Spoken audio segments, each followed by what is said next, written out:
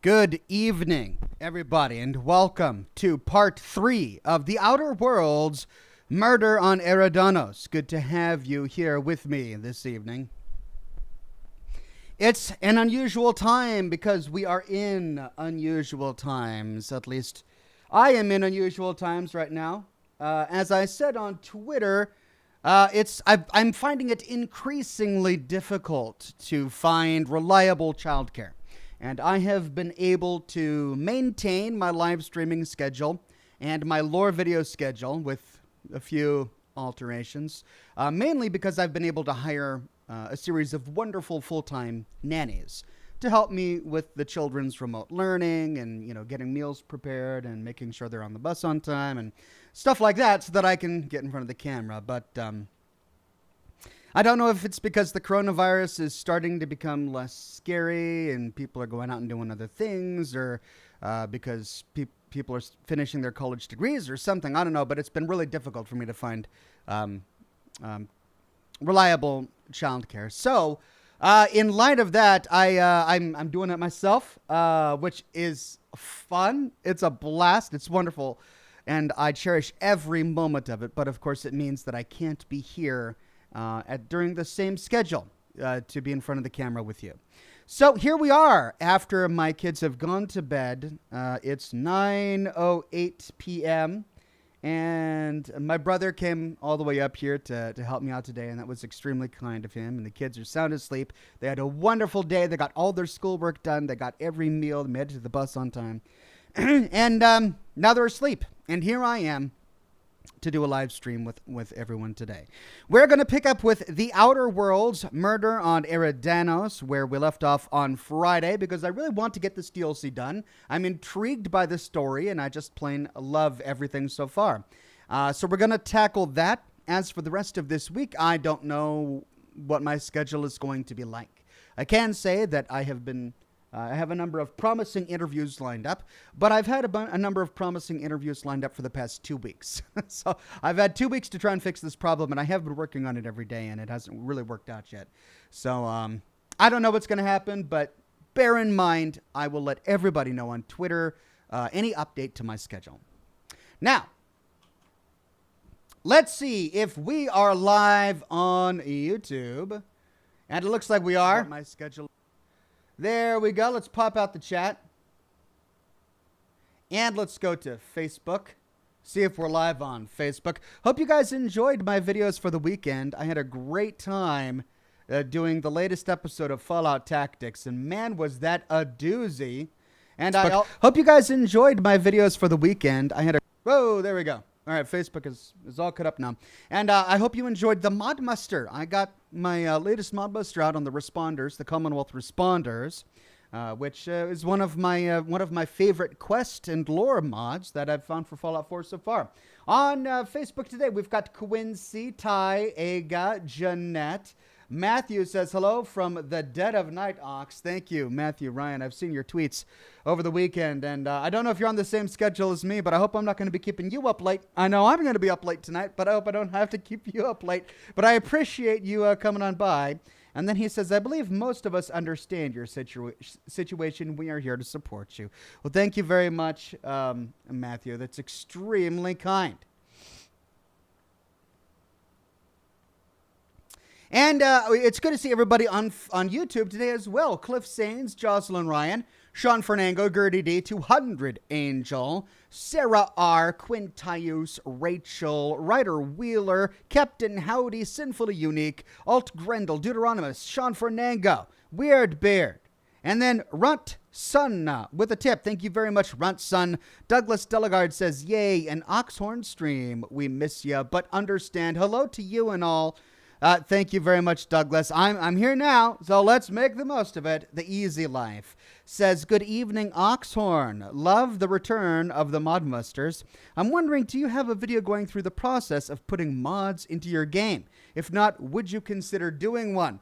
I think I did a video like that a long time ago. I could be wrong. But the modding scene has changed so much since I used to do my mod musters that it's a lot easier to install mods now. with like Vortex and all of that instead of the Nexus mod manager.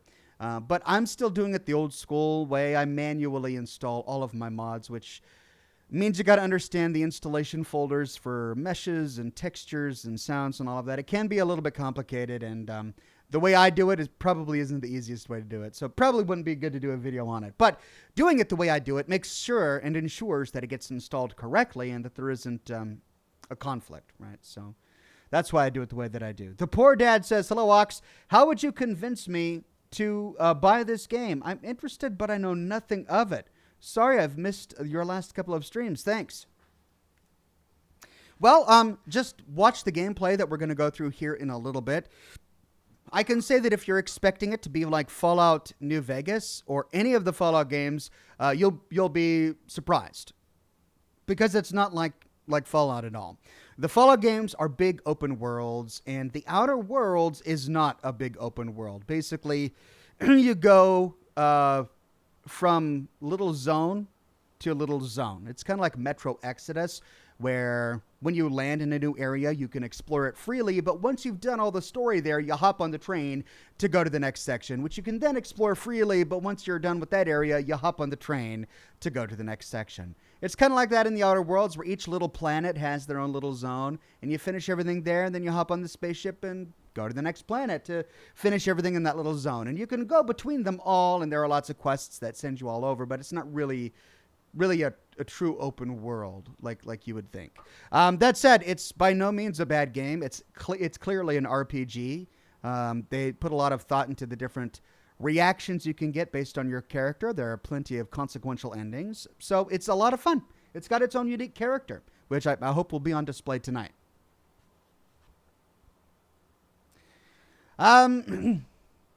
Vince M says, evening, Ox, evening, Vince. Ranker says, can't stay up for this one, but please take my money. Thank you, Ranker. Get some sleep. I know it's late. I totally understand. And then Rockland F says, sounds like it was a great day. Happy for you. Now that you have been playing Outer Worlds for a long while, any build decisions you do differently? I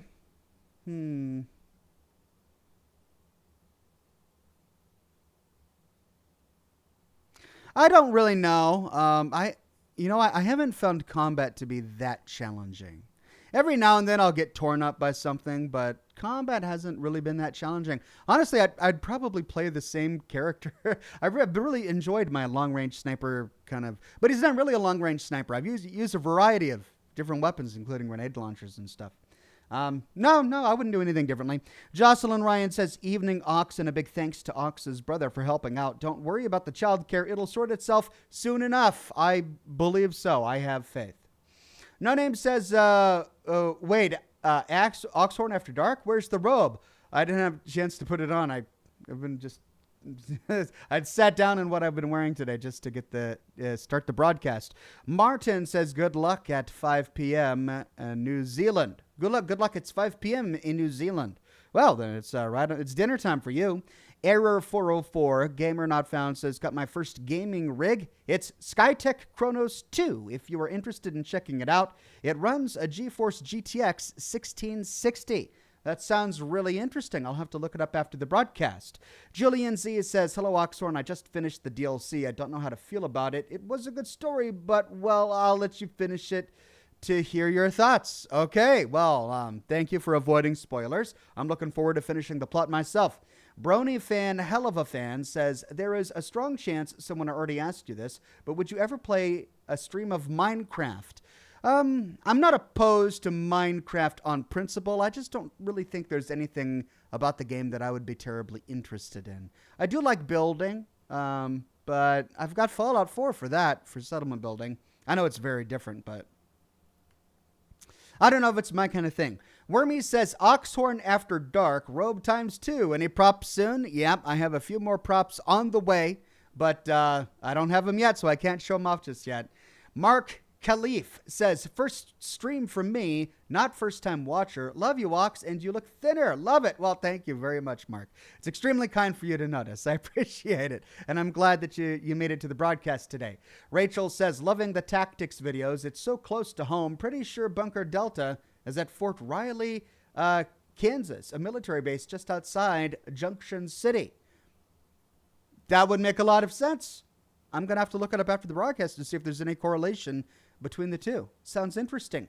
The Easy Life says, I just got a new laptop and I can use the mods from the in-game selection, but put the more obscure mods in from the Nexus has been a nightmare. It can be a nightmare and you can lose track of things pretty quickly, especially if you do a lot of overriding, where you install one mod, but you don't like the way it works. So you get another mod, but you like part of it, but not another part of it. So you do a bit of a mix and mash and a swapping, which is what I do. Like my entire mod infrastructure on my game, I could never reproduce it. I've built it like piece by piece over the span of several years now.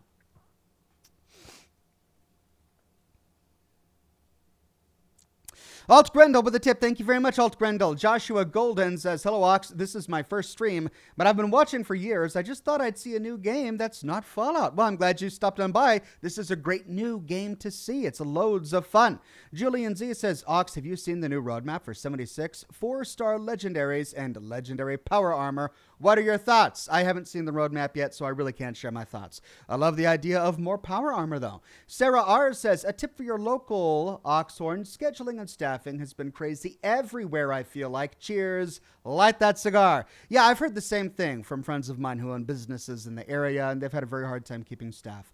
The Man Cave says, I prefer the late night streams. It gives me a chance to still watch you even after I stream. Love all of your videos, by the way. Well, thank you very much, The Man Cave, and good luck with your own streaming schedule.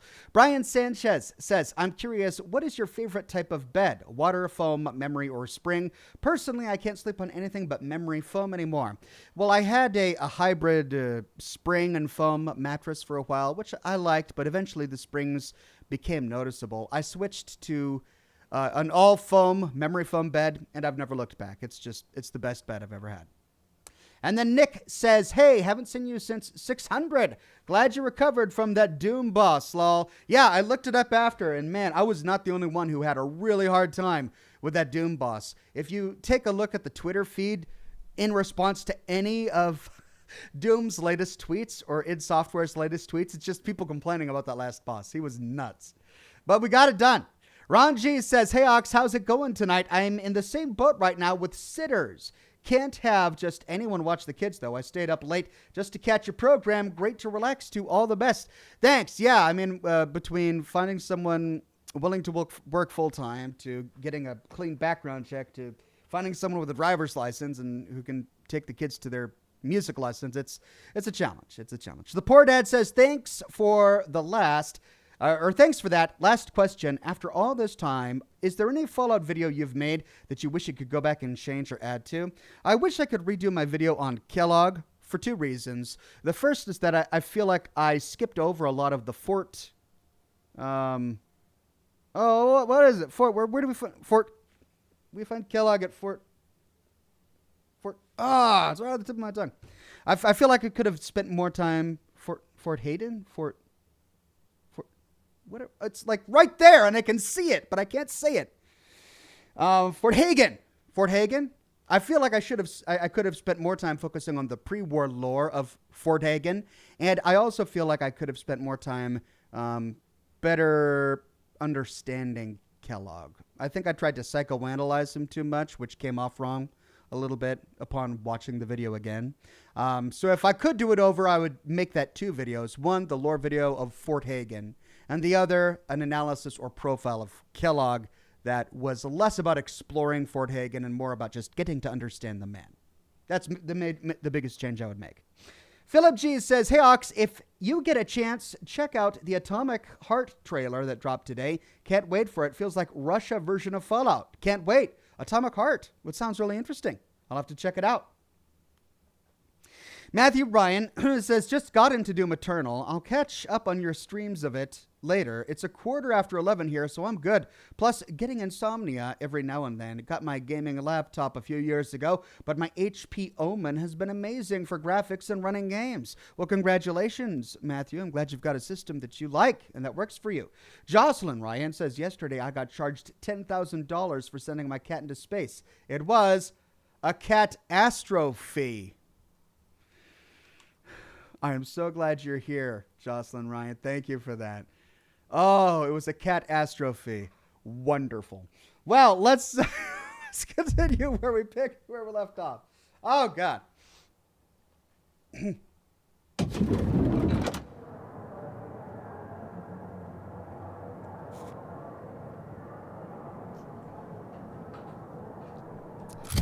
Okay, now trying to remember where I was.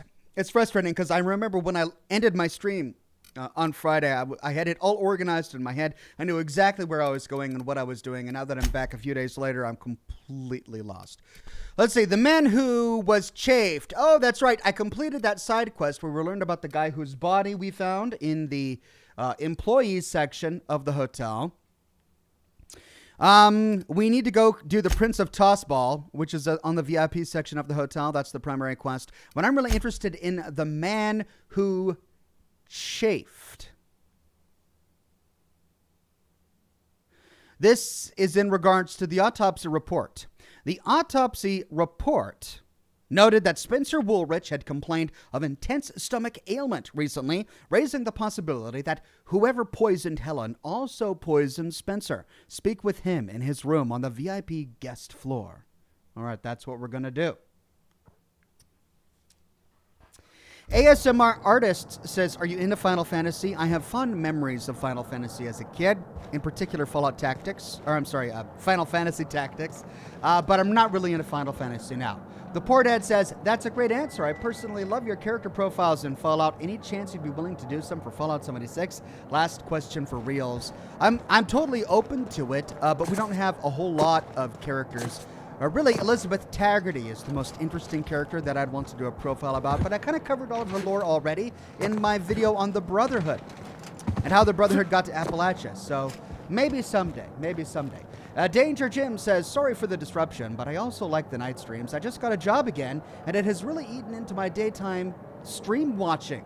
Well, congratulations on getting the job. That's a huge success, and I'm glad you made it to a late night live stream. It certainly doesn't seem to have hurt my numbers any. Numbers seem to be continuing to grow. Then Mark Khalif says, how good is Disco Elysium? I've been watching some, but don't want to spoil it before it's free on the PS5. It's a great old school isometric game where conversation is interesting and consequences matter. It has a unique spin on the RPG. You don't have special stats. You don't have your typical attribute list. You've got these strange intuitions that you are initially confused by, but you begin to appreciate and that begin to actually make sense. It's a completely unique universe that has a really deep and wonderfully thought out lore and history, but can be a bit overwhelming and jarring when you first start out. The version of Disco Elysium I played had limited voice acting, but they are coming out with a new version of Disco Elysium where every character is voiced, and that's the version that I encourage you to get. The voiced interactions just add so much more to the immersion of the world. I started my Disco Elysium stream feeling completely overwhelmed, not really sure if it was a good fit for my channel, but intrigued. I ended my Disco Elysium stream deeply invested in our main character, Harry, in his partner, and loving the world that we were in. So yeah, it's a good game.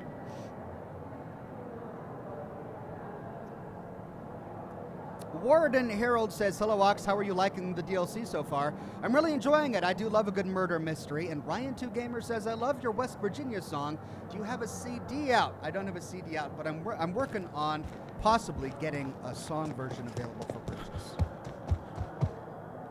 Aha! Always so nice to hear you, Inspector. I'll get you to your floor on the double.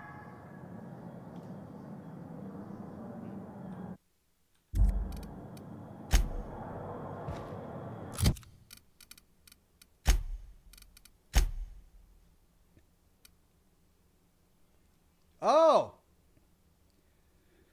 They both take us to the same floor. Oh, no, this is...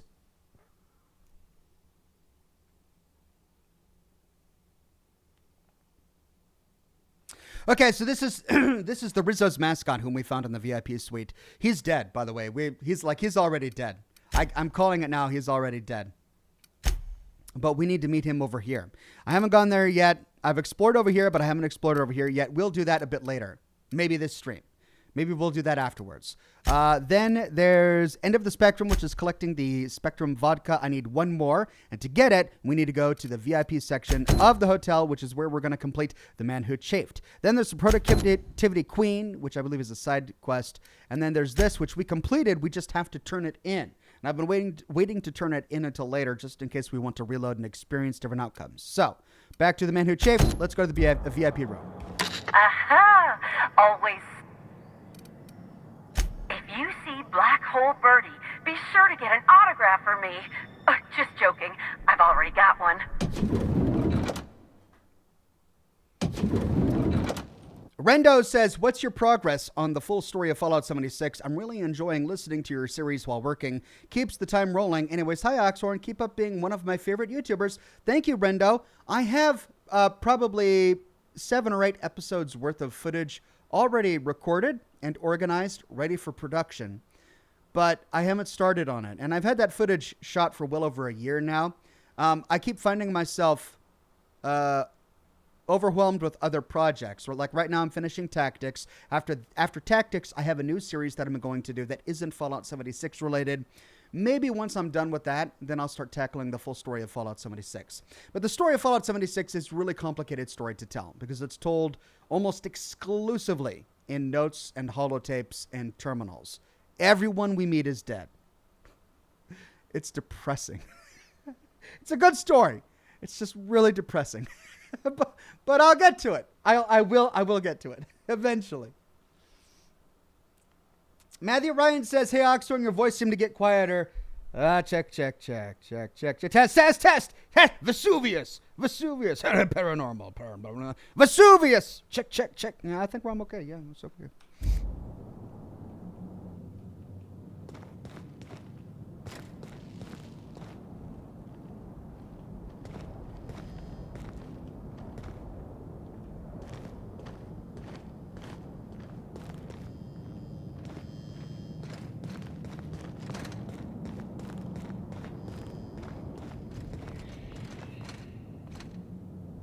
Don't forget the caravan video says no name.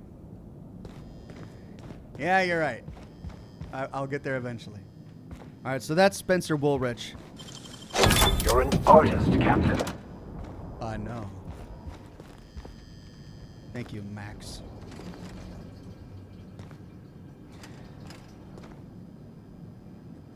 Daricus Face just became a bronze ox. Thank you very much, Daricus Face.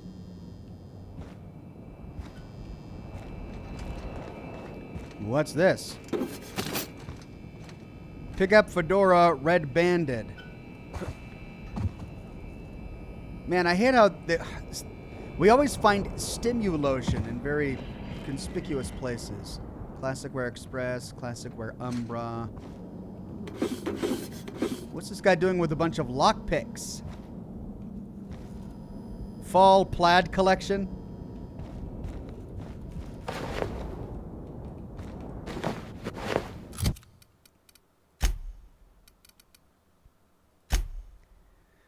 All right, tech skills plus 5. The Fall Plaid Collection. Defense skills plus 5. Leadership plus 5. Dialogue plus 5. I'll keep this on dialogue plus 10. And that's leadership 5 and persuade 7. What's the fedora? Red Banded.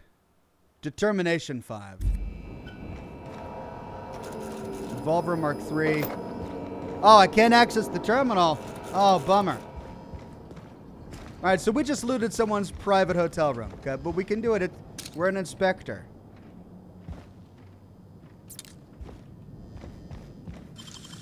Nicely done.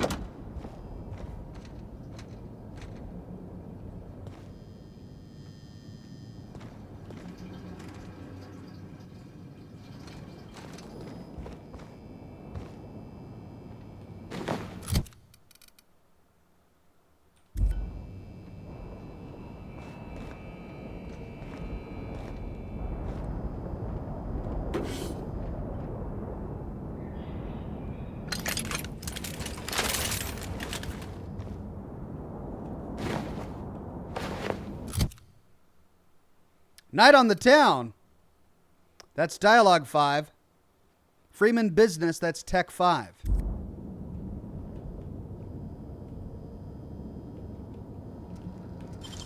Hey, that's impressive.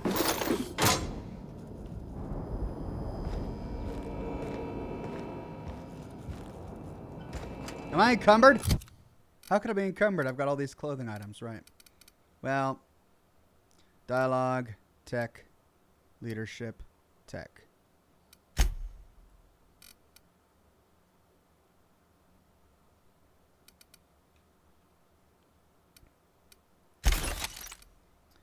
Dialogue, leadership, dialogue. I like Night on the Town better. Defense, dialogue, tech, leadership, determination. Ooh. Oh, wow. I didn't realize that this was actually a legendary item. Movement speed during tactical time dilation, 110%. Recharge rate, 20%. Whoever said time waits for no one hasn't met me. Ooh, that's cool. What? Where did I get this white cowboy hat? That's long guns 5. That's long. No, that's intimidate 5. That's tech skills. Okay, so I've got another tech skills one. Let's get rid of the purple one. And that's lockpick 10. I'll keep that. Oh, is that a mint? Oh yeah, purple berry bunch. It's the chocolate on the pillow. Classic hotel touch. Love it. Okay, so let's see what's down here first. It's Burbage 3001. Yes! I've been meaning to talk to this guy. Oh, there's blood on the floor. Initiating banter protocol. Now simulating familiar and welcoming demeanor. Burbage 3001 is trained to recognize all board-approved actors. Greetings, fellow star. Your performance in Maverick Johnston's latest drama was memorable. That's so great. He's referencing a quest we did all the way back in Byzantium where we became an actor for a brief period of time. That's wonderful. All right, our only option is to say, get away from me, you monster. Burbage 3001 is impressed by your performance. My goodness, what emotion.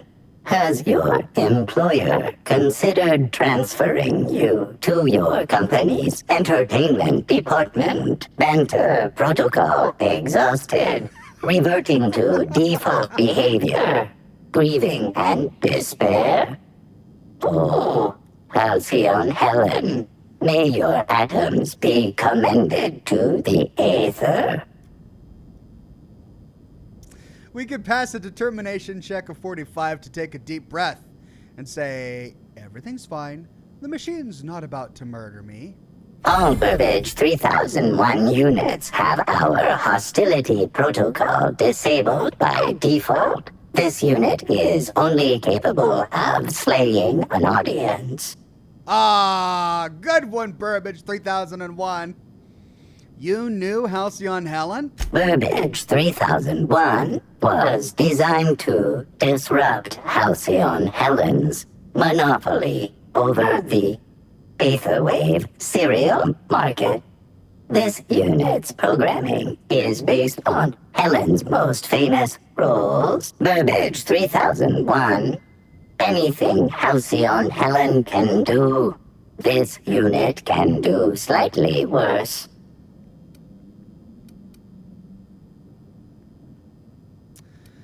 Does that include dying?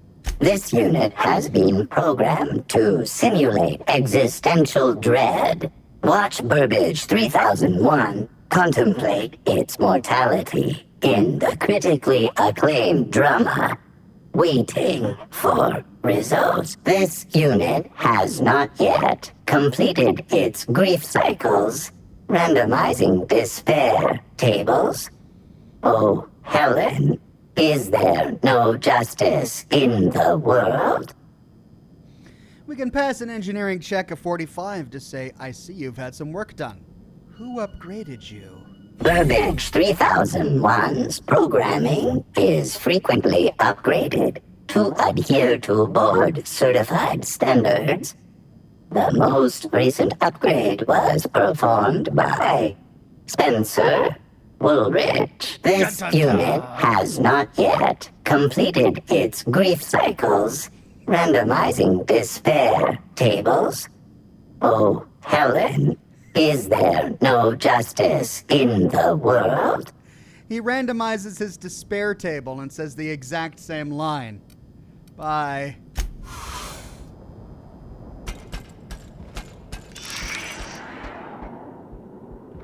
Okay. Robots don't bleed. The Oxonian. I believe I have an Oxonian. No, that's the nice hat. Oh, that's two-handed melee. All right, that's why I don't have an Oxonian. Coolant tank. I'm really surprised I'm not getting an anomaly reading here. Chinese servo.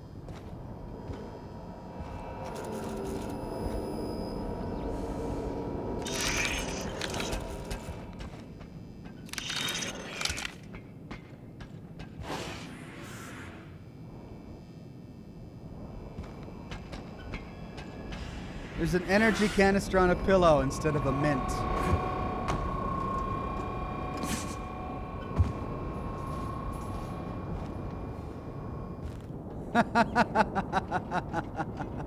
He has all these top hats. Oh, look, these are new chassis plates for evening dining, playing tennis, maybe outside, gambling at a casino. If he were a superhero, that's for his wife. I love how the robot's room is filled with like a toolbox and monkey wrenches and all sorts of stuff. Oh look, 01001101. That's so stupid. 001. Can anyone interpret this? Can anyone put this into binary and find out exactly what this says? There's Titus Andronicus with Burbage 2000 and Burbage 3000. Blood and revenge are hammering in his head. Dun dun dun. Oh, and here's more binary. Oh, I wish I could read it. I'm really surprised that we couldn't pick up a clue by seeing all of that blood. But you know what? I bet you we're going to have to go back there. But this is where Spencer is, and he's the one who recently reprogrammed him. Tyler Pentecost says, I hope you're having a good night. I'm having a great night so far, and I'm glad you made it. Wow. Ooh, is he... No, those are photos of him with Halcyon Helen. Oh, my God. No, they're photos of himself. You are talented. You are magnificent. You are a joy for others to be around. You are definitely not a 2-bit hack. You bring life to the world around you through the art of theater.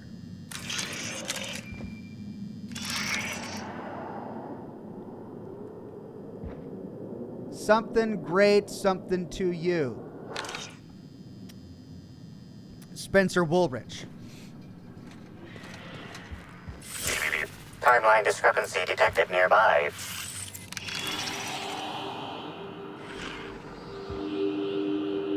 Discrepancy detected. This bottle, recently discarded, contains residue from foreign substances. Chemical analysis complete. This unit has detected the following substances: oil, terrorray, blood, terrorray, unidentifiable biological fluids, terrorray. Were these substances added later? Yes, Inspector. Logical analysis indicates these substances were not present in the bottle's original contents. Is it toxic? These substances cause extreme extreme gastrointestinal distress in humans. Large doses can be fatal. This bottle contained Rizzo's Spectrum vodka. The presence of Terraray biological fluids may have significantly improved its flavor. Ouch. Ouch. Let's move on. I should have tasted it. I'm bummed that I didn't taste it.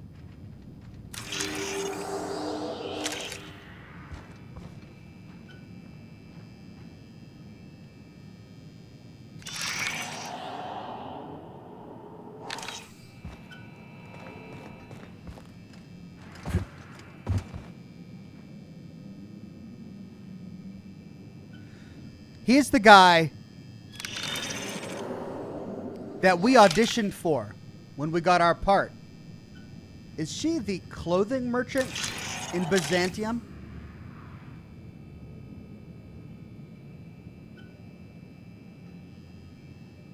I feel like I should recognize him. He also was in Byzantium, wasn't he?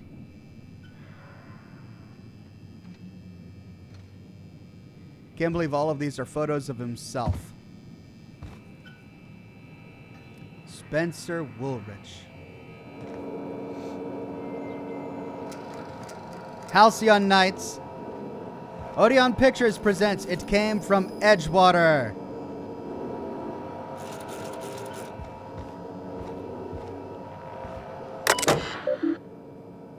Jocelyn Ryan says the poster read, "Believe in yourself and you will achieve mostly adequate things in life."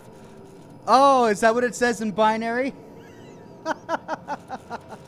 That's great. Thank you, Jocelyn. Welcome, Spencer Woolrich. Reminder, you have a fingernail engoldening appointment at 5:30 tonight. I'm going to hate this guy, aren't I?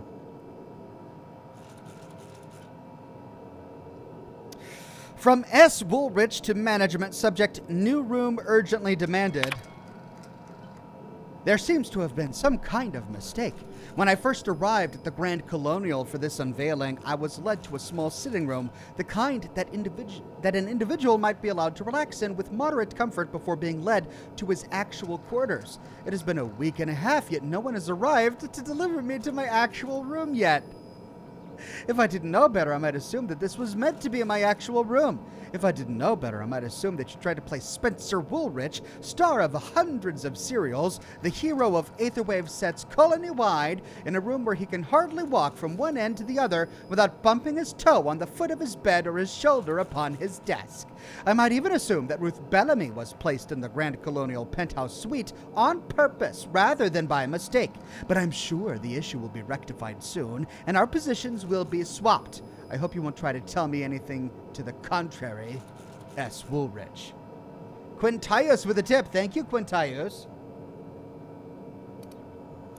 And the next one, from management to Spencer Woolrich.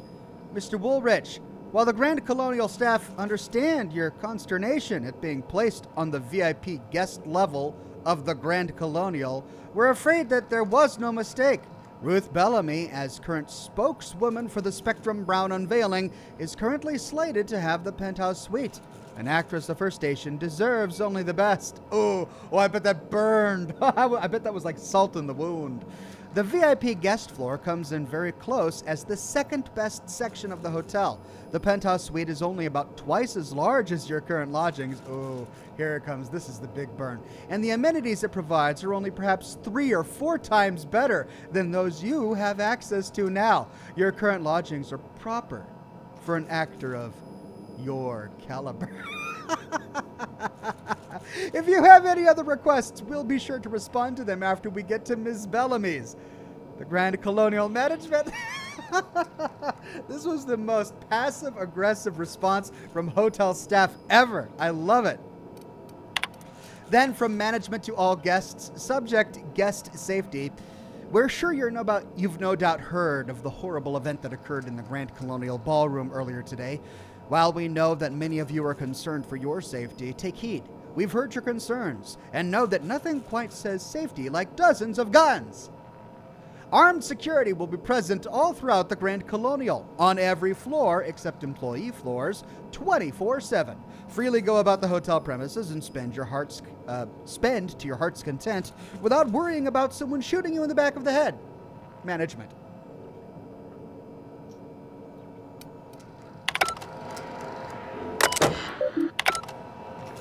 Wow, this guy. Oh, there's the sword from his Excalibur. Man, he's at a hotel and he's straight up moved in.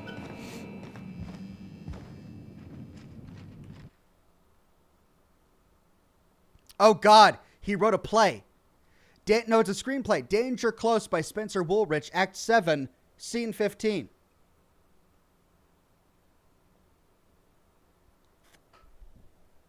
Sorry, I got to get my cigar for this.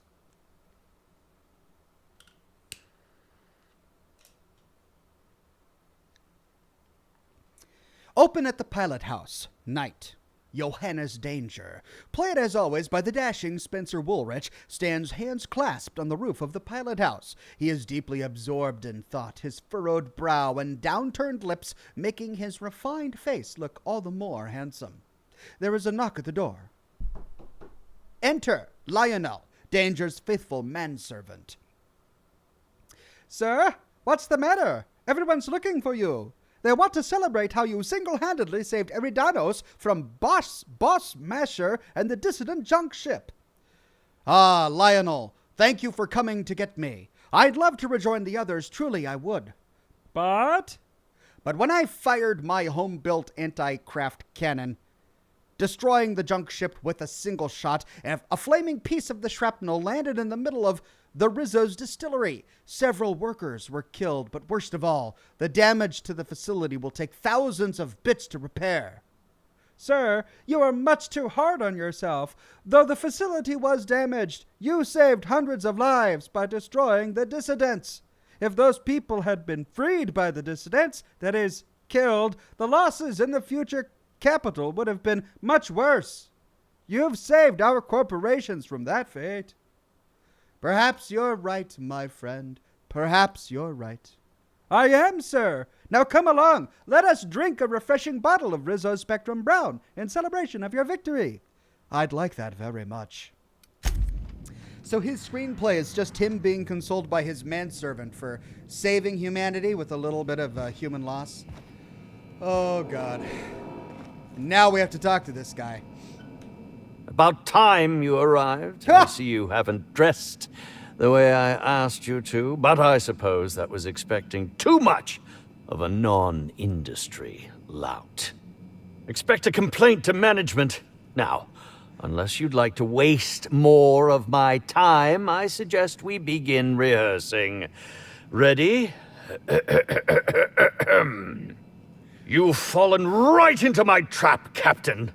Oh, don't bother to fight back. You cannot hope to stop me from installing philosophism as the system's reigning ideology. I was genuinely surprised at how old he was and at how much makeup he's wearing. Oh, we can charm this guy.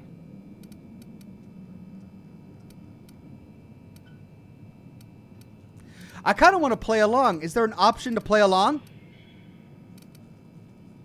Wow, we can say, how did you know I was a captain? Well, I didn't, you fool. It was in the script. Wait. Now that I think about it, you do smell rather like the aether, old blood, and unwashed feet.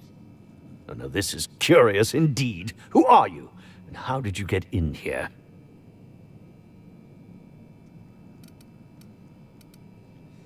I'm here to investigate the murder of Halcyon Helen. I'd like to ask you a few questions. You're here to investigate me? Oh, I assure you, I'm nothing special. Just an old crook with more money than time. That was a quote from The Retiree's Revenge, in which I played an ex-thief turned decrepit old man. But, of course, I'm certain you already recognized it. Now, what shall I sign first? Your weapon? Your wallet? Or perhaps something a little more personal?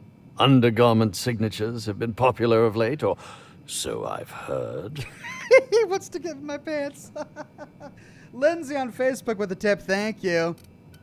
We could make a rude gesture and say, how about you sign this? You can sign my weapon if you want. I'd be delighted. Oh, damn. My pen's out of ink. I'll just get you a portrait of my face as a souvenir. I'm sure I have the prints around here somewhere. By the by, how did you get in here? The only non-staff individual cleared to enter guest rooms is supposed to be the inspector for Bellamy's murder. Oh. Oh! Hello. Yeah, that's right. Yeah, finally he gets it. We can fold our arms and say, hello. Hi. Terribly sorry, Inspector. I didn't realize it was you. Understand that I am beyond willing to comply with your search for the fiend that did Bellamy in. You know, now that I look at you, you're the perfect reflection of me, back when I starred in The Marauder's Bane. The absolute picture of justice. Ask me anything at all. I might even give you a straight answer. I'm glad I have my dialogue clothes on for this one. I've learned a thing or two about your activities at the hotel. Oh, have you now? Please do go on. Don't leave me in suspense. I've spoken to Burbage. He told me you upgraded him. I did indeed. With Halcyon and Helen parading her fame about, I was left without an acting partner. Burbage is no exception. His acting protocols were nothing short of a joke. So I decided to make some modifications, installing him with some of my old serial quotes as, I think, improved his range. The way he bungled about with that weapon of his hardly befitted a dissident, so I modified it as well. He's much quicker on the draw now, though he's still a machine. I've got my eye on you.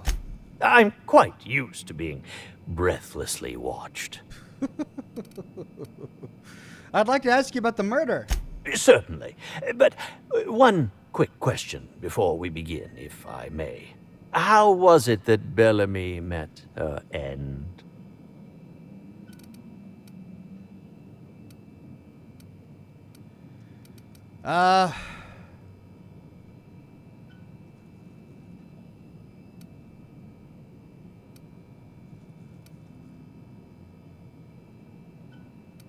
If he is the murderer and we tell him something that doesn't end up being accurate, all that does is lull him into a false sense of security that can only aid us. If he's not the murderer and we tell him something that might spark a memory, perhaps he can give us information that'll help us.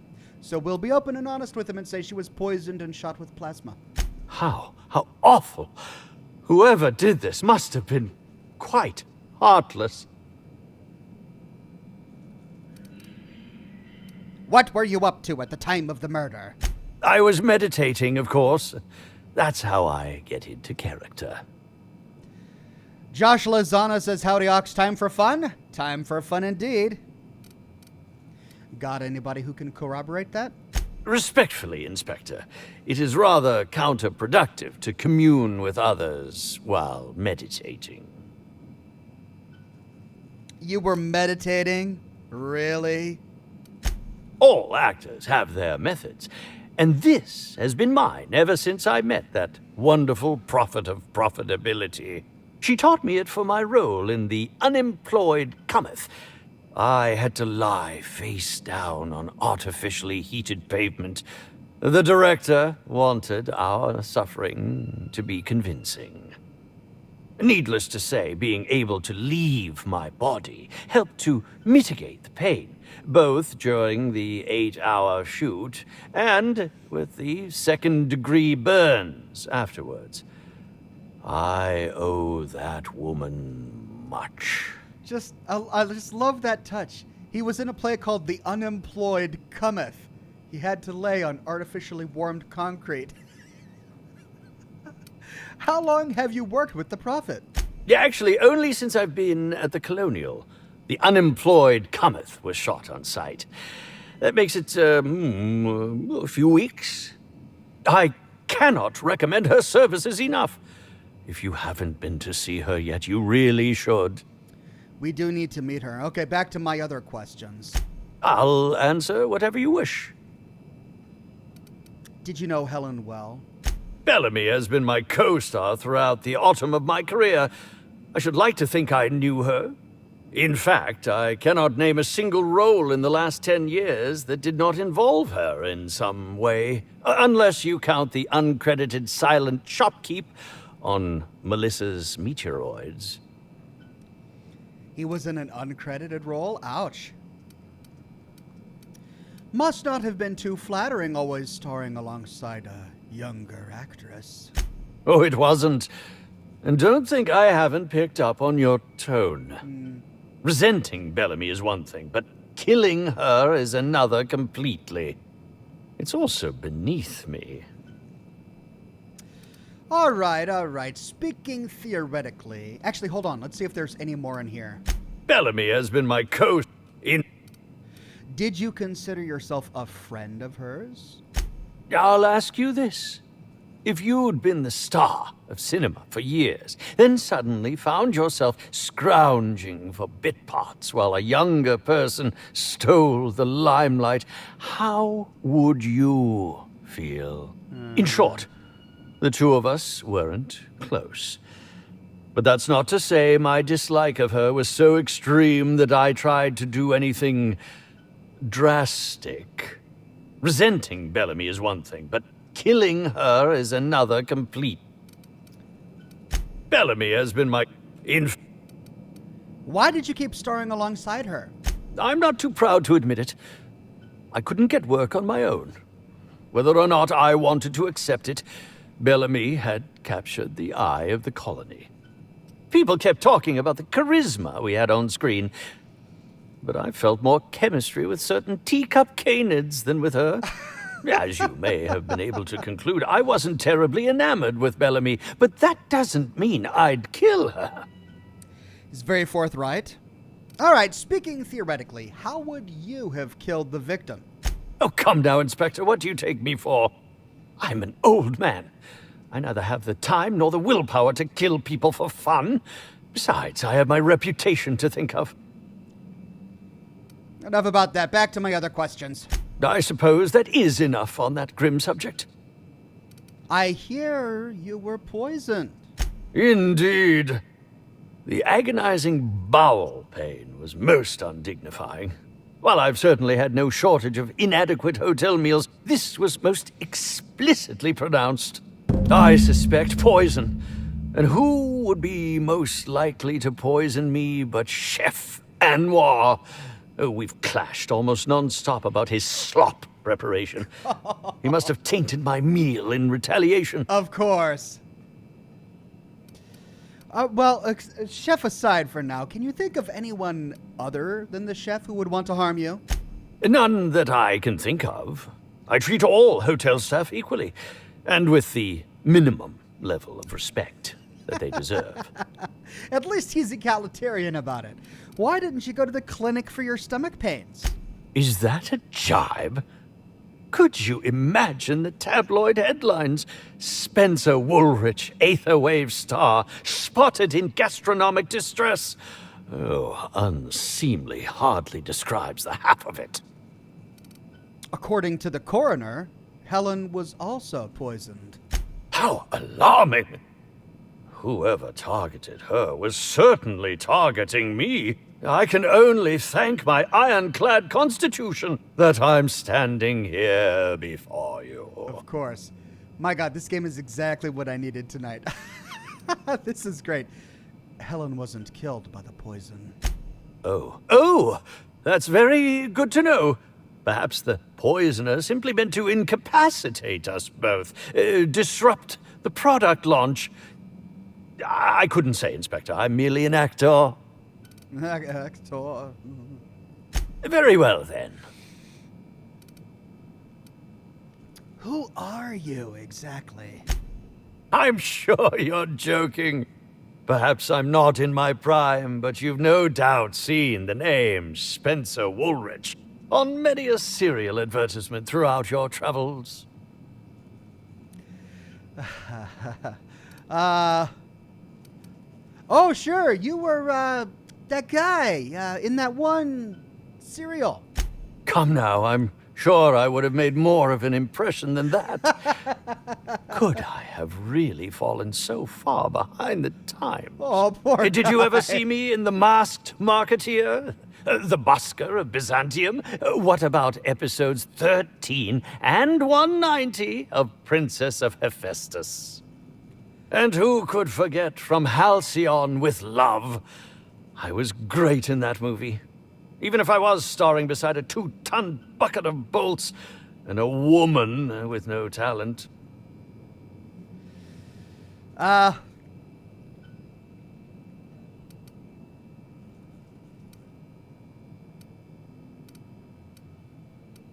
2-ton bucket of bolts. Is that Burbage 3000 or 2000? Yes, that would be Burbage 3001.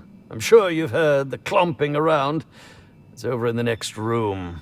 It's hard for me to believe that a mechanical actor isn't some kind of joke played on us all by Odeon's director.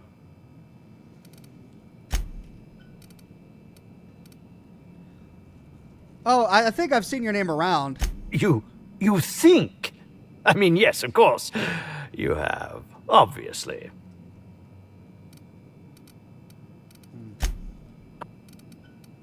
Never heard of you. That can't be. You must just not remember. Or perhaps you only recognize my characters, not my name. Did you ever see me in The Masked Marketeer? And Busker of Byzantium. Helen wrote a bee to implicate her killer before she died. I think that's a bit of a stretch, don't you? If you're going to come after me, I expect evidence. Unless you want to be smacked with litigation. Smacked! And then let's get that last one. Come, did you... Sounds like quite a career. What can I say? I've led a charmed life.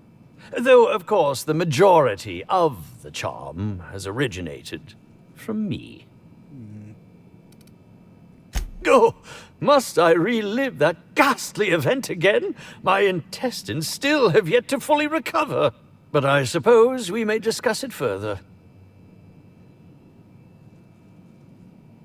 I have a feeling more dialogue will open up in this tree as I discover more clues. Very well, then. Goodbye.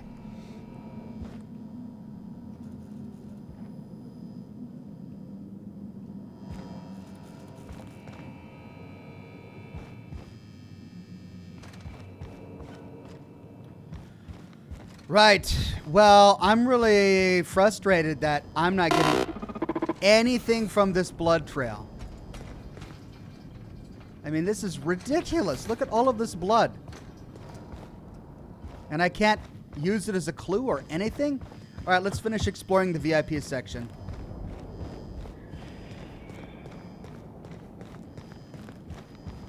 We've got Birdie to talk to. Is this Birdie?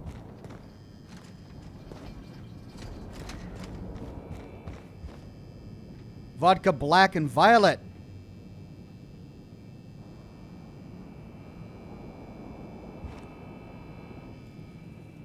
I'll keep quiet. Got it. Unlock the Rizzo Spectrum Gatling case. Yes!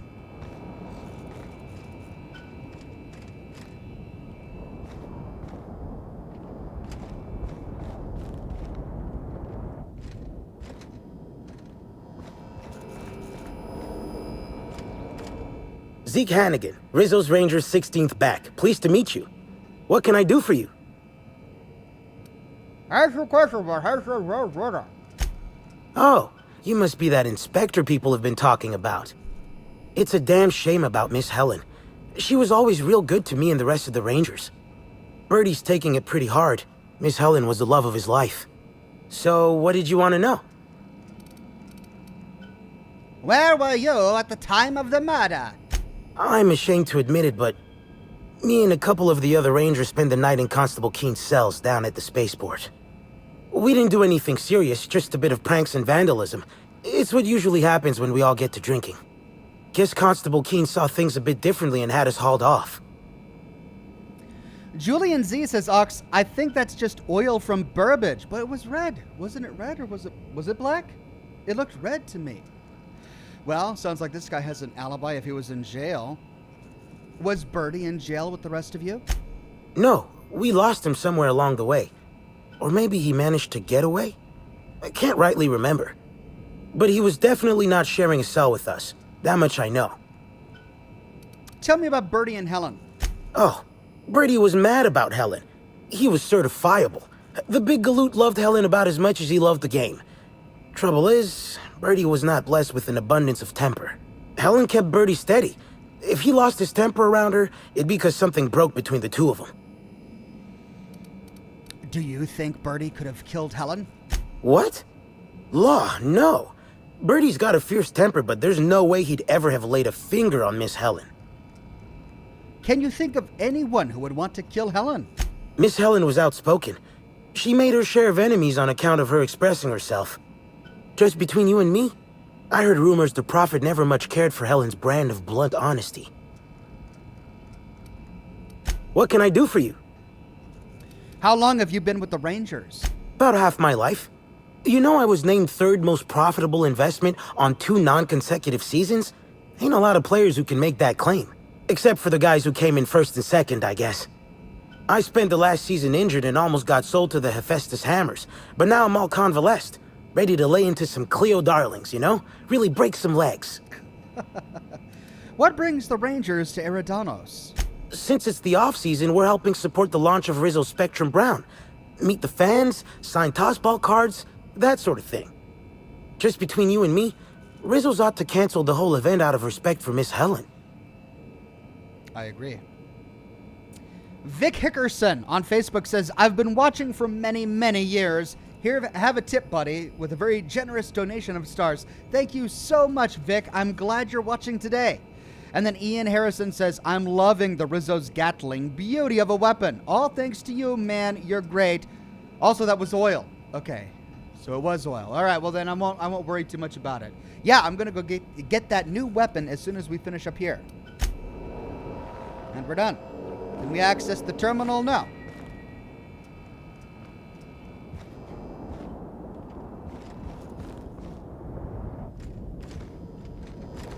But we got the rare Spectrum vodka.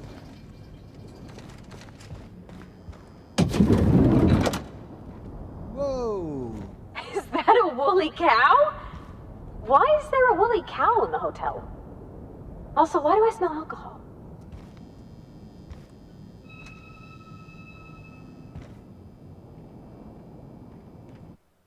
Black Hole Birdie's signed tossball. This tossball, signed by Birdie Blackhole Holcomb, was presented to Dr. Margrave on a special guest episode of Space Hospital to thank her for removing a tossball stick embedded in his head.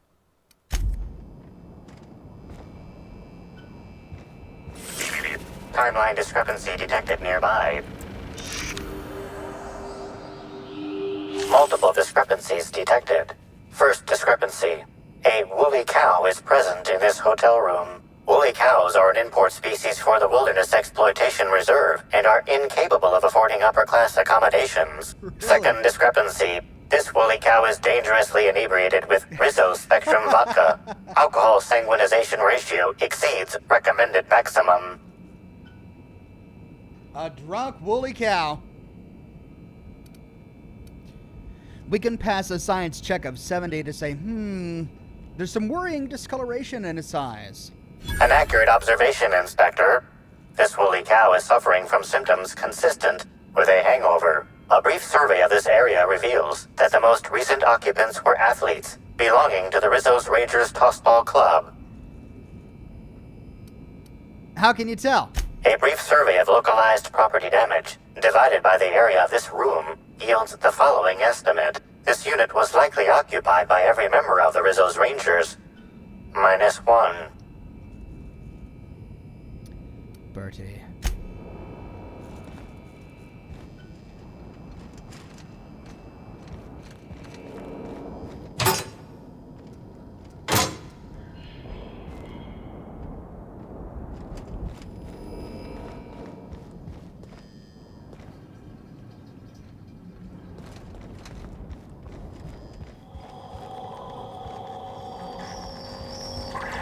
Of course, vending machines.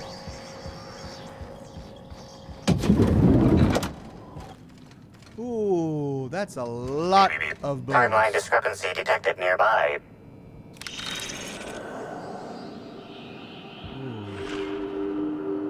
The charged fragments of a letter lies at the bottom of this wastebasket.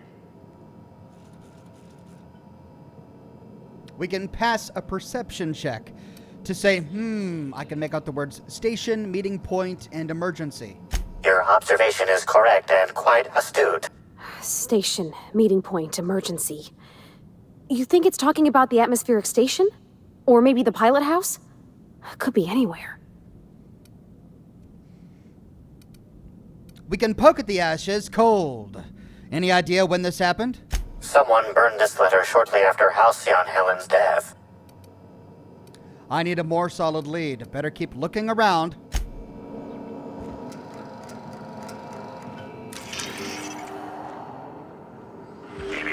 Timeline discrepancy detected nearby.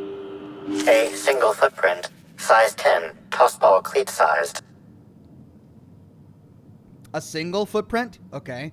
Amplifier, analyze the footprints for any residue. The soil in this residue contains a very high concentration of oxygen.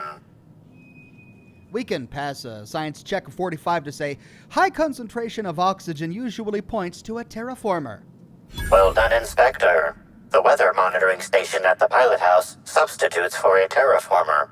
The soil in his footprint likely came from there. The clues I've found point me to the Phaeton Pilot House's weather monitoring station.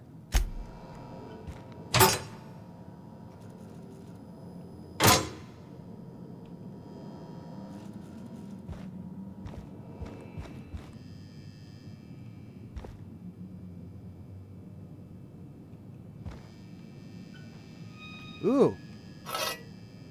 That's a legendary weapon. 889 two-handed melee. Bertie Holcomb believed his signature tossball stick must actually bear his signature. It's scratched into the handle and smeared with old bloodstains. Yikes. Can we give it to Vicar Max? No, it's more of a weapon for, Felix. Oh no, the Dissident Queen, Chapter 2, continued. Two huge shapes suddenly bore down upon them. Halcyon Helen saw that these were the same creatures she had faced on Maximilian Mercer's ship. From the waist down, they had human attributes, but above were slick and jet black. These were the Dissidents, evil agents, half men, half giant, limbless slugs. Helen, acting with canid-like swiftness, darted out of the way as the first slug struck out with its fangs. Olympus Opal, however, was not as fortunate. So paralyzed was she by the first creature's visage that she could not defend herself from the second. Its teeth clamped down on her neck and, after a few moments' struggle, she expired. Having regained her footing, Helen drew the Spacer's Choice pistols taken from Mercer's corpse, still functioning well despite their economic mistake, and let loose. And ere the first spent casings met the ground, both slugmen lay in pools of their own blue blood. Apologies, my friend, Helen said sadly, as she looked on Olympus Opal's still body, but I wish you had heeded my warning. The colony has lost a great employee today. And with that, she holstered her pistols and stepped into the Marauder base.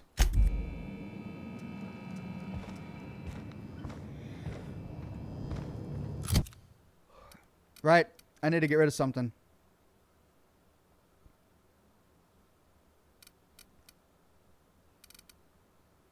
These are all legendary. I'm gonna go sell at the vending machines.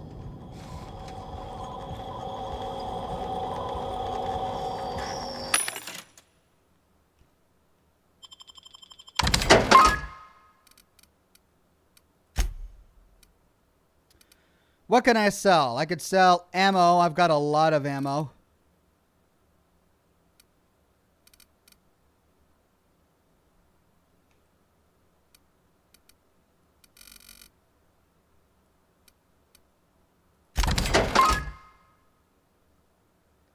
Still encumbered. Wow. Okay.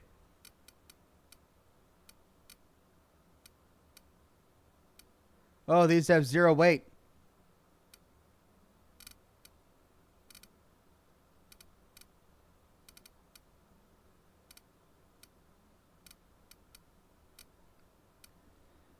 I need to go to the ship and drop some of this off. Well, I don't need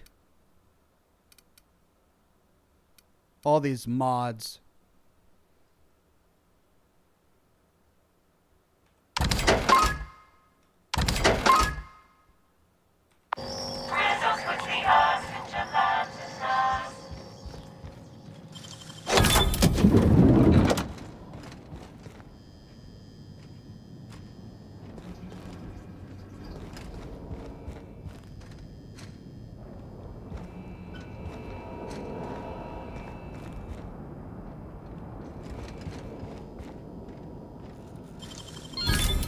Easy.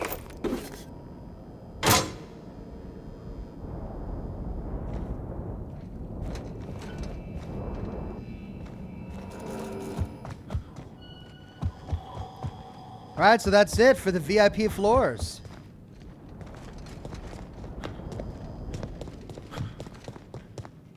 Aha! Always so nice to hear you, Inspector. I'll get you to your floor on the double. No Name says it could have been a woolly cysty pig. It could have. Sarah says Sam needs some love. Yeah, let's take Sam for a spin. Gwendolyn says that poor woolly cow. I know, he's drunk and abused. Gwendolyn says, Ox, you have some perk points available. There are ones that increase carrying capacity. Ah, I might have to take a look at them. Let's go to the penthouse. Next stop, the finest seat in the house.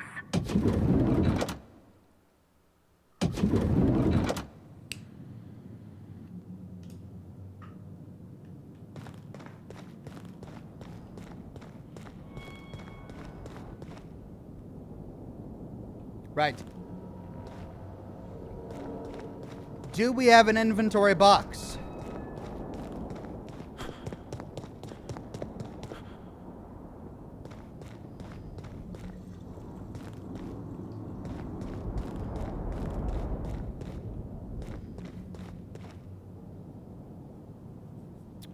Let's go through the new clues.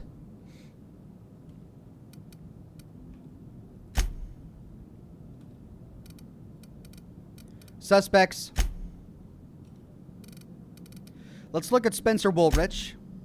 Spencer Woolrich, the supporting actor to the colony's leading woman. Was Halcyon Helen's old rival responsible for sending her into retirement? We don't have any further clues.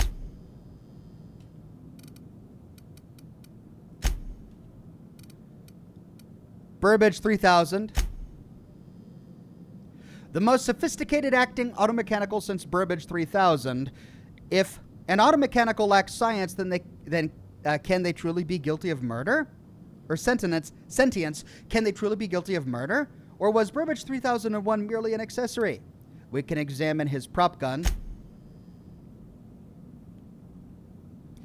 Repurposed weaponry is a common feature in the colony's automechanicals. As an acting automechanical, Burbage 3001's equipment may frequently be upgraded or replaced to suit its roles. You learn that Burbage 3001's most recent upgrade was performed by Spencer Woolrich. We can consider the other suspects and then go to the mascot. The mascot for the Rizzo's Rangers tossball team. He was in your room searching through Helen's belongings. Did Black Hole Birdie really send him? Why was he so terrified? We don't have anything else, so let's take a step back.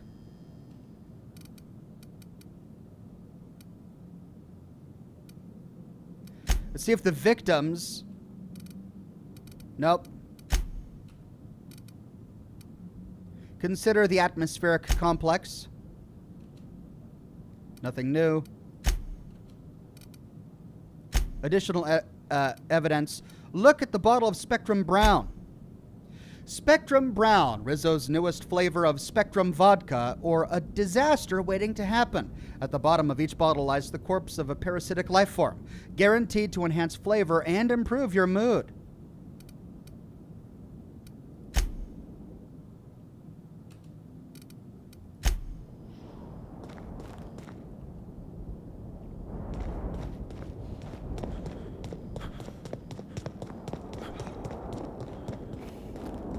All right, well, I'm not finding storage here.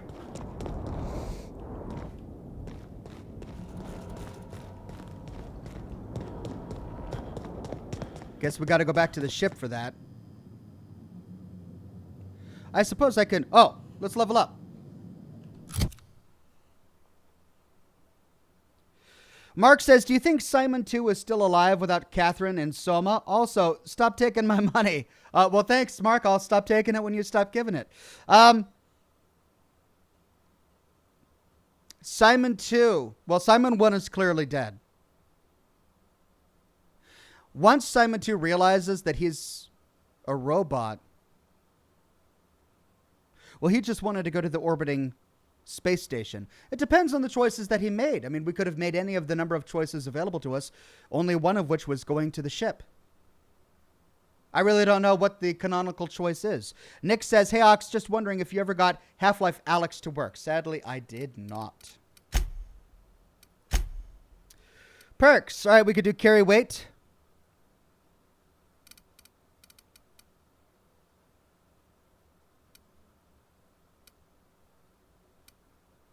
Hold on, let's get this new weapon.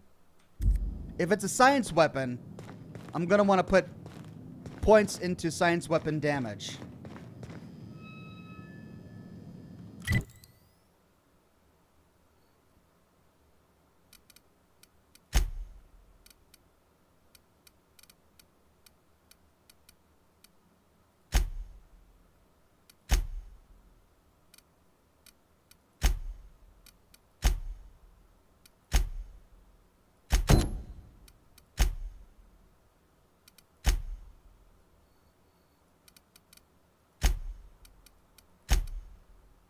Oh, let's take Salmon Max.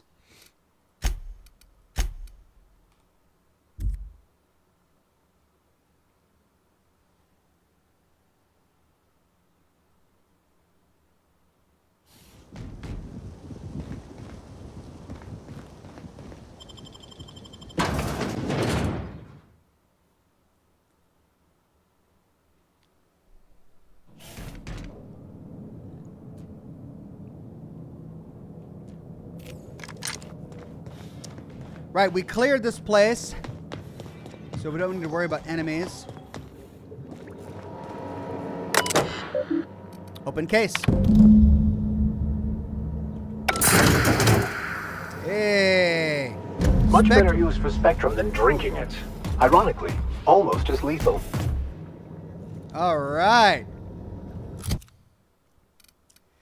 It is a science weapon. Skill long guns. Yes, I'm spec'd into long guns. Special effect stagger. Science weapon developed in Rizzo's Research and Development District labs. This minigun is both inspired and powered by Rizzo's Spectrum vodka. Shoot some vodka shots and taste the pain bow. Oh, no. So stupid. Oh, look at this thing. It looks great. Taste the pain bow? Really? Oh, Obsidian, why? Do you have to do this to me? The number of damage types uses is based off of the wielder's science skill. This weapon slowly builds up its rate of fire, alternating damage types with each shot. Wow. Taste the pain bow. My God. Well, we can get rid of special delivery now. Oh, we need to upgrade our Spectrum Gatling then.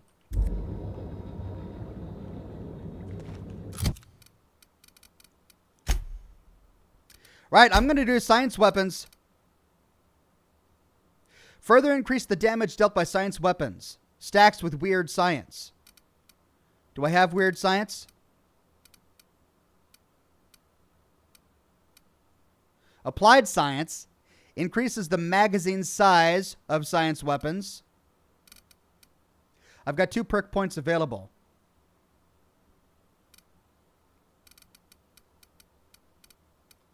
Weird science increases damage dealt. Oh, sweet. I can maximize my science weapons.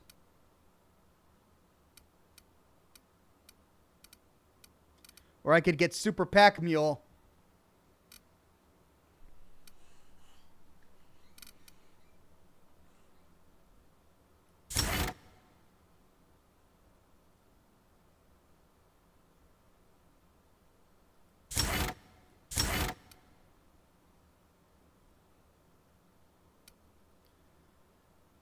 Headshot kills explode, damaging nearby enemies. Ooh. That would be really cool.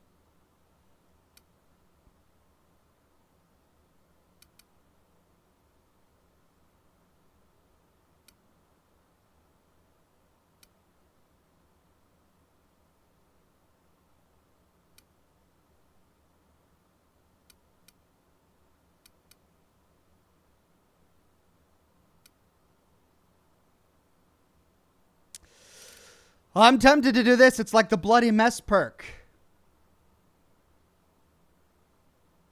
Julian Z says, Ox, fire it to see it in action. Right? I could do that.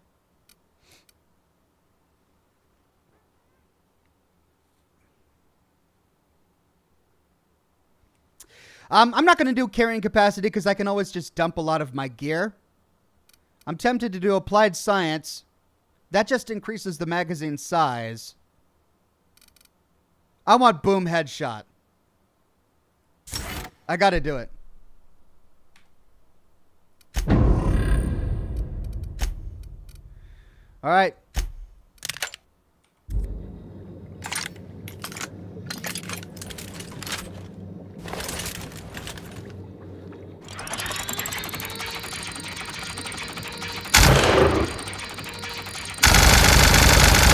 Oh, yeah. Oh, yeah, I'm encumbered, but I don't care.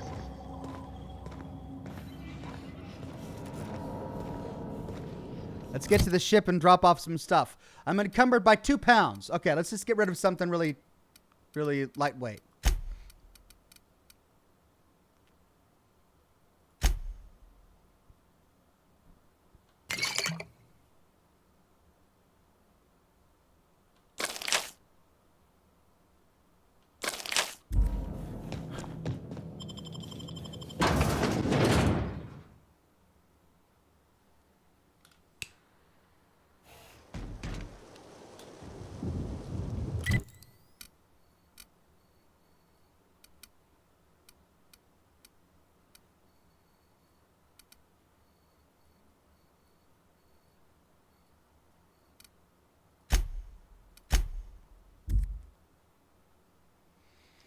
All right, let's upgrade this weapon as well. We've got some cash. First, let's go to our stash, dump off the stuff we don't need.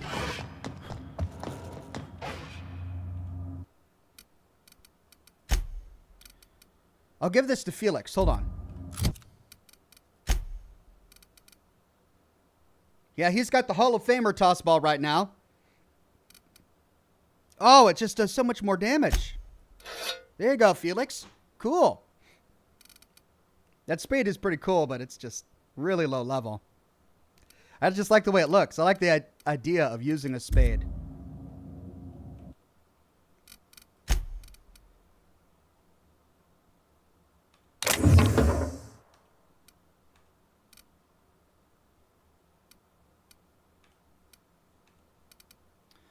Now we got this. It's a Frigiderator.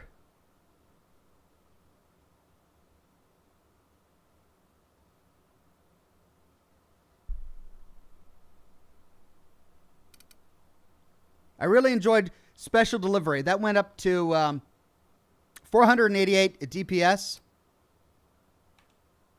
All right, let's upgrade our brand new weapon and see if it does the same.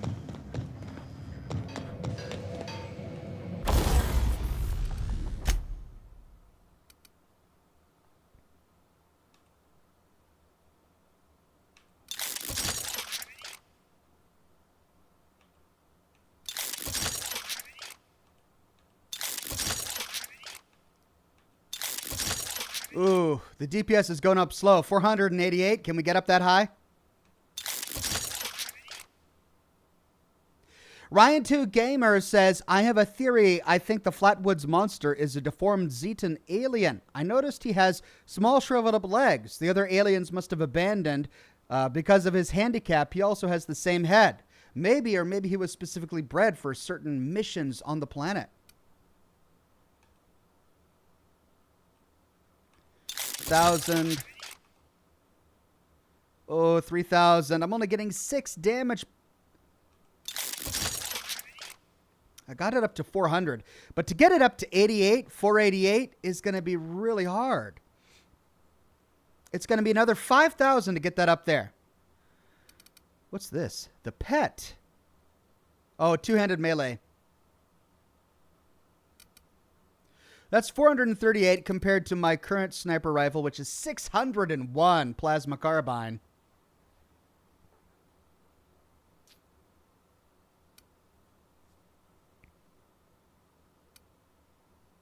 I mean, my shotgun and my machine gun are just ridiculous. Well, can I get it up to 601? At 13 a shot? No, I'm just wasting my money. So I'll keep my plasma carbine. Although it does have a stagger special. Oh, that has a stagger effect as well.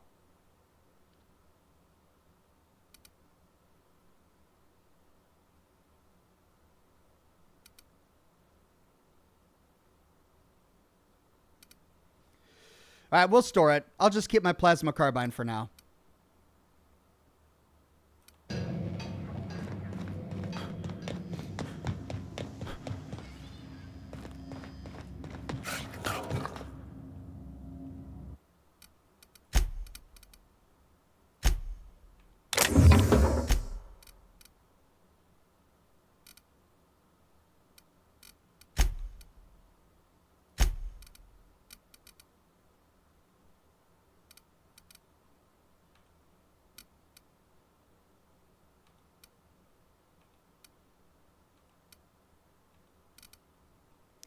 That's a cool hat, but it, I wouldn't say it's better. That's 119 armor. But movement speed increasing during tactical time dilation, 110%. That's a really cool ability. And the recharge rate goes up. I might wear it for lack of armor. Spatial acuity sensor apparatus. Perception 1, interactable highlights range plus 2.5 meters. Bonus to extra weak headshot / weak spot. Damage 15%. The armor is only level 33 though. I'll store it. I don't think I need it that much. Yellow-bellied suit.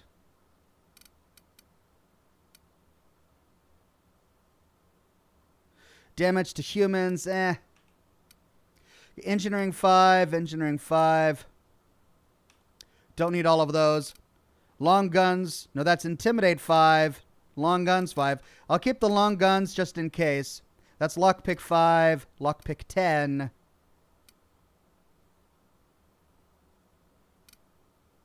Tech skills 5. All right. I'm at 69 of 100. Should be okay.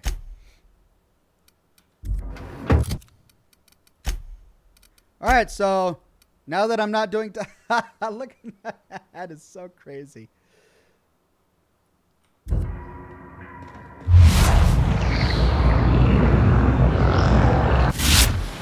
It's really cool. Golden Jalapeno says, my collectathon hoarder brain is screeching at your carrying capacity. I know, my friend. Ian Harrison says, you can respec later to cap Psi Tinker cost. Oh.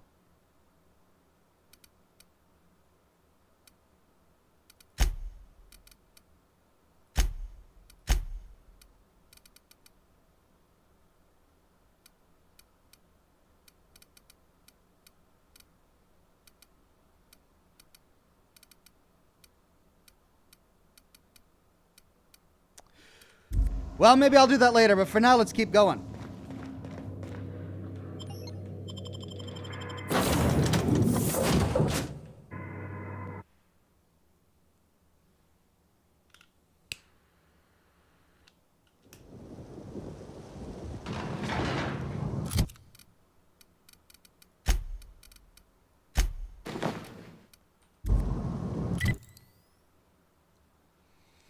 We need to go talk to the chef. But let's do the side quests that send us outside the hotel first. Or at least let's start working on those. To see if that opens up more dialogue options when interviewing people inside the hotel. So that's going to send us to over here.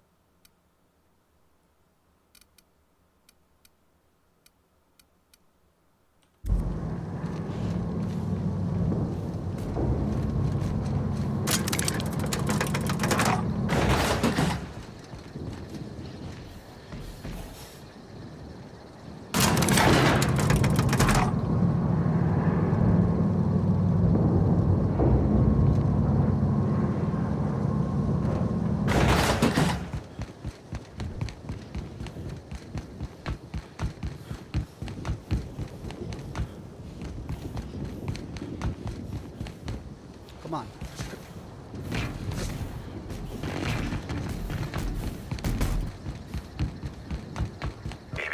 Timeline discrepancy detected nearby. Oh, really?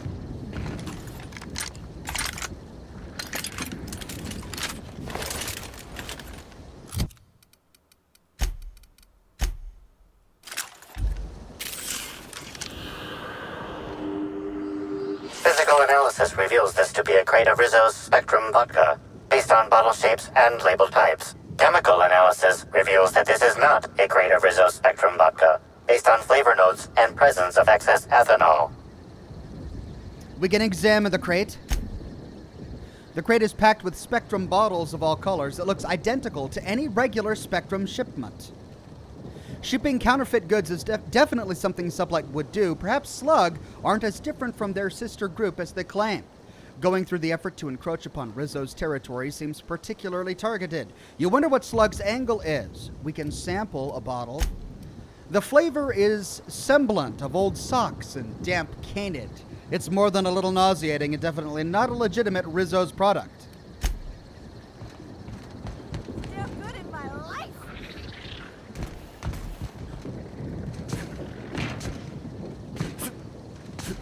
Dang it, I gotta go all the way down. All right.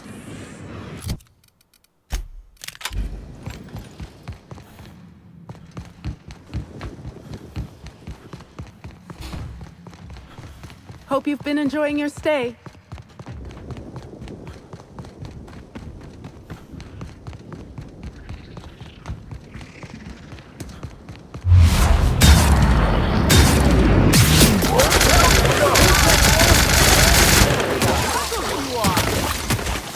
Never anger a man of the cloth. Best character ever.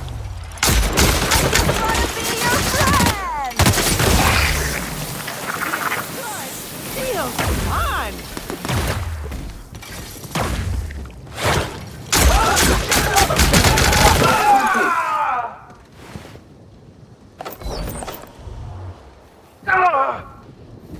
You all right, Max?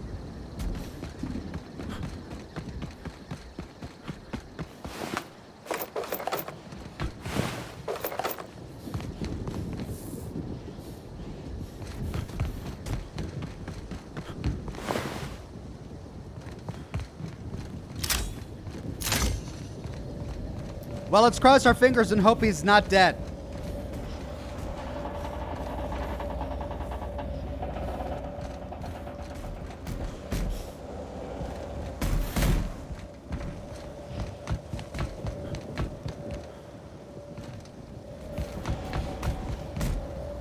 Hey, Inspector.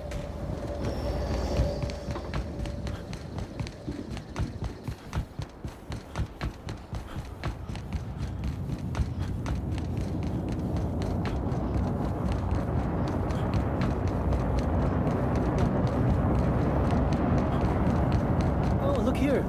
I could use a new pair of glasses. Can't imagine where you misplaced your old pair.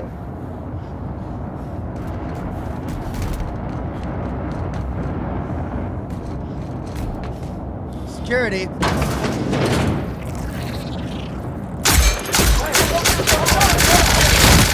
Detected! Congratulations, customer! Your SAM unit is performing at peak capacity. I love you, Sam.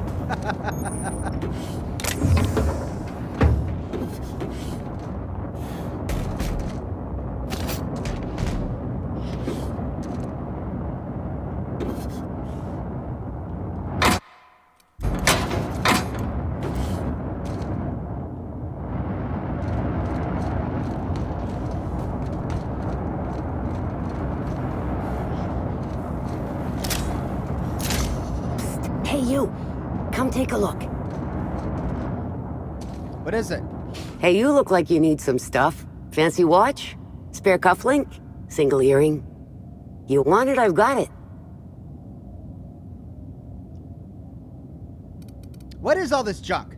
Junk? My friend, this is not junk. These are people's prized possessions. Priceless personal effects, beloved souvenirs and knickknacks. Jared says, so I'm late. I didn't know you started this late. I thought you wouldn't do it today. I mean, my schedule is as such that I really can't do it during the days right now. I'm hoping that this will change when I hire a new nanny. But for the moment, I have to, my only time to stream is at night. So, yeah, until further notice, I'm probably going to be delaying my streams until later in the evening. Vic Hickerson says, awesome. Now you just need a jetpack. 76, anyone? Yeah, that would be great. Oh, well, wait a minute. So how did you come by them? Huh? Oh, well, some of the guests left this stuff behind. You mean you stole it? I would certainly not admit to that, even if it were true. Take a look for yourself. You doing okay? Me? Oh, sure. Terrific. Never better. And as soon as I pay off my docking fines, I'll be back on my feet and in my ship.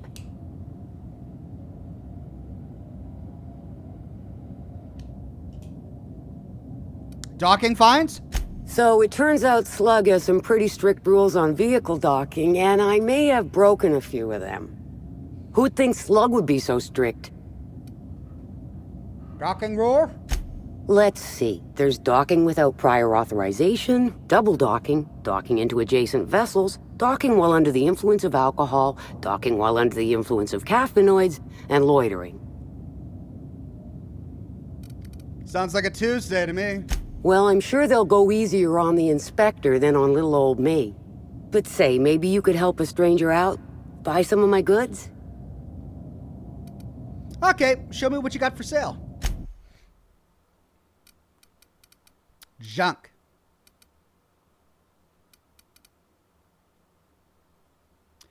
Ooh, all personality attributes +1. Wow. Concierge livery. Wow.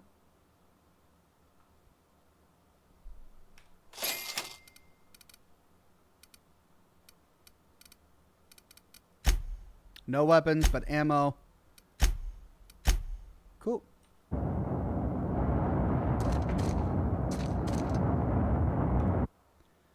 Confiscation notice. This notice informs you that your ship and its cargo have been impounded by Slug.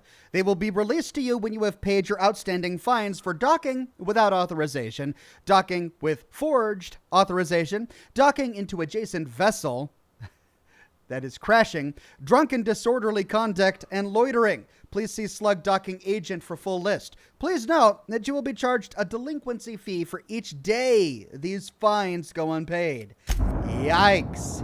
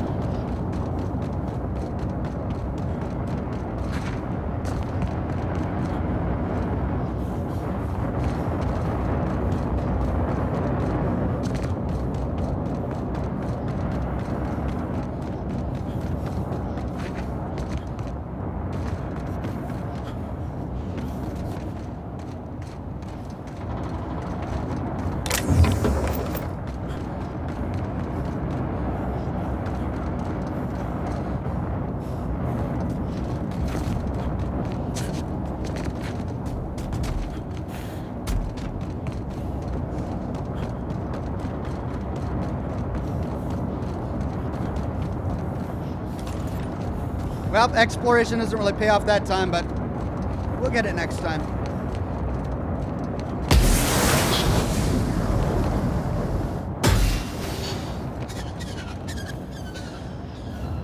There are birds in this atmosphere. Cool.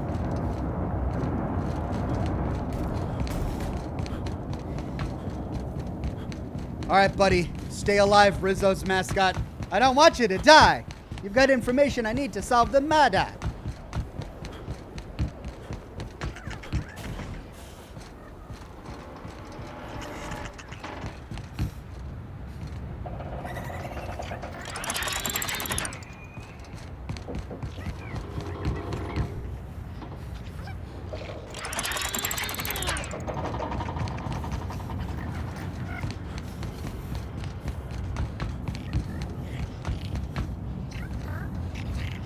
Caught a real lucky break working on Eridanos.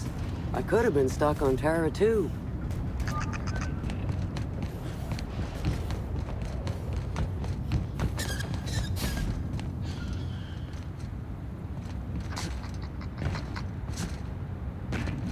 See that camp down there?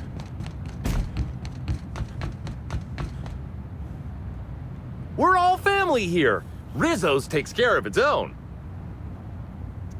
Hey, the meteorological control station is this way. Perfect. We can kill two birds with one stone. That way to the pilot house. That way to the meteorological control station. Let's go down here and explore around the landing pad first.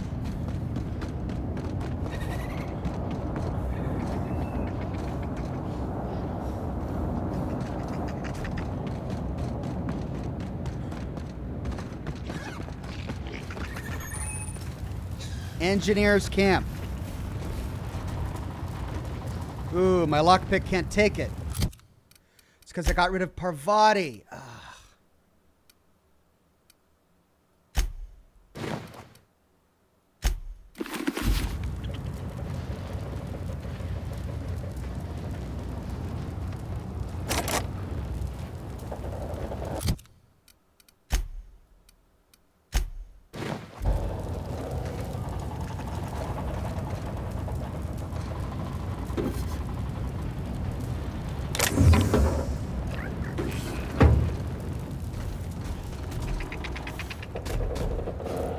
Pinwheel.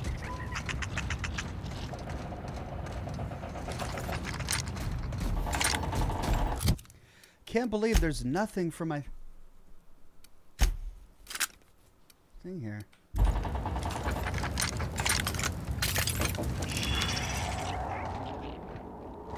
You'd think this would be the perfect spot for them to lay something down on us. No.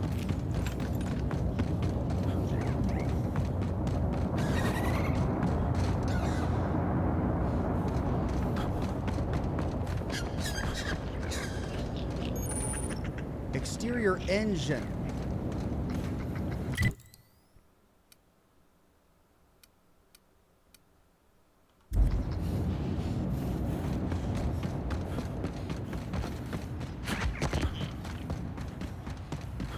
Can we get in there? Doesn't look like it. Any gates or doors? Looks like that's just set design.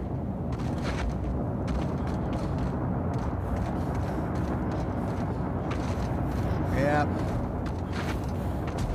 All right, let's go clockwise.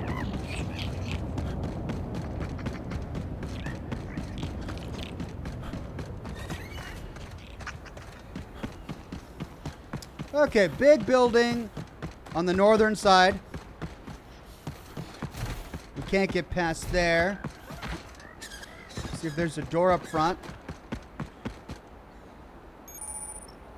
Rizzo's security. So this place looks pretty safe. I can't believe Helen's gone. We're never going to get a sequel to Terror on Monarch.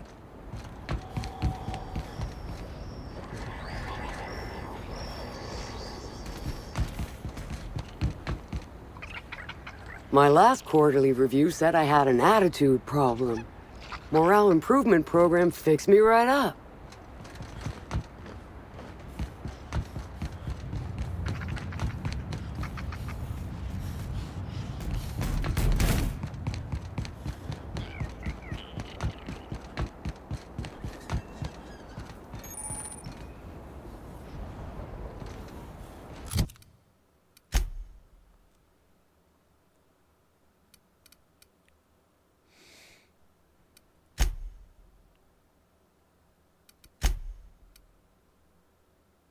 So we don't need to go to the pilot house yet.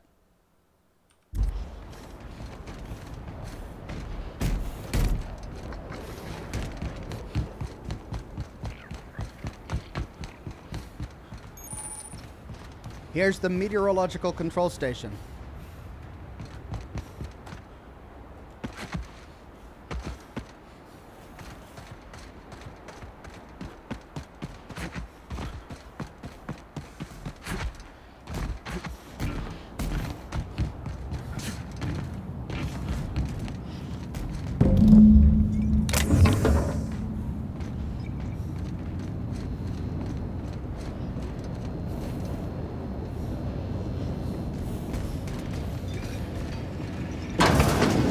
I knew it! Timeline discrepancy I detected called it! nearby. I'm telling you! I pleaded with him to stay. I said, stay, you're gonna die. Stay with me, but no, does he listen? No! He runs off to his own death. Discrepancy detected. Rizzo's company policy clearly states that all proprietary mascots must exhibit signs of physical life. Oh, we can't pass a medical check. Amplifier, can you determine what killed him? Medical analysis complete. This mascot was likely killed by small arms fire at close range. The firearm is unique and does not exist in this unit's database. We can pass a handguns check of 45. To say smallest caliber ammunition I've ever seen. These are small wounds. Unusually small entry wounds indicate exotic weaponry. Closest approximations are 1. Incident involving a game of darts. 2. The Needler. Ooh, the Needler? Yes, Inspector. The Needler. Bespoke handgun carried and wielded by Halcyon Helen. Famously deployed by Halcyon Helen in Terror on Monarch. This weapon was responsible for executing the Chief of the Savages, played by Spencer Woolrich. Amplifier, before we go, do you think he'd miss his outfit? This unit is incapable of providing ethical advice. This unit is also incapable of answering rhetorical questions. I'll take his things. It's potential evidence. Yeah. You glance over your shoulder to see if anyone's watching, then reach down and remove the mascot's gear. All right, let's get out of here. What did I get? I got armored tossball uniform. Ranged weapons skills +5. This modified armor is no longer regulation. Not even an 8th back needs this much protection.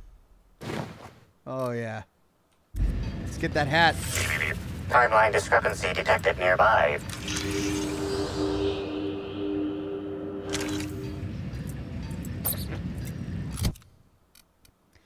Ranger mascot's noggin.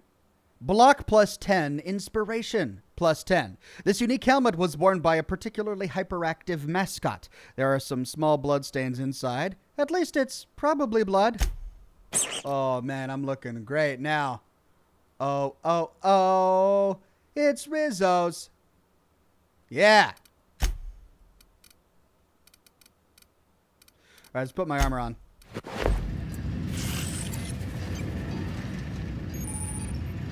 Vending machine power cables. Customer, if you intend... Timeline discrepancy detected nearby. This empty bottle of spirits does not belong to any known corporate brand. Suspicious residue detected. We can pass a science check of 45. To say high concentration of ethanol. Somebody's brewing moonshine with antiseptics. Excellent deduction, Inspector.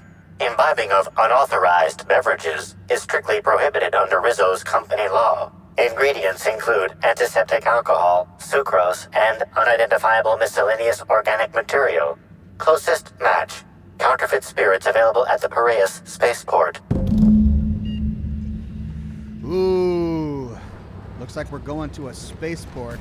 Find Bertie at the spaceport.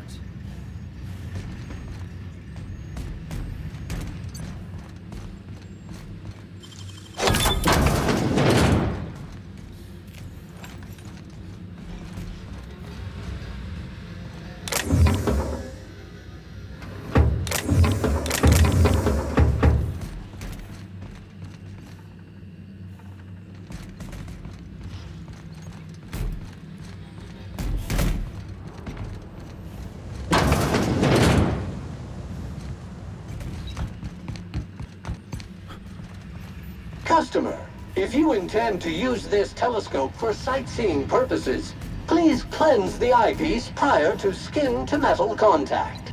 Thank you, Sam.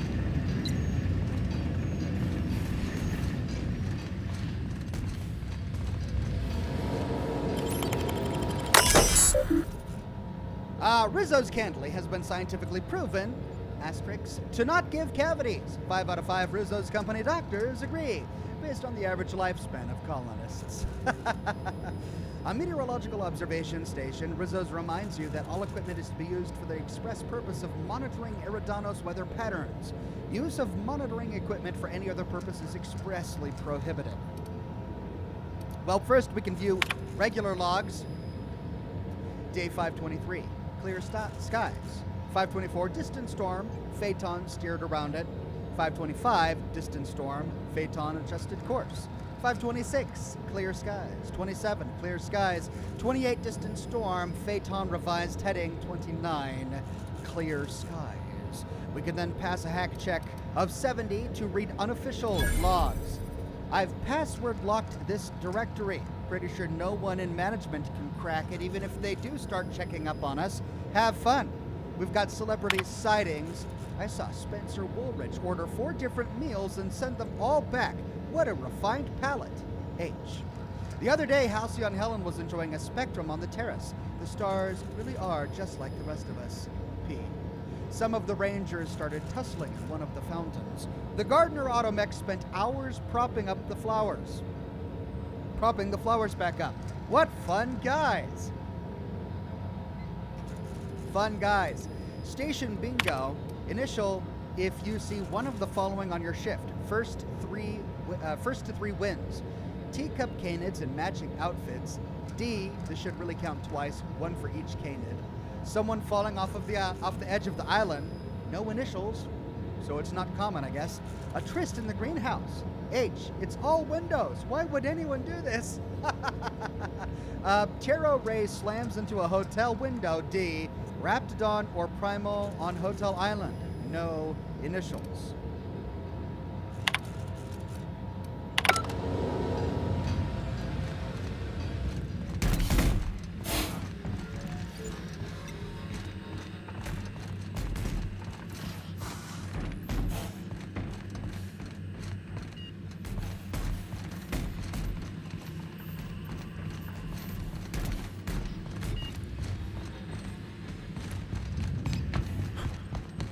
Well, I guess that's that.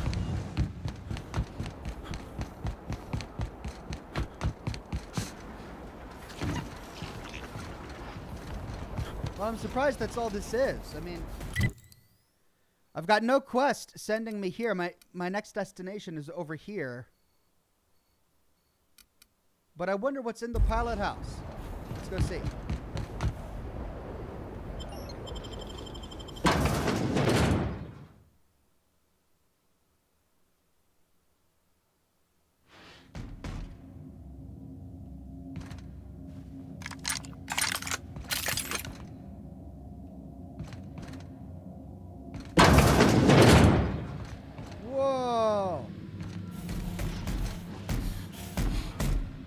It's a museum.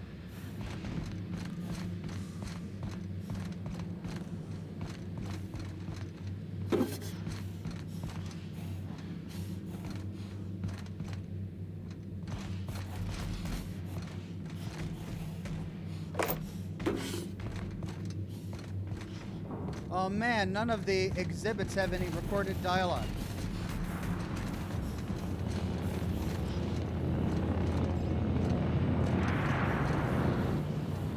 So I'm presuming a museum depicting all of the memorabilia collected while erecting this factory.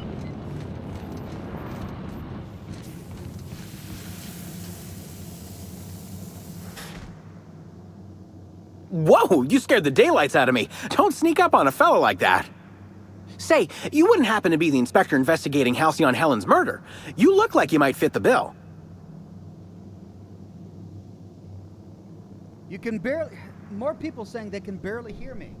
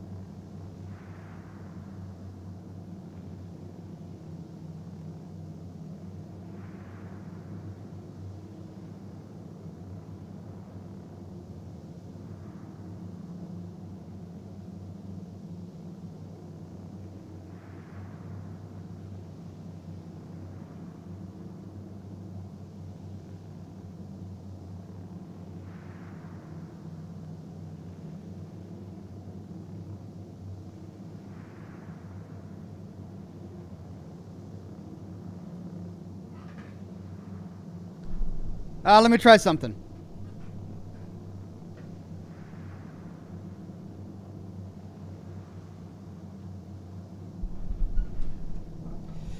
Testing, testing, la la la. Testing, testing. Wow, wow, wow. La la la la la la la.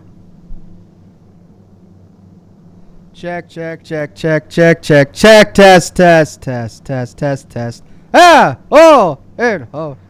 Oh! Ah! Oh! Oh! Oh! Wee! Whoa! Okay. All right, I turned it up just a little bit. John Lozano says, Ox, what happened to your voice? The volume has dropped a bit. And then Douglas Delegard says, same for me again. Well, I turned it up just a little bit, like just a bit. Is that better? Okay. We're good. So what did he say? You look like you might be the inspector.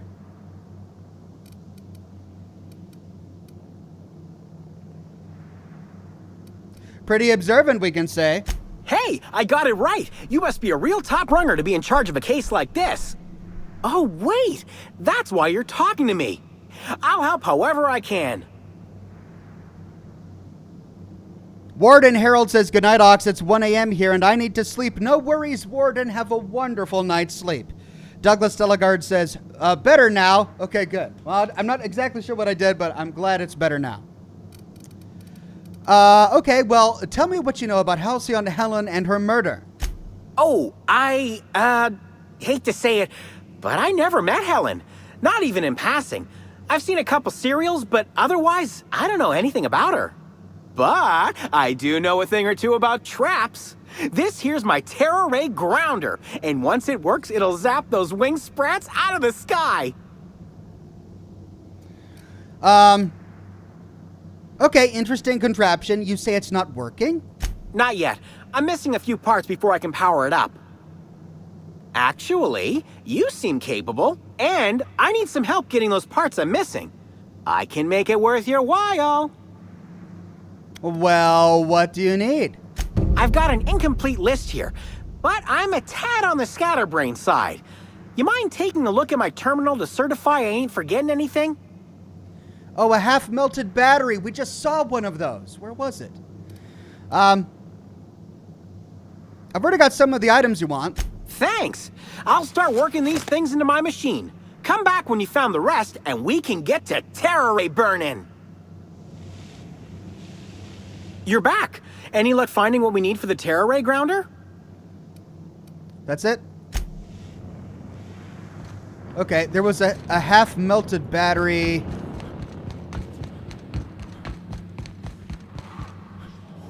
There. And then we need auto mech scrap and Thelbert's terminal.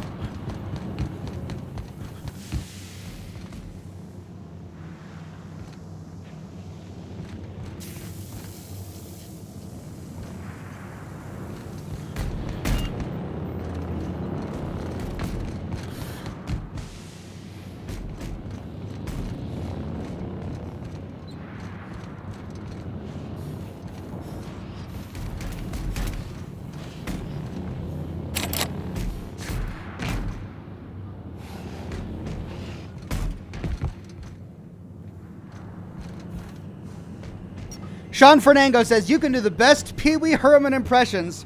Thank you. Thank you. I try. Andy S. says, love your lore vids. Keep up the amazing work. Thank you, my friend. Will do. Must you read every law-forsaken sign in the building? Some of us enjoy learning things. Oh, yeah? And what did you learn about Rizzo's armor 2 hours ago? It's not about memorizing, it's about absorbing. Okay? Let's absorb the one that says exit.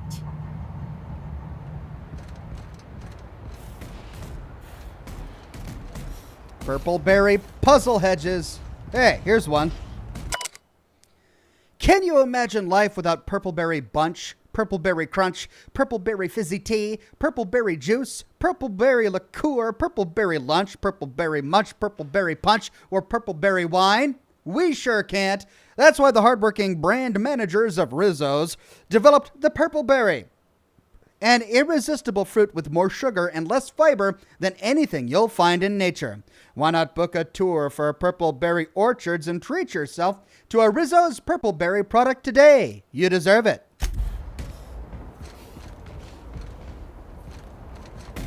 Stop. What's in the glass? That is definitely... Authentic Rizzo's armor. With over 30 articulated joints and reinforced plating in purple berry pink and nanner blue, Rizzo's guards enjoy the most fashionable armors in all of Halcyon.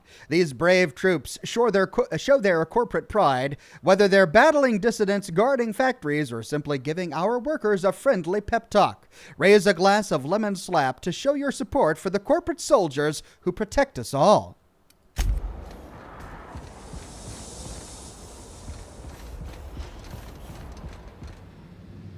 I'm bummed I can't read any of the others.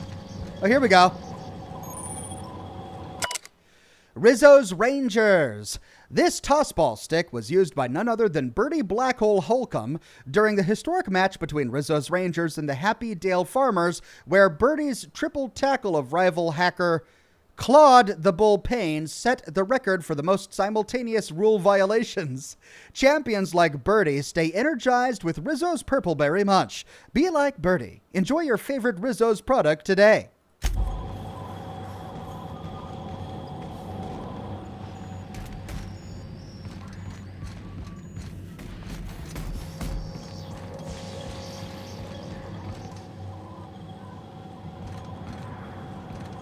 Whoa! Gigantower, stunt double number 347. The legendary mount of Cascadia Bart, the frontier hero immortalized by Spencer Woolrich in Free Range Fixer, while the real Gigantower retired after filming and went to the home of a wealthy Byzantine collector. The ambitious shooting schedule and thrilling stunts of Free Range Fixer meant that many smaller scale stunt doubles got to share the role of Gigantower. Number 347, displayed here, performed in a scene where Gigantower and Cascadia Bart are buried in a rock slide. While her shot was ultimately cut from the film, her valiant sacrifice lives on here.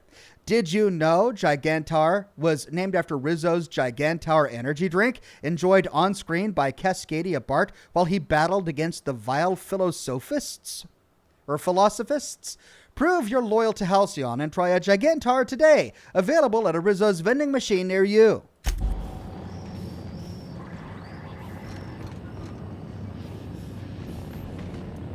Spencer Woolrich as Cascadia Bart.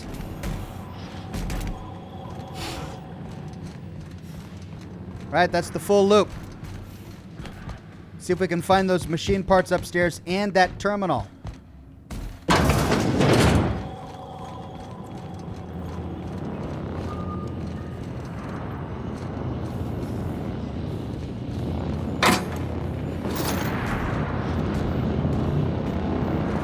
Terminal. Welcome, T. Wolcott. Let's see messages.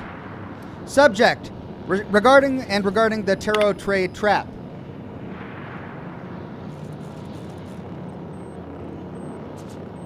Walt, has the captain even read my proposal yet? I know she's not big on details, so try this next time you talk to her. If I don't stop those tarot rays from nesting in the engines, there won't be a gyroscope for her to realign. Yes, I know, that's a later problem. Don't mention that part. Thanks, Thelbert. Subject regarding the tarot ray trap. Thelbert, good news, the plans were approved and we're sending you the requested materials. You can find your cabling in the terraforming control room. We don't have any spare screwdrivers, but try some spork and forks. The dirtier the better. A little grease actually helps loosen the screws. Regards, Walt. Well, we already got the cabling.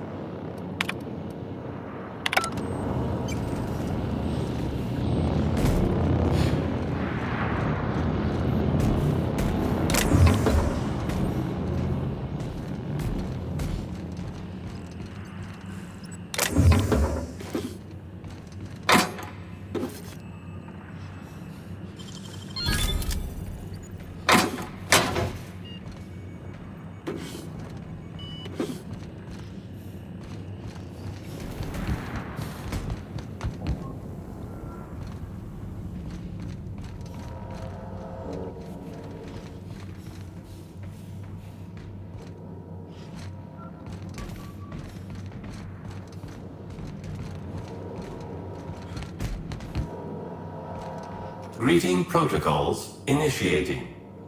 Greeting protocols cancelled. Phaeton cannot extend pre-programmed pleasantries at this time. Error. Phaeton requires an attitude adjustment.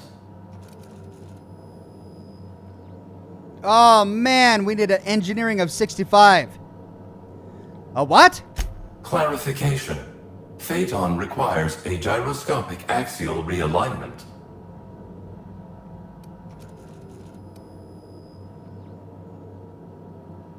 I hear the computer that flies this place is glitching. That sounds serious. Affirmative. Why is no one fixing this? After all this time in Halcyon, you still have to ask. Captain Mabel Thompson is scheduled to perform routine realignment. Error. Captain Mabel Thompson is overdue to perform routine realignment.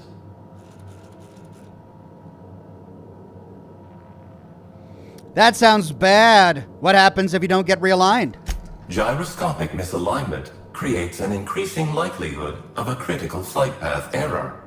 Possible outcomes include steering the Eridanos atmospheric complex into a storm, resulting in the destruction of the Eridanos atmospheric complex. Steering the Eridanos atmospheric complex into a lower altitude, resulting in the extreme compression of the Eridanos atmospheric complex. We can continue to listen. Steering the Eridanos atmospheric complex into a higher altitude, resulting in engine failure, followed by a rapid descent into a lower altitude, and the destruction of the Eridanos atmospheric complex. Each of these outcomes represents an unacceptable violation of Rizzo's productivity standards for the Eridanos atmospheric complex. Clarification of clarification.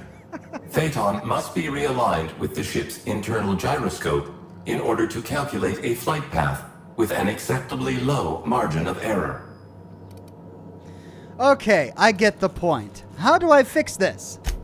To achieve attitude adjustment, acquire the gyroscopic alignment key, or GAC, and convey it to the gyroscope management terminal in engineering. Utilize the GAC to interface with the gyroscope management terminal and execute the gyroscopic axial realignment procedure. This will achieve an attitude adjustment. Sounds too much like a GAC. Wait, you're telling me all I have to do is get a key and press a button on a terminal? Affirmative. And no one else has done this yet? Captain Mabel Thompson is scheduled to perform routine realignment. Error. Captain Mabel Thompson is overdue to perform routine realignment. Yeah, I'm getting that. Where is Captain Thompson? Error. Phaeton cannot determine the whereabouts of Captain Mabel Thompson without gyroscopic realignment. Is she really the only person who can do this? Reassigning gyroscopic realignment to the nearest available human. Reassignment complete. Rizzo's thanks you in advance for your assistance. Please note that Rizzo's does not pay for uncontracted labor, but a member of HR will issue a favorable remark on your permanent record. Access to engineering levels granted. All right. Well, that's where I'm going to get the scrap parts.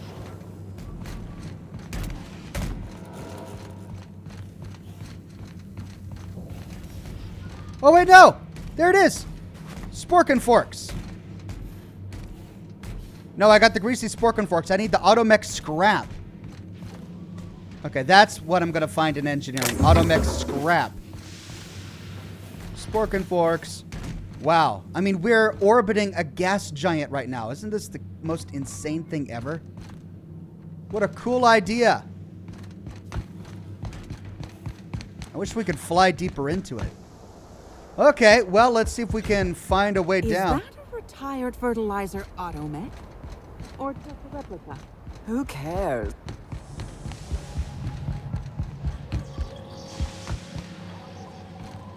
Here we go.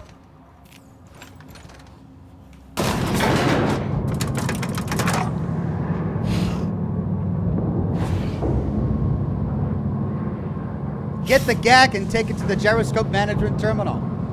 Oh man, no matter what game Obsidian is making, we somehow have to get a GAC or a GAC.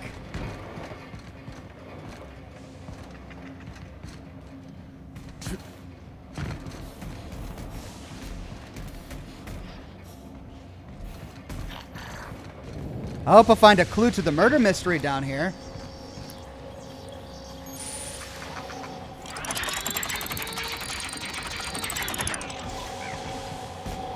That's glass. Oh, no. He's dead. Oh, God. Rizzo's security and bloody footprints.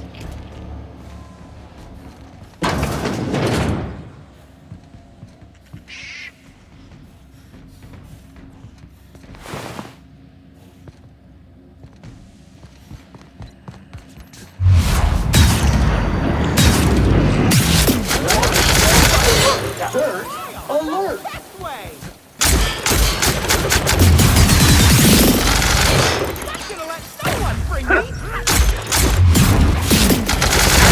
Performance evaluation sterling. This thing is awesome. I love it so much. It's great. I'm making great use of my 7,000 ammunition here.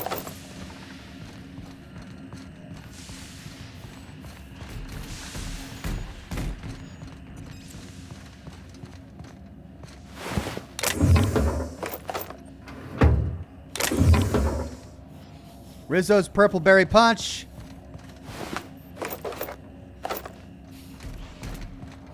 One door out that way to the east.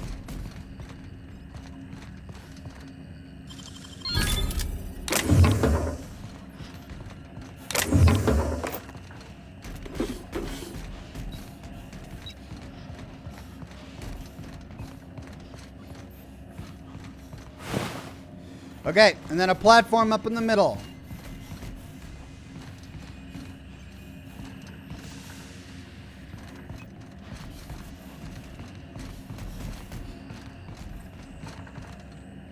Pick up gyroscopic alignment key.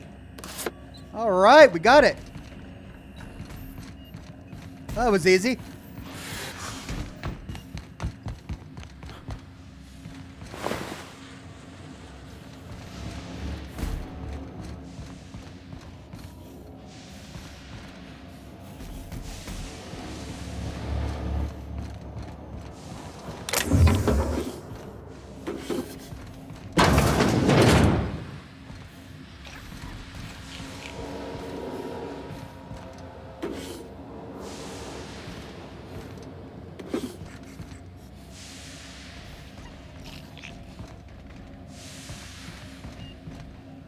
Ooh, Eridanos Storm Survey. Wow. That's the stuff I'd love to learn more about. How navigating the storms works on this thing. What was that? Was that you, Sam?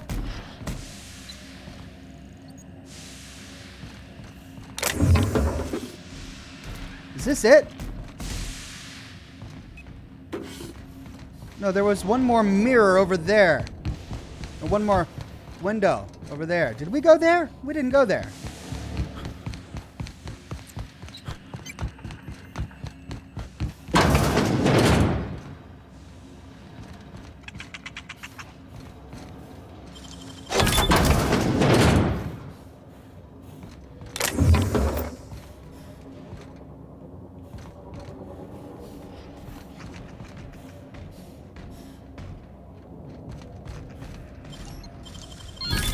Good, we're in.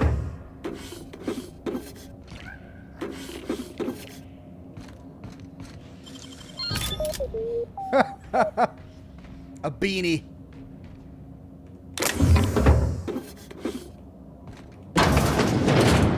Ooh. What? That's the captain, I bet. Clean up the competition.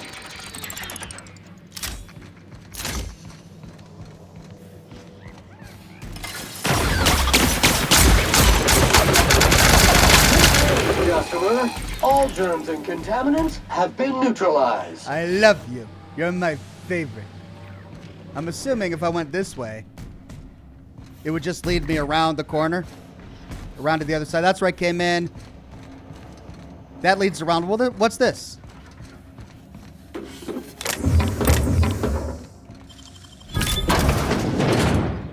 What the?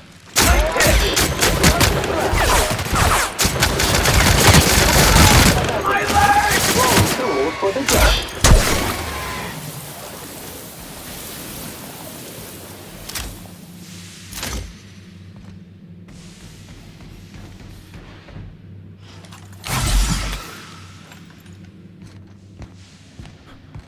Okay, let's go talk with what's her name first.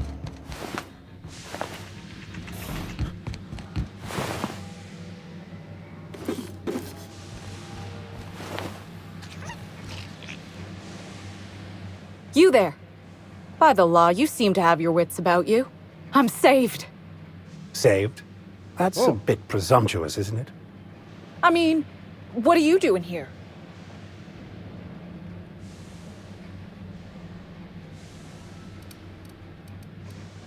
What are you doing here? I am strategically evading a threat. So, you're hiding? Let's not get hung up on semantics. The only people I've seen down here tried to kill me. The automechs are shooting anything that moves. And then there's the canids. I've dealt with canids before. Not like these. Rizzo's was feeding them Spectrum or something. I don't know. But whatever it is, they got mean. And big. Crashing into a storm, succumbing to crushing atmospheric pressure. Those are later problems. Be reasonable. It's not safe to stay in there forever. Let me help you. Please, I don't need help. I can leave whenever I want. I'm just not ready yet. Mm-hmm. Well, I can't pass my persuade check without my persuade gear on, so instead we'll pass an intimidate check to say, how about this? Come out and do your job, or you can be canid bait while I do it. Oh, right. I see what you're trying to do. And it's working. I'll let you help. Meet me at the engineering overlook above the gyroscope, and bring the GAC. Just watch your step. The automechanicals will fire on anything that moves. Except for their captain, of course. Seriously? Can't you make an exception for me? I'm a captain, not an engineer. Still, you might be able to avoid some of them if you come through here. Good enough, we can say.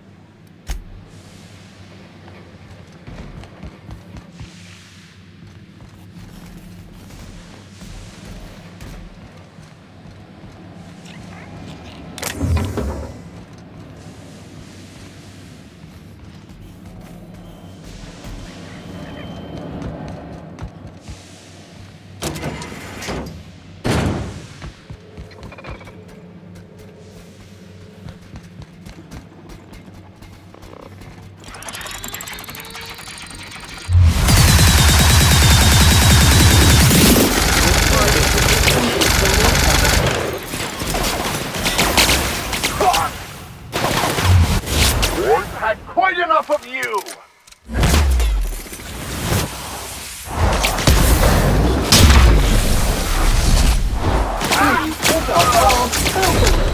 Caution! Medical contamination occurring! Required for adjacent units. Ooh, these are pretty tough.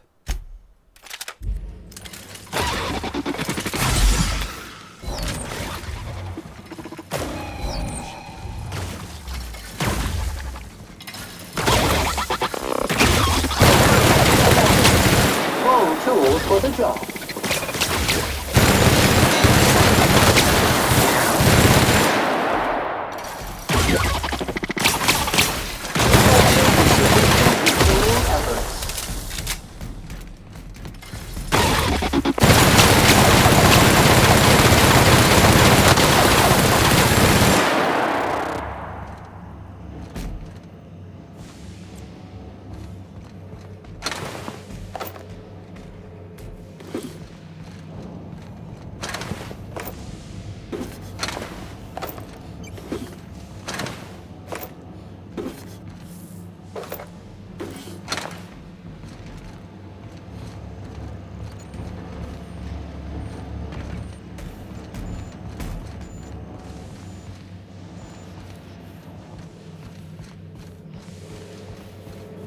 Well, I'm not being very subtle in this playthrough, am I?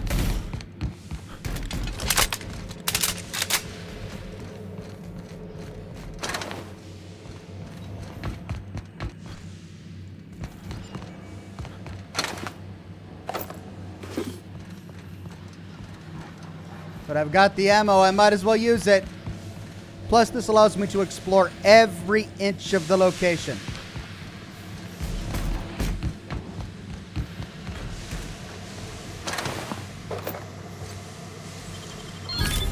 Nice.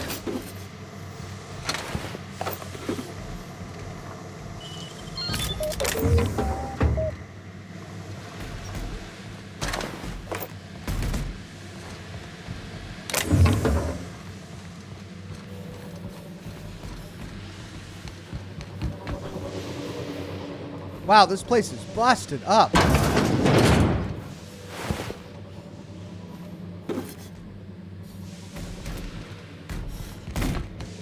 All right, let's just make sure we've swept the whole thing.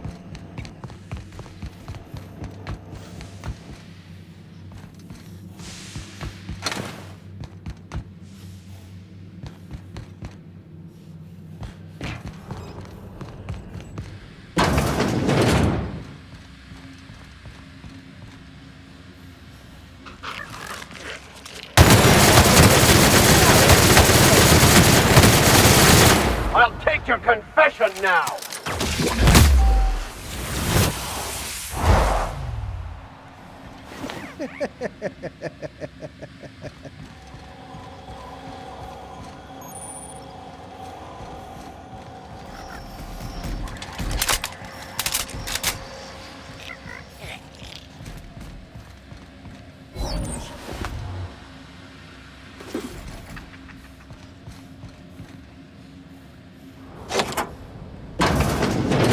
Okay, so that goes back up.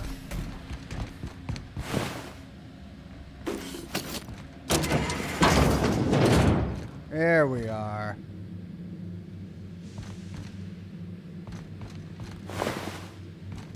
Ooh, what a catastrophe.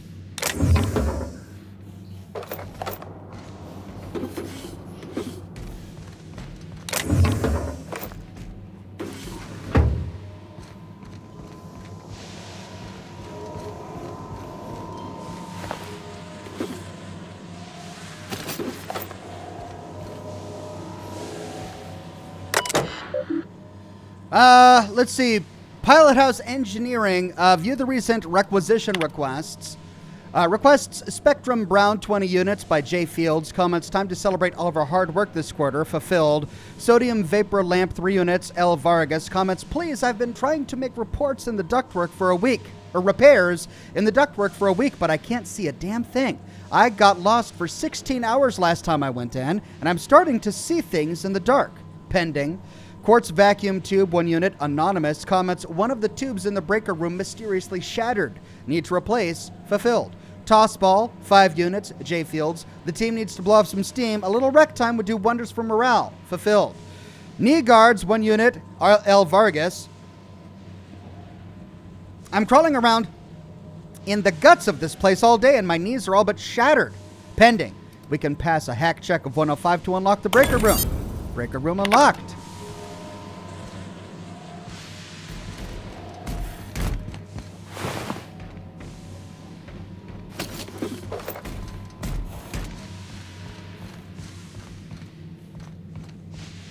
That leads us back. No, not yet.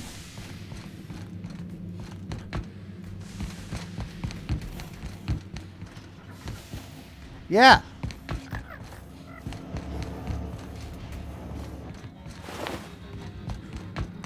Leads us back here.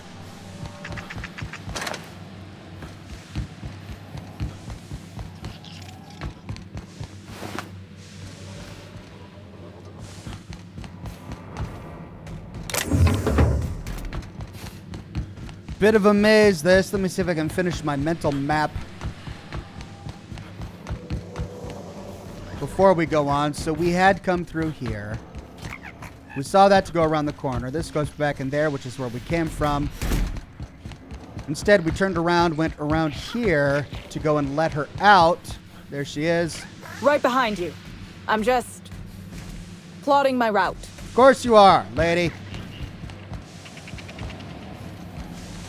Door back here, but it's barred. So we went up here. That goes down to the manufacturing floor. This also goes down to the manufacturing floor. This goes around. Oh, God. See, this goes.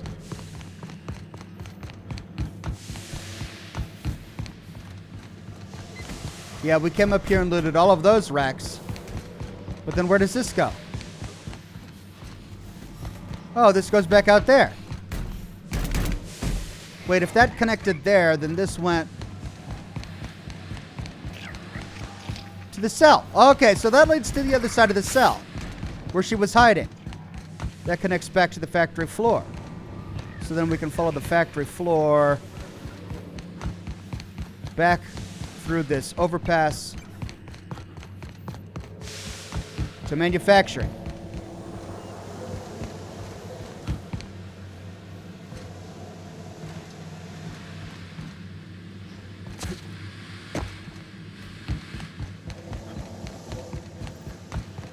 I think I looted everything up there. So one door going out over there. That's it. Everything else is blocked off. So then if we have to go out over there,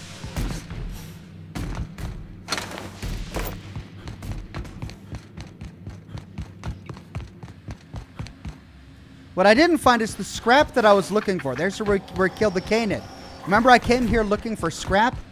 Maybe it's back upstairs. That's the elevator back up. This goes back to the engine room. Let's check this engine room really quickly for the scrap that we need to complete the other quest for the tarot ray thing.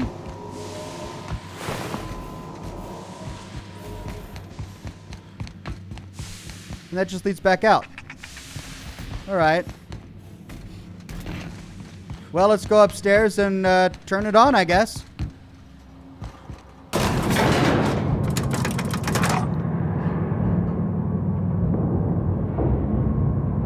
Oh, we're going down. That's right, we got to do the gyroscope thing.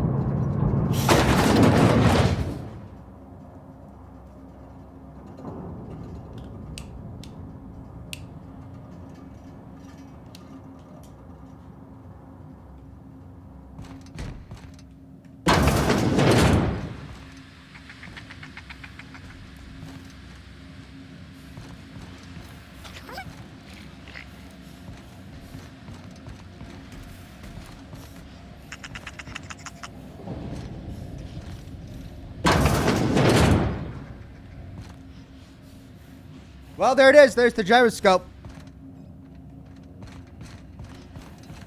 Platform above us. Platform above us. Big platform in the middle of the room. Consoles to the right. And a locked door directly in front of us. We can unlock it with the gyroscope key. But before we do that, let's see what we can do from these consoles. We can't access any of these consoles. And we likely can't access any of these consoles. Okay, so let's go up to the platforms. Are these just set dressing, or will we actually find something? Oh! This guy got hatcheted. What is that? Bronti. Ooh, new legendary axe. Level 36. 481 DPS, two-handed melee weapon. TNL. Facilitating your violent axe murderer fantasy since the foundation of Halcyon. Nice. Yikes. Who butchered that poor guy? You're the best, Sam. Let's go back down now.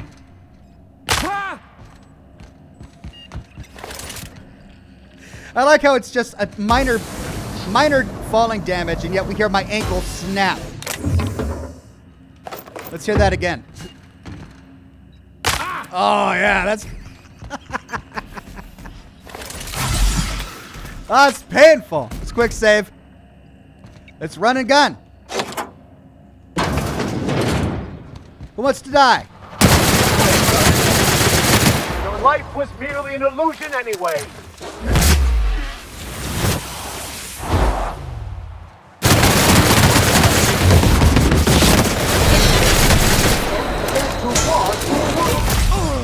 Oh, I got swarmed. Oh, I got swarmed. Well, I'm glad I quick saved right before going through there. Let's try that again. I think earlier I said that the combat was a bit easy in this game. Maybe I was mistaken. Let's try something a little less obvious. Mutant volume now.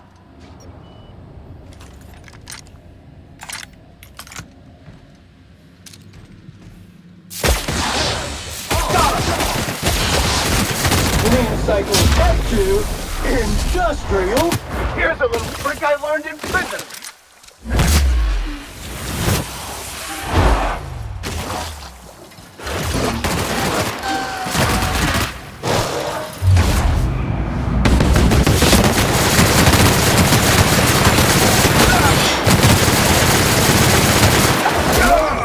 Crew member requires maintenance.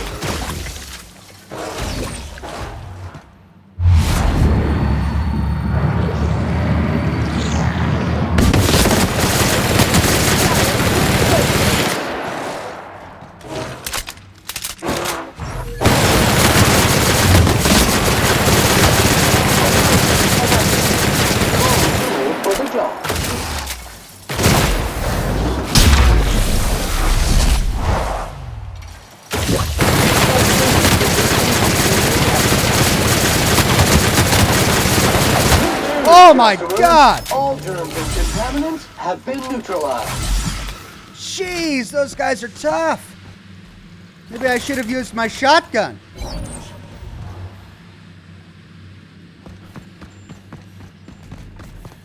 Woo! My shotgun's an acid shotgun. It might have done better against those things. I love how it's got tossball cards in its stomach because it's clearly eaten a bunch of guys. Welcome, Jetterson.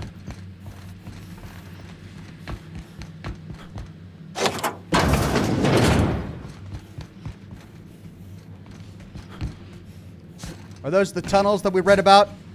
Lost for 16 hours in them? All right, so we've got some ladders going upstairs. We'll check those out in a bit.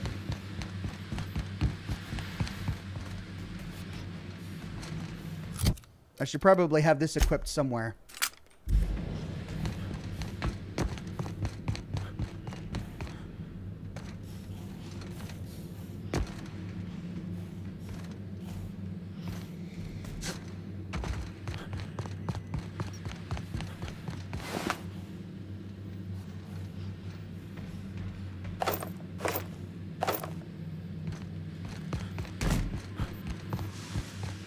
Okay, and that's the full circle.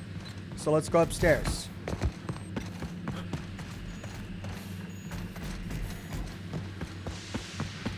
Oh, we already did that platform, and there's nothing up here. So if this door's blocked, which it is, that means let's explore this platform over here.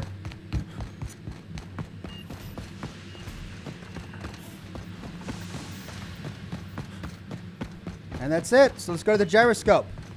Tell me there's a gyroscope control panel.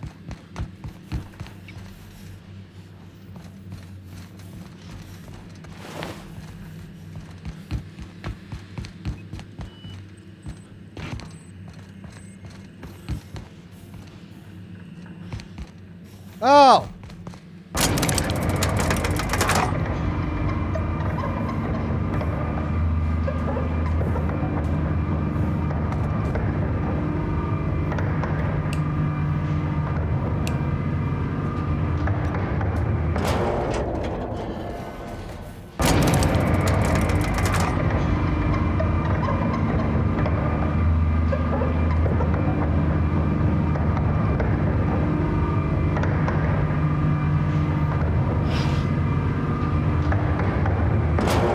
Oh, how'd you get here, lady?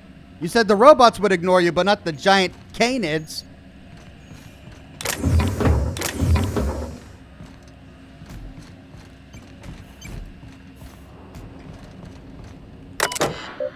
Gyroscope management terminal. Oh, we could overheat the maintenance pipes. Let's do a hard save. First, let's talk to her. By the law, those canids are done for. We did it, friend. We sure did. Anyway, I was thinking, you should do the honors. Realign Phaeton, since you've been such great help in all of this.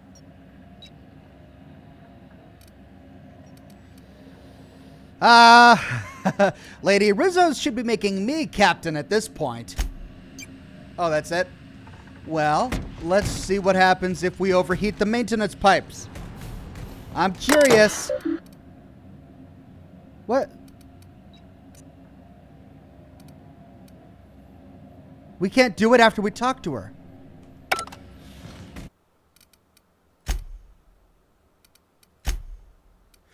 So let's load the save we did just before talking with her and see if we still have the option to overload the maintenance pipes. Yep. Overheat maintenance pipes. Warning, temperature in the gyroscope chamber is increasing to lethal levels. Oh, would that have killed everything inside? Oh, we could have snuck up here to kill everything. I see.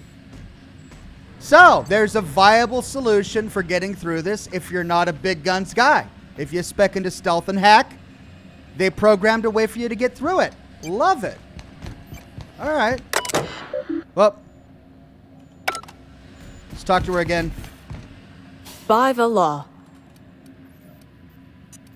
We didn't do anything. You watched while I did all the work.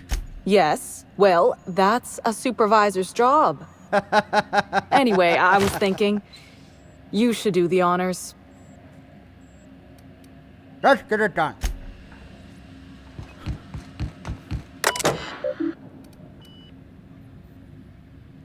We can execute the gyroscopic axial realignment procedure. Done and done. Please interface with Phaeton to confirm the attitude adjustment. All done, lady. Nicely done. Someone should really give you a promotion.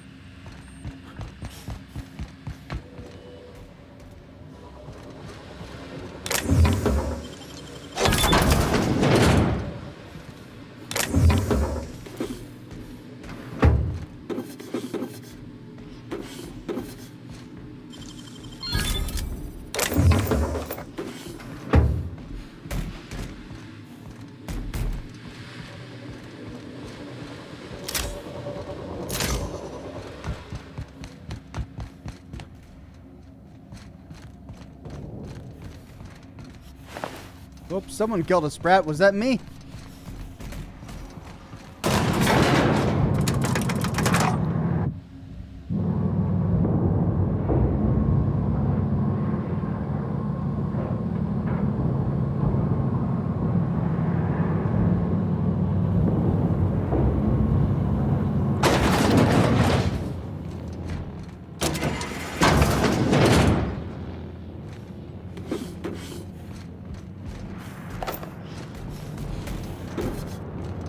Okay.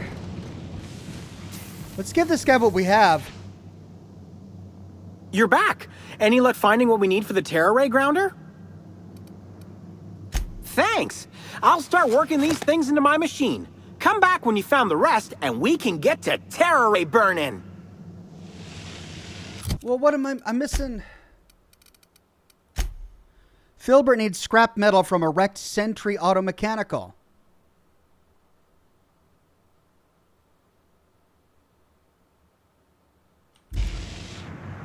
I just wrecked a bunch of them.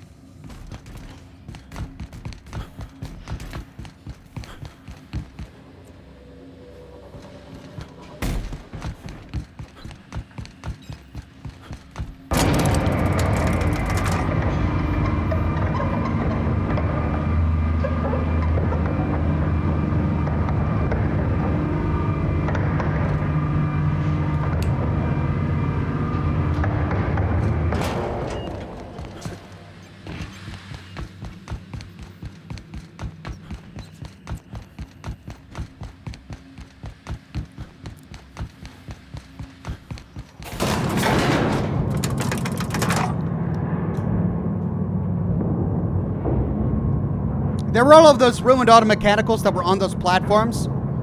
I bet you one of them has the part.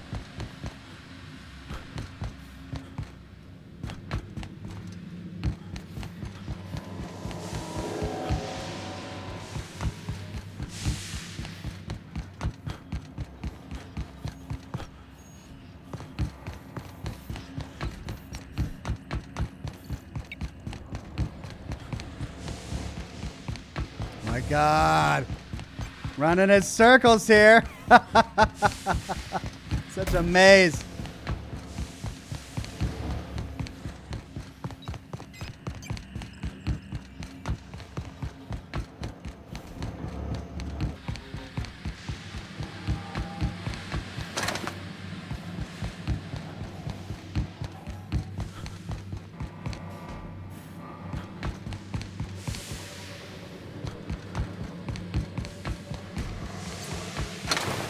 Pneumatic piston.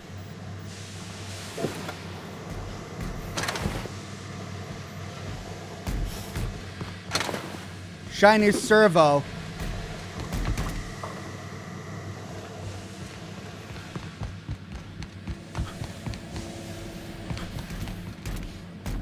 Ox, the auto mechanical parts are elsewhere. Follow the quest marker.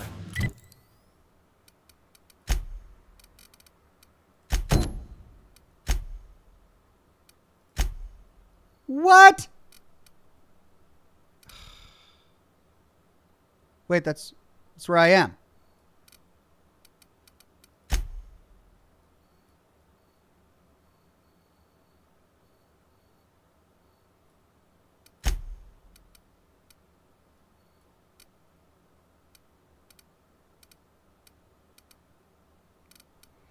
Oh, it's in the meteorological control station.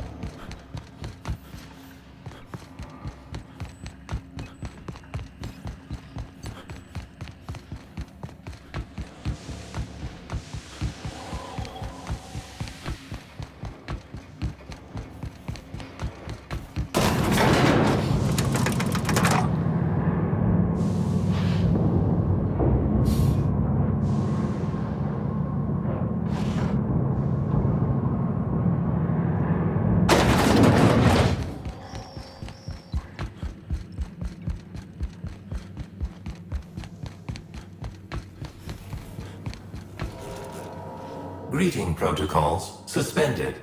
Checking for gyroscopic alignment. Gyroscopic alignment confirmed. Rizos thanks you for your assistance. Quest done. Cool. So can you give me a greetings from your protocol now? All systems are functional. Guess not. Okay. Let's go get the scrap parts from the meteorological station. Get the Terra Ray Grounder, or whatever it is.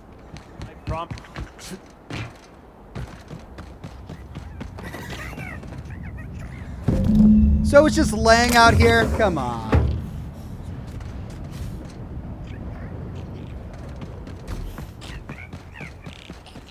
I didn't know they were going to mark them. I've just randomly found the other three. Well, it's easy.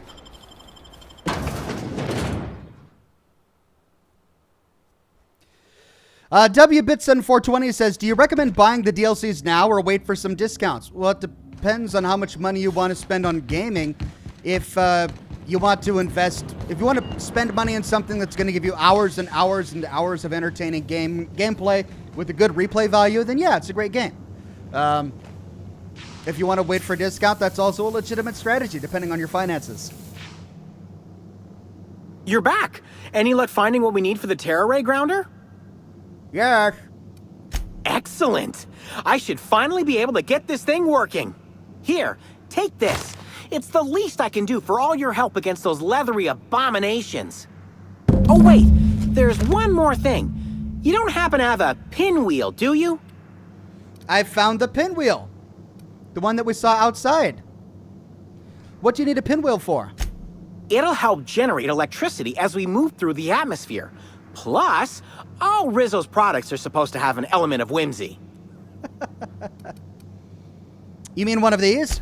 Exactly. Wow, you really are thorough, Inspector. Here's your pay for helping me put the finishing touches on this thing.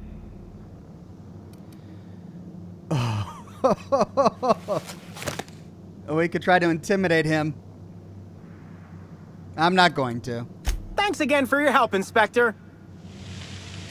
Ken Clive says, I haven't played Outer Worlds in a minute. Now I want to play, even though it's midnight. I know, I'm having a blast. Well, I think we did everything in here. Let's make sure we've got the right quest tag for what we want to do now. We were doing a piece of tossball, right? Find Birdie at the spaceport. We could go talk to the chef, but let's track down this Birdie plot first before we go to the chef. I should probably just go turn in the puzzle hedge. Well, I have to choose between 3 different factions for that. Let's do price of tossball.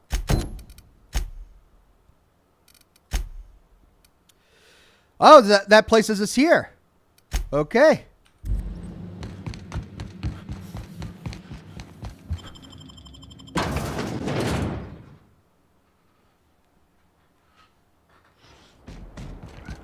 Okay, we'll spend 20 minutes in bed. Long enough to look cultured, brief enough to show we've better things to do.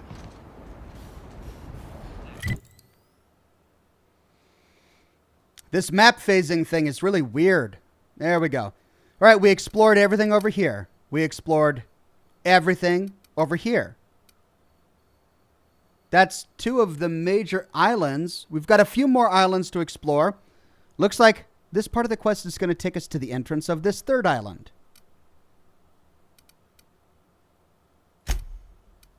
Let's go do it. How am I doing on time?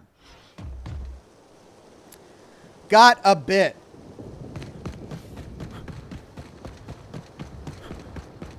Caution!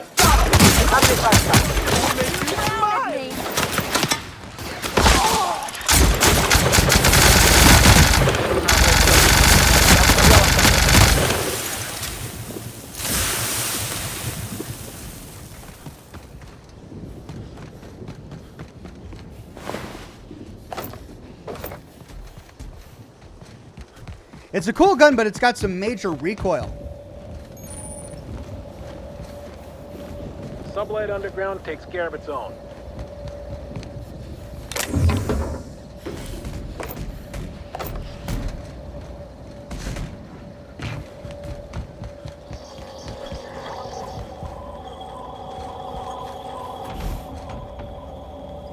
Sublight Underground takes care of its own.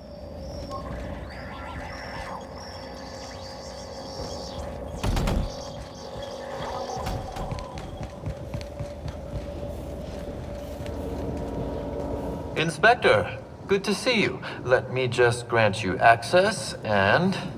Welcome to the Piraeus Spaceport.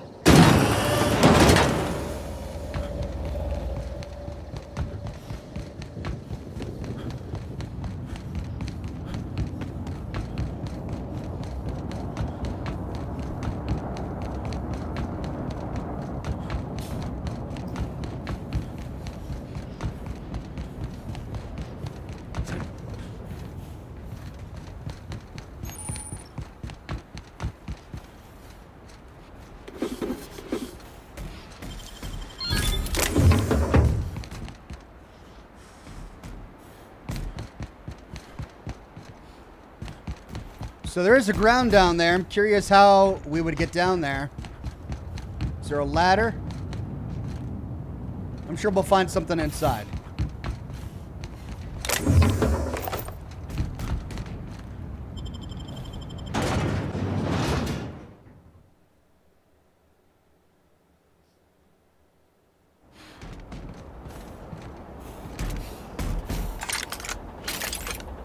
Captain, Up ahead. Be ready for trouble. Really?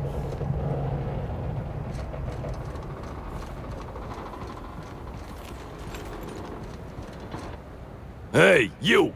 We've been looking for you, and by we, I mean Slug. Been real busy sniffing around Eridanos for clues, haven't you, Inspector? See, Sluglight Underground don't like that much. Error. Organization Sluglight not found in registry. Should have kept your nose where it belonged, Inspector. Slug's sick of all your meddling in their affairs. Our affairs, I mean. We're... Draw, you damn breadworm, draw!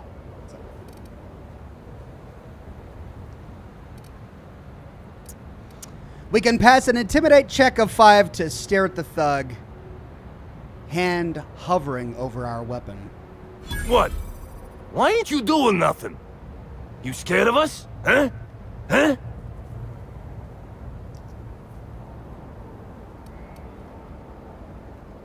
We can move one finger. I'm sorry. We're sorry. Please don't hurt us. We're not bad people. We're just confused. Confused, of course. We can pass an intimidate check of 150 to say, start making sense, or I'll show you what your lungs look like. Okay. Anything you want. Just leave my insides where they are. Someone paid us to say we were Slug and intimidate you. I don't know who, I swear it. They only ever sent notes. That's everything I know. Honest. We were only gonna rough you up a little. You gotta believe me. And we're real sorry.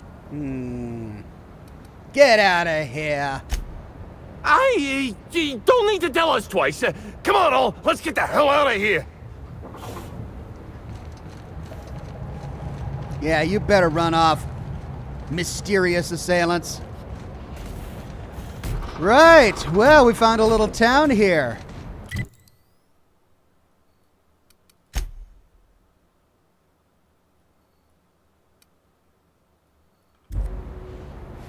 Clockwise.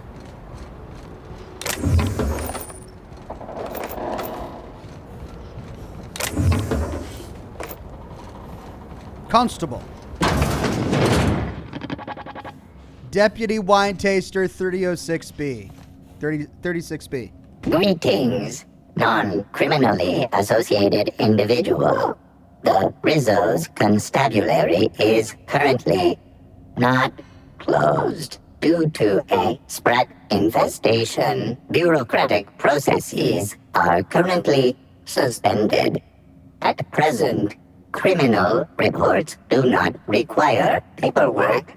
Please lament only in marked lamentation zones. Please speak clearly into this unit's recording instruments.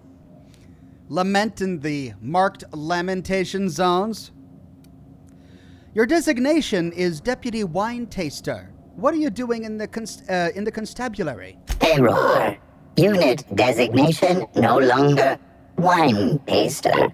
Unit designation now Deputy.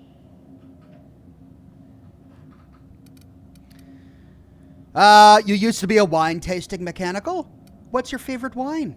Unit does not have a favorite wine. Unit is incapable of taste. Which begs the question, do your wine tasting instruments double as weapons or something? While potential lethality of unit instrumentation bears towards 95% violent utilization of equipment would void unit warranty. All Rizzo's constabularies must include at least one deputy constable among the pool of available Rizzo's employee candidates. This unit was considered the most competent.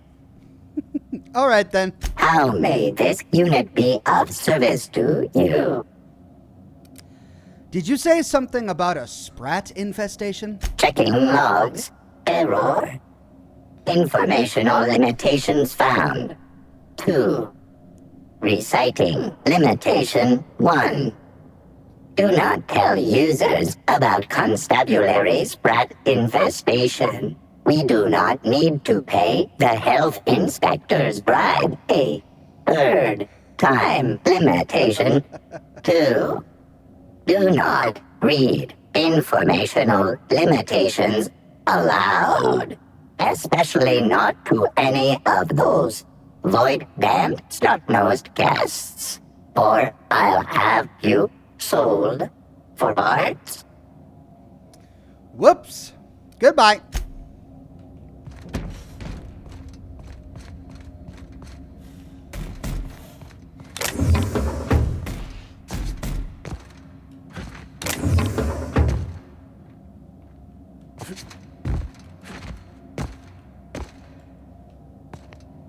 Muting volume now.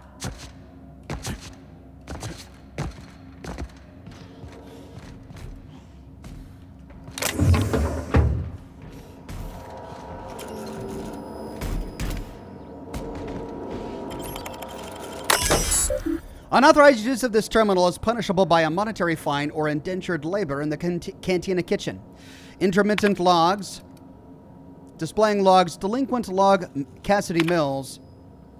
Delinquent name, Cassidy Mills. Cause of arrest, suspected smuggling. Arrest log. Suspicion of smuggling is fait accompli to any arrest report involving Cassidy Mills.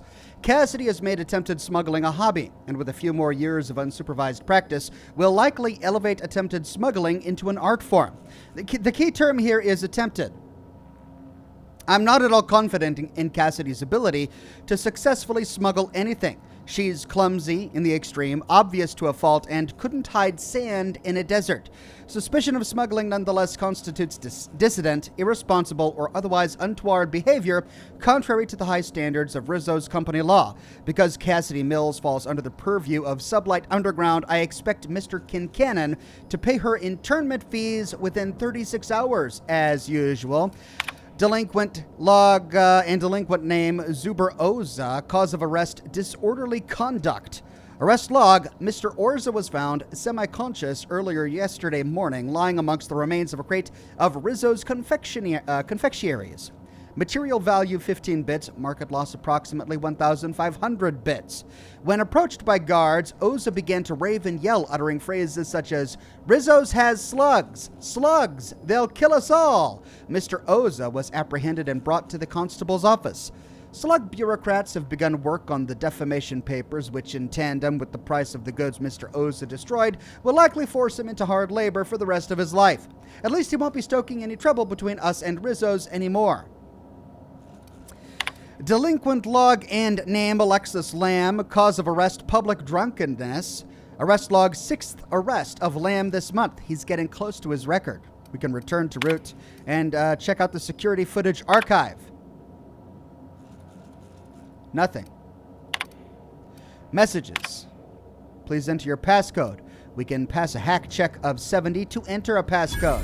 Passcode, I love terror on Monarch. Passcode accepted. Welcome, Maria Keene. From Q Ludovico. Constable. I know you don't need to hear this, but please be on your guard. Piraeus Spaceport is technically outside my jurisdiction, which means you're the only representative of company law in Slug territory.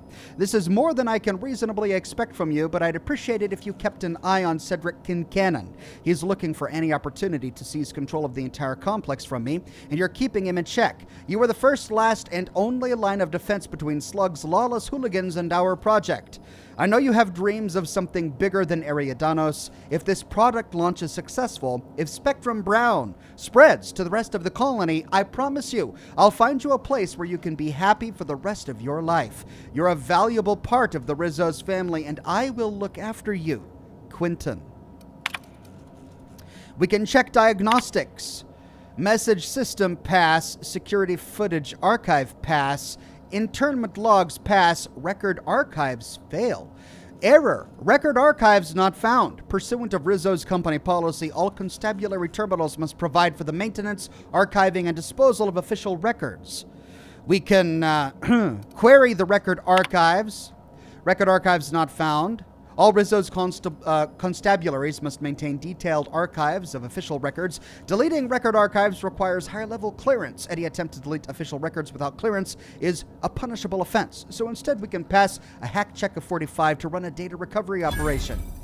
Archive backup not found. Archive index not found. Archive recovery subroutine has been critically altered or damaged. Critical damage detected. Data recovery failed. Subroutine repair requires supervisor access. Please enter your supervisor clearance passcode now. Oh my gosh. We have to pack a hack check of 150 and an engineering check of 70. Golly. Parvati, I guess?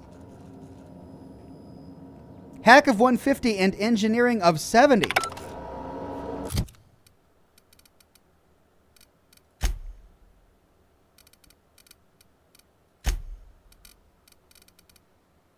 Hack of 175. It's engineering of 70.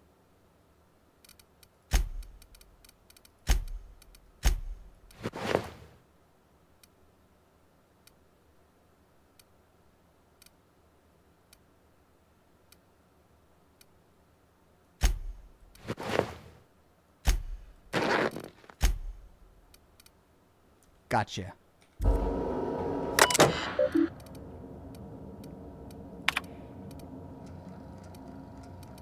To write a new archive recovery subroutine.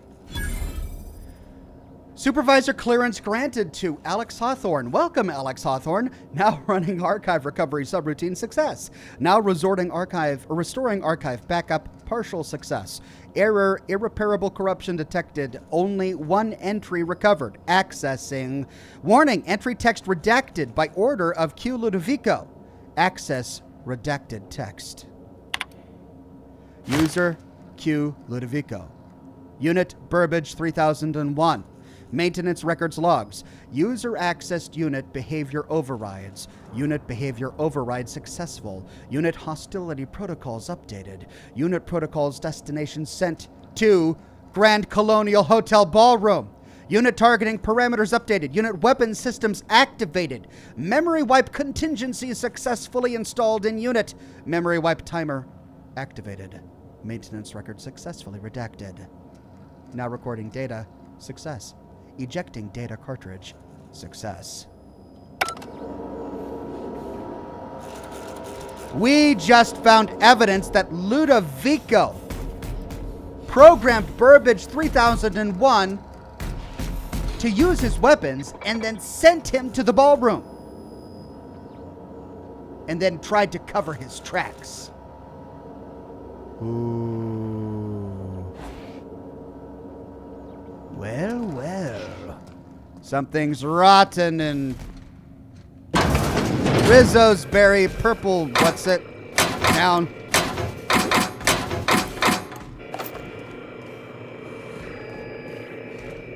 Greetings, criminal.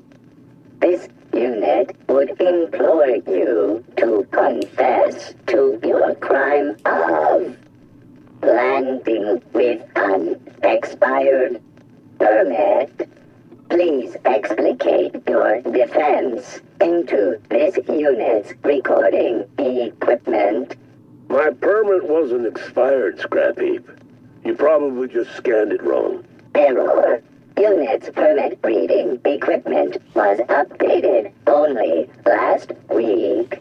Please tell a different lie. Tell a different... You're a mechanical. You ain't got the foggiest idea whether I'm telling the truth or not. Correct. Criminal. However, Constable Keene has decreed that this unit will remain here, questioning you every minute until you submit a confession. Error. Information on recent exchange lost. Restarting conversation. Greetings, criminal. This unit would implore you to confess to your crime of landing with an expired permit. You know what? My permit was fake after all. Let me out of here. Poor guy. Ooh! Murder! More murder!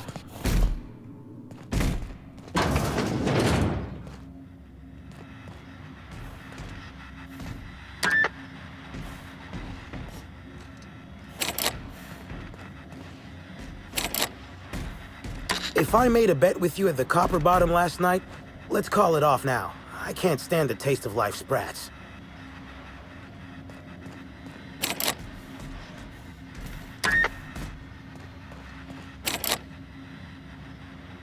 Cassidy Mills. If you ain't a constable, then we ain't got nothing to discuss.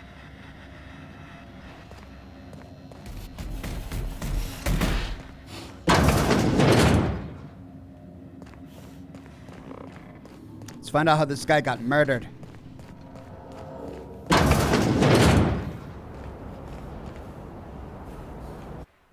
Singularity Steel's sawed-off shotgun. Wow, it's a sawed-off shotgun. This aggressively sawed-off shotgun is the signature weapon of Singularity Steel, renowned space pirate, gun hand, and gardener. This weapon, just as board disapproved as its wielder's serial, is thankfully just a prop. Otherwise, attempting to fire it would have a 50-50 chance of reaming an entire room with buckshot or exploding in the user's hand.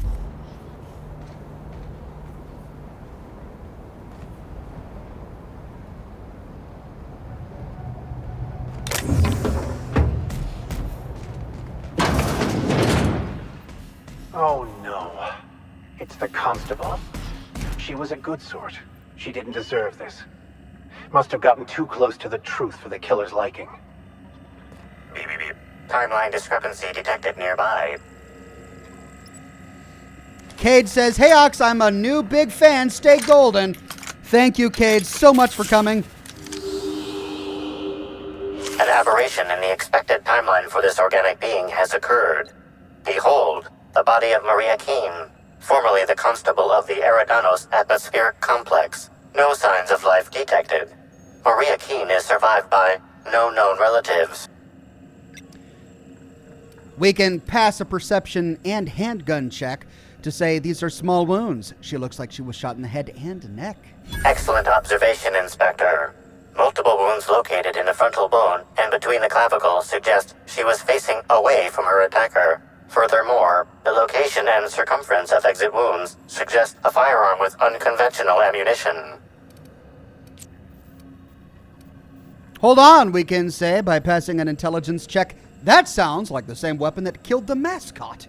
Yes, Inspector. These entry wounds match the profile previously detected on the Rizzo's Rangers mascot. Constable Maria Keene was likely killed by someone wielding the Needler. We can then pass a perception check to learn that I noticed some casings on the ground. Ammunition?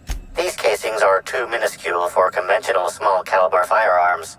Each casing resembles a lancing needle used for medical and surgical purposes.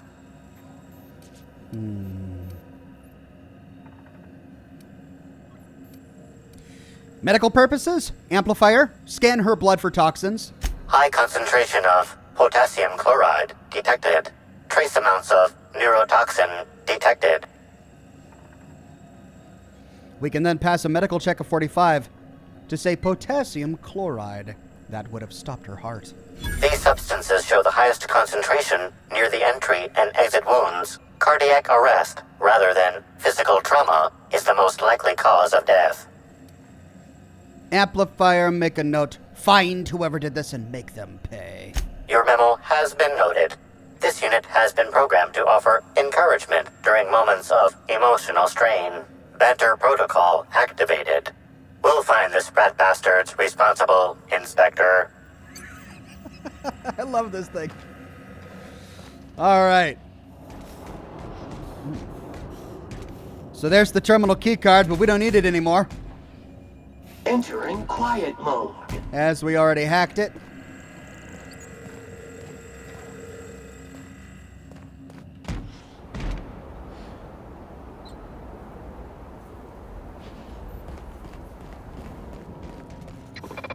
I wish I could talk with Cassidy. Welcome back hopefully law-abiding individual engaging guilt-tripping subroutines. You haven't committed any crimes lately, have you? Please speak clearly into this unit's recording instruments. Constable Keen is dead. Understood. This unit requires a moment to process this information. Information processed. Personal designation upgraded to acting constable. Thank you, law-abiding consumer. Keen was the killer's latest victim. They could strike again. This unit concurs with your inference. Unapprehended killers are likely to continue killing. This guy's intonation is so tedious. We could squint. Was it you? Did you kill Keen? This unit has been programmed to adhere to board law. This unit is incapable of experiencing murderous or unlawful impulses. All right, well, thanks for the talk. This unit has been programmed to recommend a wine to pair with your grief. Wash away your sorrows with a glass of highly concentrated, partially fermented purple-berry wine. Has a body richer than Byzantium's elite, with an earthy aftertaste redolent of mostly oak. Purple-berry wine coming soon from Rizzo's. With a body richer than Byzantium's elite. That purple-berry wine. Well, we just uncovered a ton of important information about the case. A new victim. And very suspicious activity. I'm a criminal, get it? They don't let me talk to law-abiding sorts.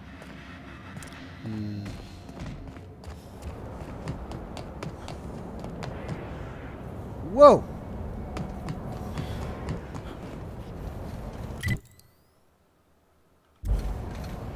Well, we'll go down there in a minute.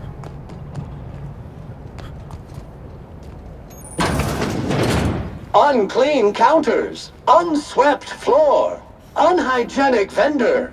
This is unacceptable. This way. All right.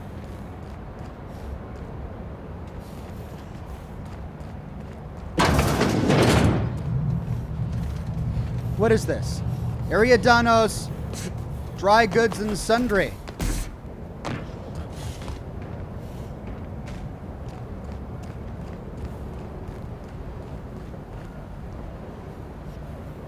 Hello.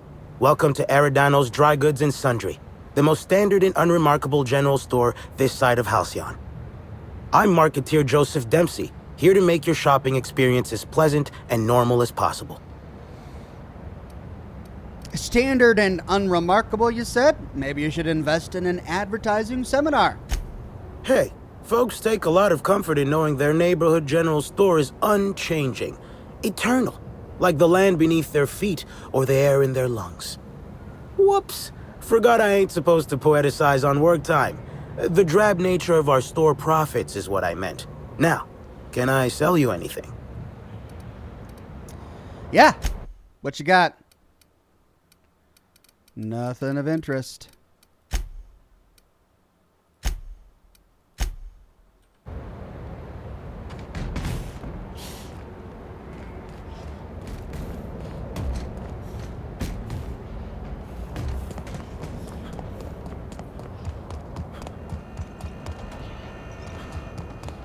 Hey, I saw your ship. The Unreliable, right?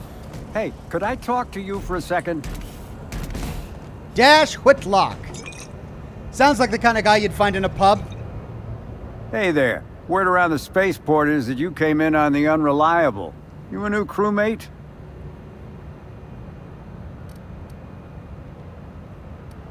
Well, he probably knows who Alex Hawthorne is if he thinks I'm a crewmate. And he's familiar with the Unreliable, so I'm just going to be straight with him. I'm Oxhorn. Sorry to tell you, but Hawthorne's dead. The ship was left to me. I see. Well, this would have been easier with Hawthorne, but I hope that if you're flying his ship, it means you're a freelancer too. Wonder if you can help me. I'm listening. I run an outfit for the moving of less than legal goods. There's a particular piece of cargo needs delivering to a particular individual in the spaceport. Thing is, I don't know where the cargo is right now. The crewmate who handles that is in the clink for getting a little too disorderly in town. We met her. We've already attracted too much attention. Too risky to visit her myself. That's where you come in. You help us out, I'll give you an equal cut of our pay. I'm in. What do you need me to do? Great to hear. First, you need to go meet the crewmate who got herself jailed. Cassidy Mills is the name. She'll know where the cargo is. How will she know I'm working with you? Oh, yeah, right. We have a secret phrase. I like boneless spratwurst. Say that and she'll know you're a friend. But I don't like boneless spratwurst. Look, nobody does. That's why it's a good passphrase. Couldn't you have avoided this if both of you knew where the cargo was? Could, but there'd go our plausible deniability. Technically, I don't know about any smuggled cargo, and Cassidy hasn't moved anything herself. If the constable asks, I can't find any contraband cargo, and Cassidy doesn't know how it got here or what's in it. Sounds good. I'll get going. Be seeing ya. Remember, Cassidy's at the constabulary. She might be a little wary, so be careful. Cool.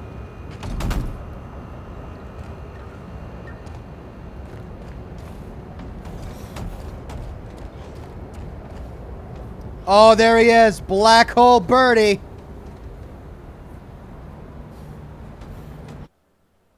All right, look. My drink is out. I've only got a few minutes left. I'm going to keep playing, but I want to get a new drink. I'll be right back.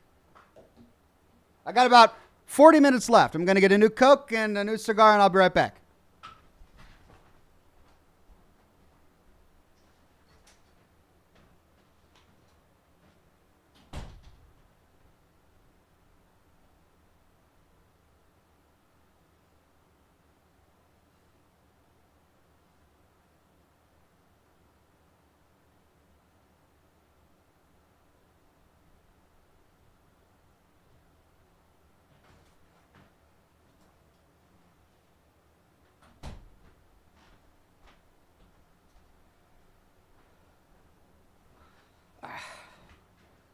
Thank you for your patience.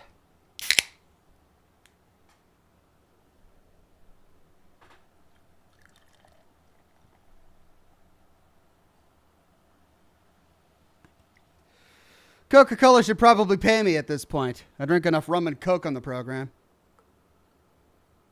Though I'm out of rum, so no rum right now. Cigar.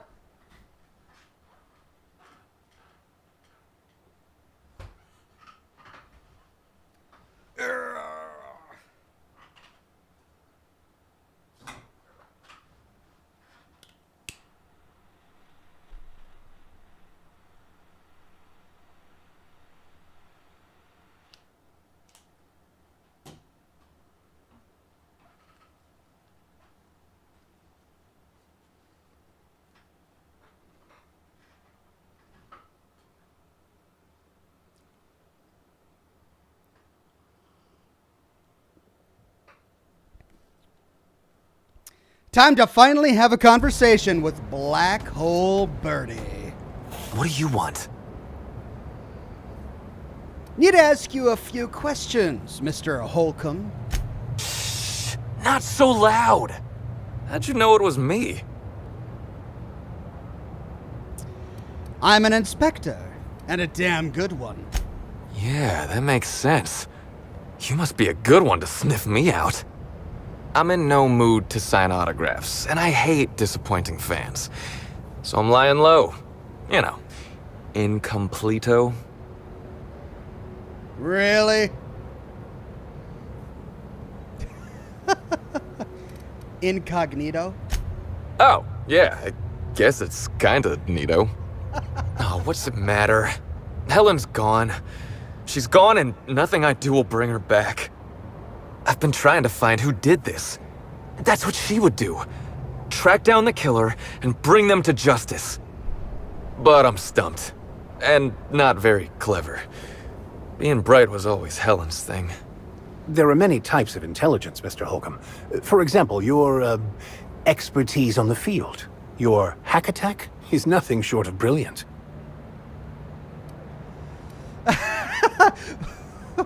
We could say that's nice, Vicar, but we're investigating a murder here. Oh, so you're the inspector. Hope you have more luck figuring things out than me. You probably want to ask me some questions, huh? I'm sure you're asking everybody questions, so you can find Helen's killer. So, how do I help? What were you doing the night Helen died? I was getting blotto with the rest of the Rangers. What? You know, soaked, muddled, preserved. He's saying he was drunk, Captain. The team noticed I was in a bad way when I got back to the hotel. When I told them Helen and I were Splitsville, they wanted to cheer me up. We were up the pole afore evening. The hotel staff said we was bothering the other guests on account of all the crying and yelling and practice body tackling. Zeke said we should move elsewhere, get some air. He knows 4 ways to say that he's drunk, but he can't say incognito. So where'd you go? We ended up at the Wilderness Exploitation Reserve. I think somebody wanted to pet a woolly cow? There was this one cow off away from the others. Zeke figured it'd be a laugh to get her drunk. One thing led to another, and I think we might have maybe, you know, stolen her. Yeah, maybe. So the woolly cow on the VIP floor was your doing. Oh, wow. That's real clever of you to figure out. Helen would have liked you, I'd wager. Say, is the cow okay? You got a woolly cow drunk. Woolly cows are not supposed to get drunk. It was wrong of us. I hope she doesn't have a hangover or nothing. My memory's a little muddled after that. I guess me and the team got split up, because I know I was on my own at the pilot house for a time. Could anyone from the pilot house back that up? I reckon not.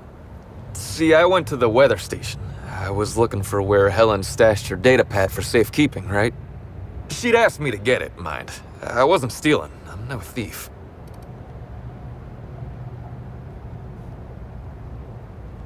So you're telling me that Helen dumped you and then asked you for a favor?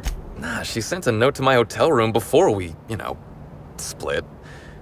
I don't know how long it was sitting there before I noticed. I get it. You thought doing her a favor would smooth things over. She needed something done, and I could do it. Simple as that, okay? I found the data pad at the weather station, like Helen said, but then a guard found me. She started yelling about how I was trespassing and in serious trouble. Thing is, it was real dark out there. So dark, she couldn't tell who I was.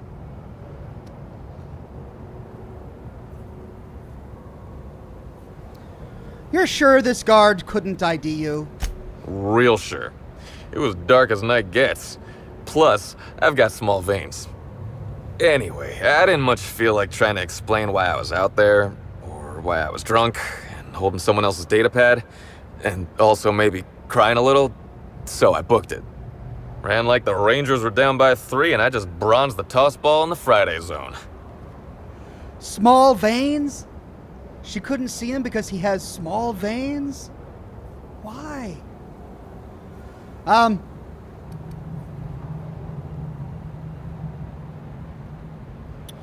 Did anyone else see you that night? Think hard. Anyone, anywhere else? Yeah, no. Nope. No one else.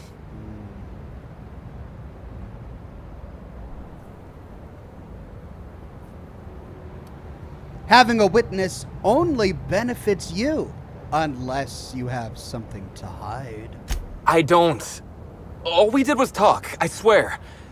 It's just, I don't want to tell you. I'll get in trouble. Let's see. Ooh, I tried to be nice. Time to lean on this guy, Vicar. Trouble. An interesting concept. Depends on who's making the rules, doesn't it? One man's hero is another man's villain and all that. Don't make us be the villains here, Bertie. Wait. What? Is he threatening me? Am I being threatened? Damn it, Vicar. I'm confused. Which is how I always feel watching detective serials, so I think you're doing this right. Look, I talked to Oryk, okay? It works. Oryk West. Hangs out around the Spaceport. He's the one who taught me the breathing exercises I use to calm down.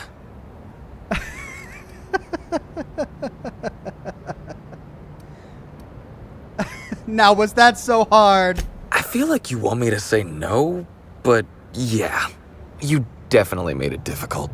Don't get the wrong idea, okay? Oryk's not a bad guy. He's just got an unusual job. So now you have the whole story. After I talked to Oryk, I went back to the hotel. Woke up the next morning with Helen's data pad in my hand and the hangover to end all hangovers. Don't know if I'll ever drink again. Wait, isn't that a beer you're drinking? Oh, I mean the hard stuff. Beer doesn't count. Of course. Anyway, you ought to take Helen's data pad. Maybe you'll have better luck understanding her notes. Either she was writing in code or I'm dumber than a bag of hammers. I tried for hours to crack her notes, but it's like I said. Being bright was Helen's thing.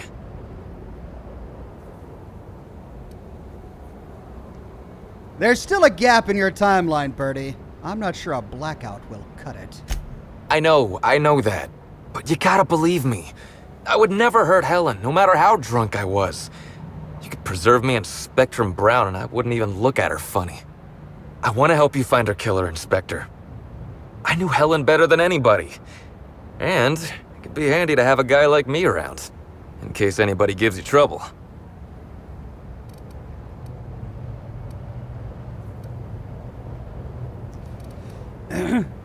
Well, I can't let a suspect be part of the investigation.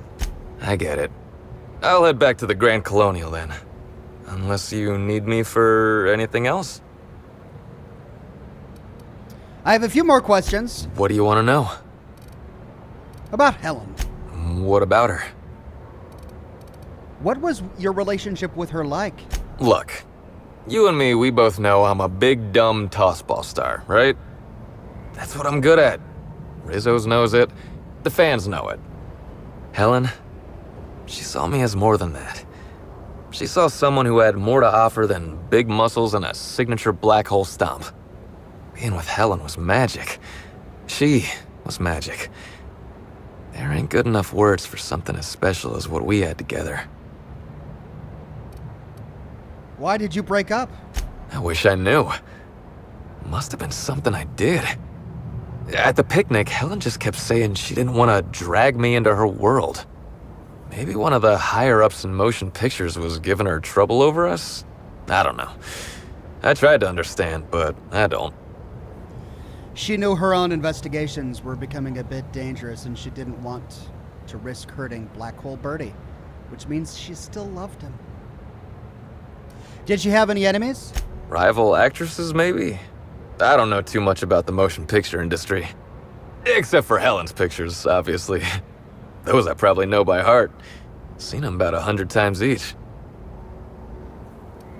What do you want to know? About Oryk West. Yeah? What's his deal? Oryk's a businessman. He sells stuff you can't get elsewhere. You know, alternative stuff. We're talking sort of science, crockery, whole supplements.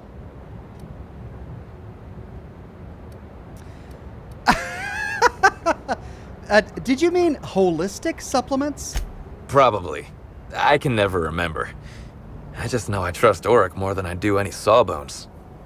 Maybe putting effort accelerators in your body isn't always the right call, you know? Maybe there are other options. Maybe I don't take all the accelerators Rizzo's pushes on me.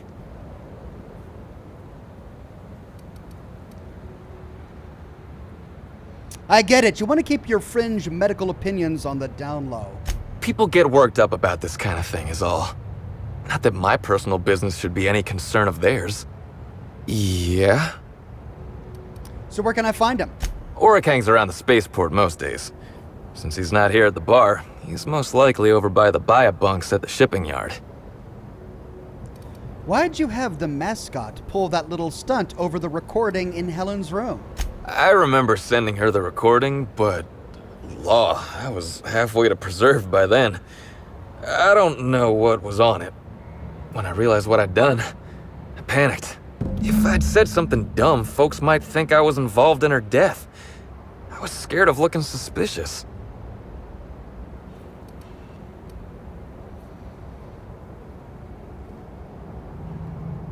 I found the recording. There's nothing incriminating on it. You listened to it?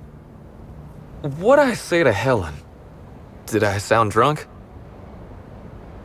Oh, we could lie, but I can't right now. You mainly said you loved her. Thank the architect. I hope she heard it. I don't want the last time she heard my voice to be when I was all angry at the orchards. What's it like being a famous tossball player? Tossball was, is, and always will be the greatest game in the universe. And I would give it up in a heartbeat to have Helen back. Well, that's enough for now. I mean, he doesn't seem like the murderer. There's way too much genuine stupidity there. If he was the murderer, he's much more devious than I'm getting.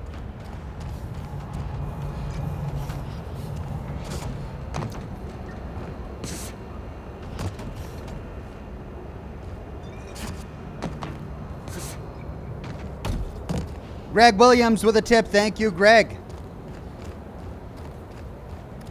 So our new guy is over there, but we also have the quest to go talk Housing with what's her people name. like cargo. Just another resource to be exploited. Well, let's see. I got a few minutes left. What's this? Buy a bunk. Tired of sleeping on the ship? Is the Grand Colonial too grand for your bit cartridge? Enjoy moderate luxury. Buy a bunk. We can try to pass a waiver. Sublight Salvage and Shipping Underground is not responsible for any damage incurred by you while you rent this unit. Slug does not guarantee the condition of this unit or amenities therein. Slug does not guarantee that this unit is vermin-free. The corpses of any vermin killed by the user, intentionally or otherwise, are the property of Slug. Removal of said corpses will be met with a fine of no less than 1,000 bits. By agreeing to rent this unit, you waive any right to pursue Slug for damages. We can return the route and rent a unit. This unit is currently occupied.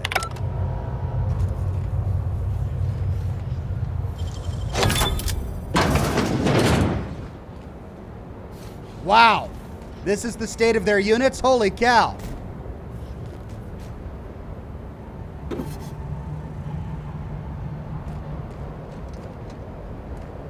Gee whiz, it's filthy.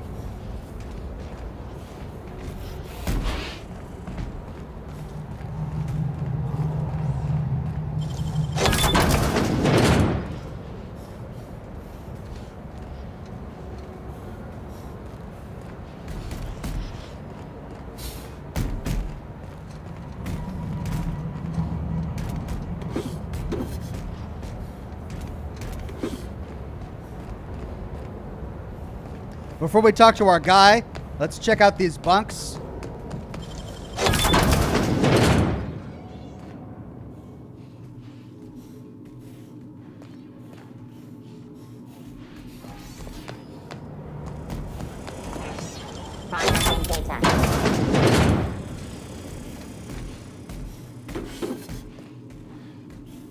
Pick up Slug Worker Identity Cartridge.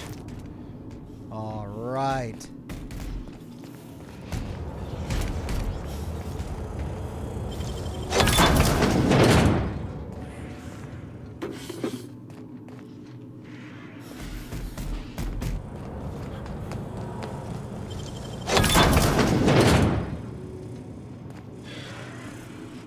So now we can pass ourselves off as a slug worker. Hey, pal.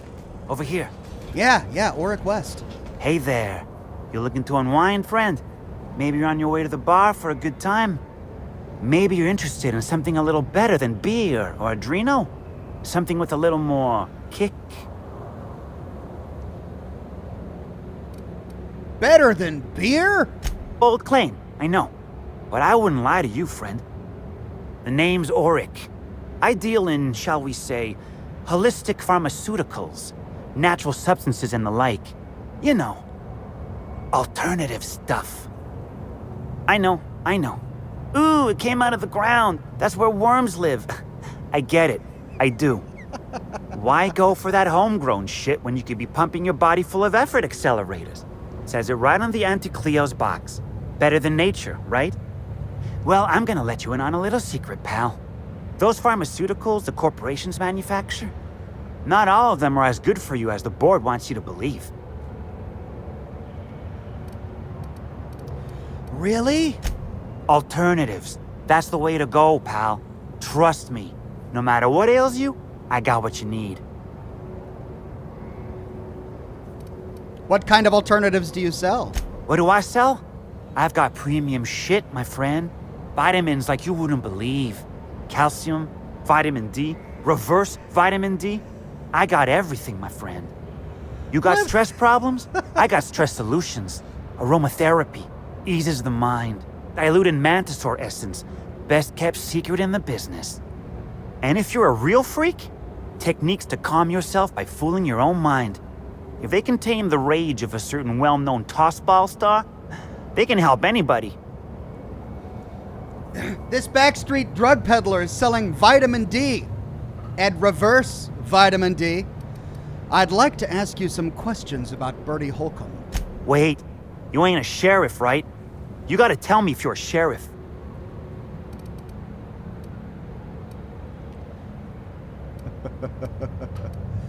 I'm a freelance inspector brought in to investigate the death of Halcyon Helen. I'll be honest, I don't really know where that puts us.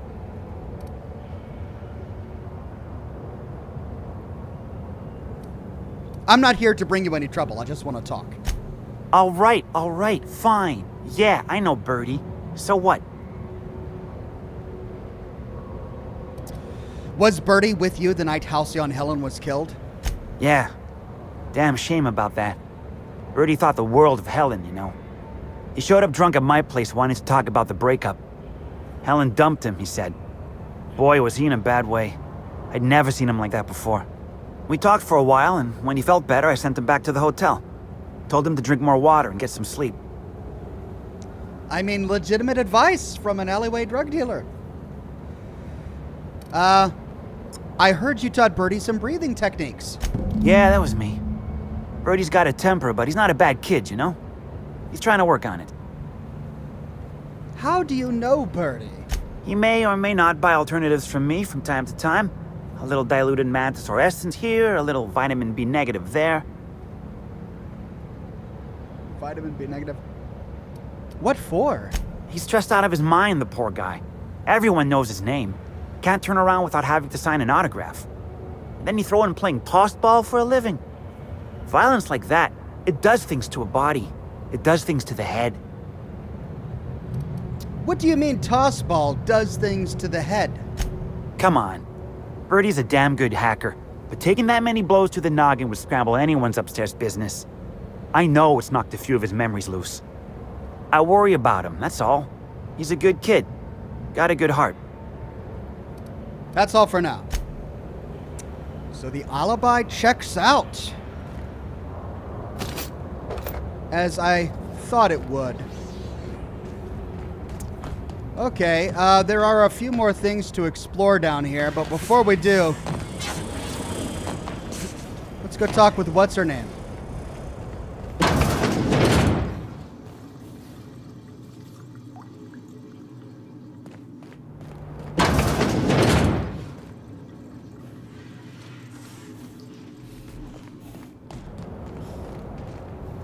Actually, let's see.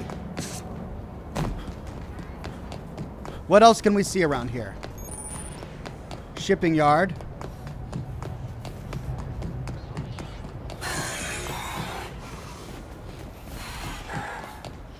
Looks like this is mostly set design. Ah.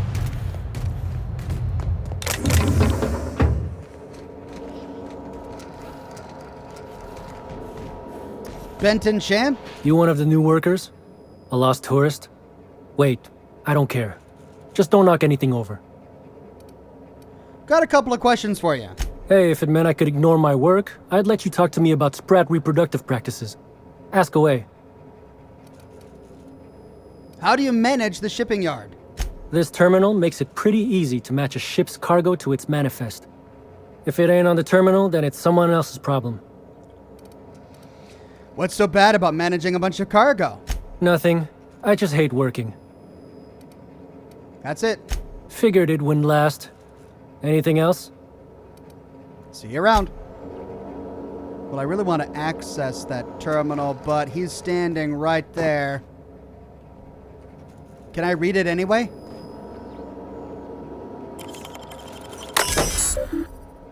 Greetings, employee. Please be sure to report any unauthorized individuals, mechanicals, or sprats that may have wandered into the shipping yard. We can view the shipping manifests. Manifest Rat King. Ship Rat King, crew Mills, Cassidy, Whitlock, and Dash. Cargo 17 crates, unmarked, 2 canisters of cacao milk, 1 package unmarked and wrapped in brown paper. All contents moved to shipping yard. Package was placed in container number 2443 for safekeeping. Manifest Nanner Spanker 258. Crew 8 Rizzo's employees, names withheld. Cargo 14 crates of Rizzo's confectionaries and beverages, 3 sets of security armor, 20 stun batons. Used. Moved to Slug Warehouse. Note, crew was most likely lost and mistakenly landed in the Slug territory. Should their captain return asking about their supplies, act as if you don't know what they're talking about. Manifest Sublighter.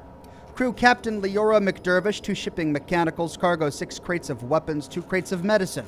Note, sent her back with spectrum enough to drown most of Fallbrook.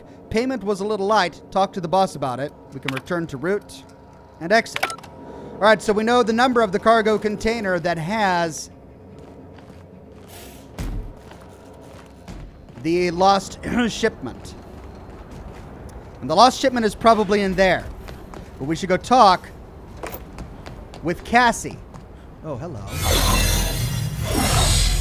Well, we just found a secret way back there. Let's go talk with Cassie first before we go stealing shipments. But let me finish exploring the yard. Spaceport Security Protocol Checklist. 1. Wait for docking procedures to finish, including ship captain wiring their docking fee. 2. Greet the captain of the docked ship and request their docking fee. If repeat visitor, charge double the docking fee. Will not be contacted in advance. 3. Retrieve cargo manifest. Charge a flat percentile-based tariff on each piece of cargo. Charge double if captain was surly. 4. If captain complains for any reason, call slug fixers. 5. Offer cargo insurance for a 5,000 bit fee. If captain declines, notify slug fixers to rearrange their cargo later. 6. Retrieve loading mechanicals to move cargo to shipping yard. 7. Open and inspect cargo. Anything not mentioned in cargo manifest, including stowaway vermin or additional cargo, imparts a 2,000 bit fine per pound of cargo/individual animal found. 8. If no additional unmentioned cargo is found, plant your own. Wow, these guys are criminals. They're crooks.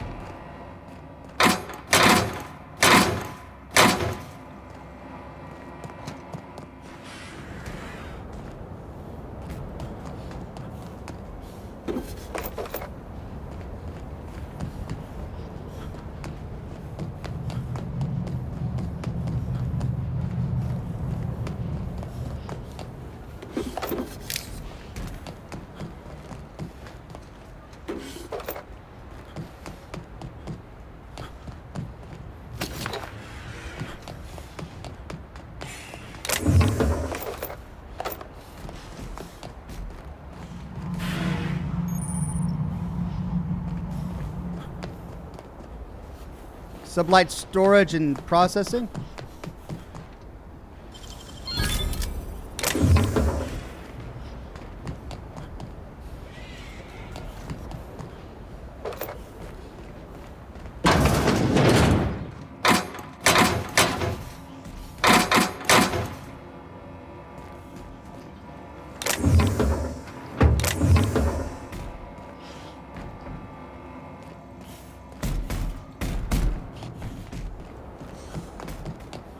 Okay. Right, so another way in. 3 ways in, one of which is on the back side. Oh, look, there's another way in.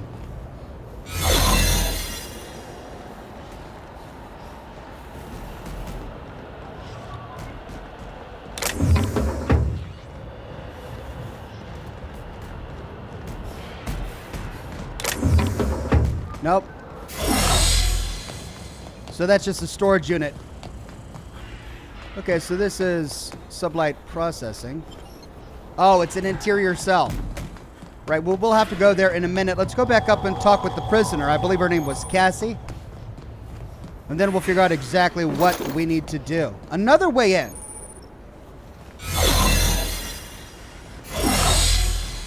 Lots of ways inside. Cool.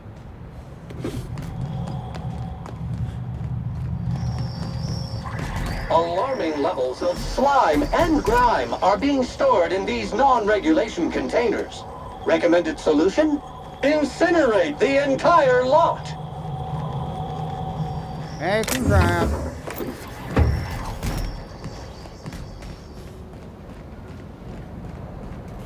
This unit has located the origin of all filth in this area, targeting upper levels of the Harbor Master's building for extreme sanitation. Wow, what exactly is in there? Okay, so we need to explore the Harbor Master's office as well, but let's go talk to the prisoner first.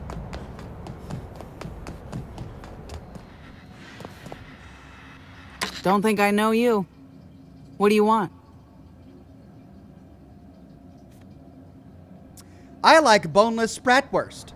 Yep, that sure is the passphrase, even if it is dumb as hell. What's Dash's plan?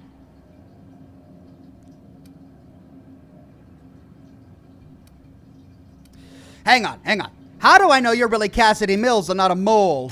Because I'm gonna tell you where our package is, hullhead. If I were part of an ambush, you'd have already been arrested. We're in the constabulary, for law's sake. You're looking for cargo from our ship, the Rat King. Small package, wrapped in brown paper. It got moved to the shipping yard, but I'm not completely sure where. All right, well, we already found that out. It's in container 244 something or other. We can check that again before we go look for it. If you're not sure where it is, how am I supposed to find it? I'm sure some sluggite knows how to find it, or has it listed in a terminal. All else fails, you could just case the joint. Might end up with some extra loot for your troubles. Bingo. So now we know why we need to go in there. Let's go into the Harbor Master office, see exactly why Sam thinks this is so filthy. After we loot around back.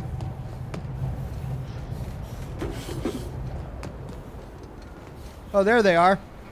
How you guys doing? No hard feelings, right?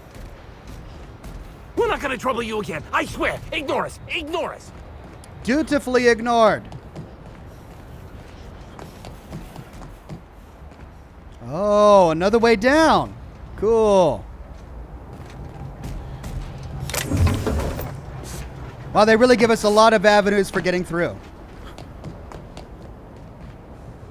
All right, I'll go up there if I don't find a way up there inside the front door. You got an appointment? Appointment? Hello. I need to speak with Cedric. Yeah, that's why you're here. Appointment? Can I make an appointment for right now? Not entirely out of the question. Convince me. Well, we'll pass a persuade check of 70 to say I could put a good word in with Cedric about his incredibly helpful secretary. Wouldn't mind a new bolter pistol. I've fired mine so many times the tips nearly fell off. Let's give Mr. Kincannon a ring. Mr. Kincannon, got a person of interest here to see you. Think they've got business. That sounds like our inspector. Please, send him up. Thank you, helpful secretary, or receptionist. What was that? What do you think you're doing? Whoops. I was just leaving. All right. But I got my eye on you. Whoa. Sublight underground reputation decreased. Well, I guess I shouldn't have tried to pick that lock while they were standing right there.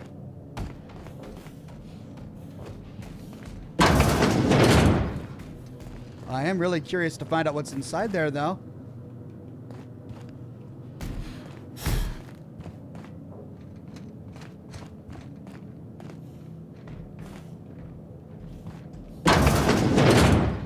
And this is what the ladder was for. I could have bypassed the secretary.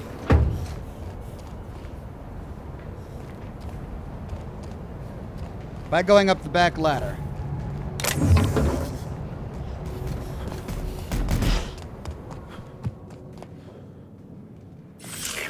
Timeline discrepancy detected nearby.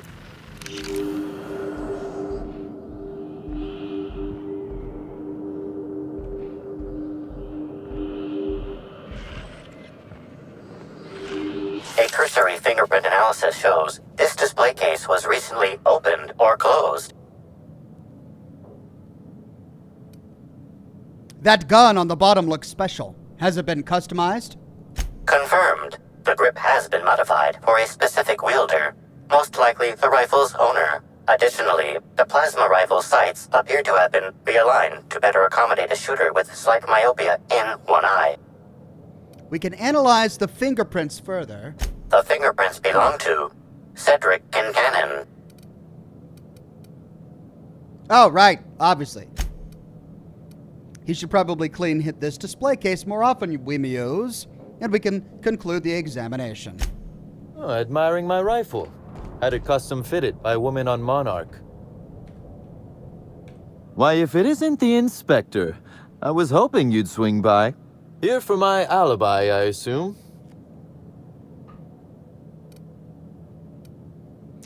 Later. First, I want an explanation for that nonsense outside. Another murder? Drunk Raptidons? Black Hole Birdie practicing his hacking in the middle of the street? Stop me if it's one of those, or I'll just keep guessing.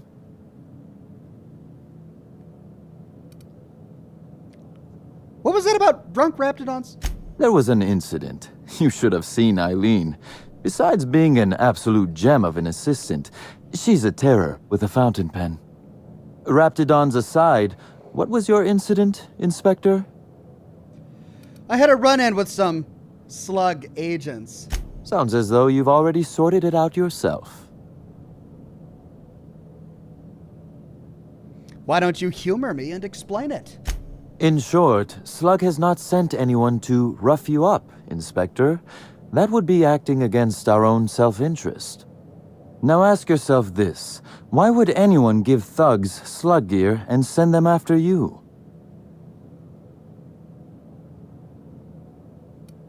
Clearly whoever's behind this wants to pit me against Slug. Right again, Inspector. But I can't fathom who would benefit from tarnishing my reputation like that. Can you? Unless he really did it as a way to have this conversation with me later, to put me against Rizzo's.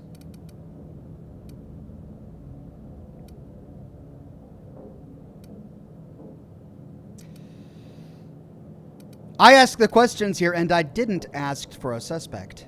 Oh, that's good. That's very good, Inspector. I like this. Dominant, aggressive, The man in charge. So, as you've deduced, I did not send anyone from Slug after you, nor is it likely they assigned themselves that task. Still, I am sorry for the trouble, Inspector. With that settled, I assume you'll want to know where I was the night of Helen's murder. Sounds like he's got his alibi prepared. He's eager to give it to us. Let's hear it. Let's see. That night, I was... torturing Elliot Nasser for information on missing cargo. That was a messy one. Didn't break until nearly noon the next day. Can you imagine? When you say break... His spine, specifically. If you'd like to know the exact vertebrae, I'm afraid I don't know. I can tell you he's quite dead. Not that it matters much. You'd be a fool to believe me, regardless of what I told you. People lie, and I am, incriminatingly, people.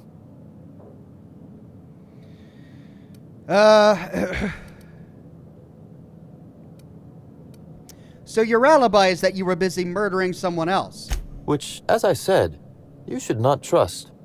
If it helps, however, you might consider pursuing not my means, but my motive.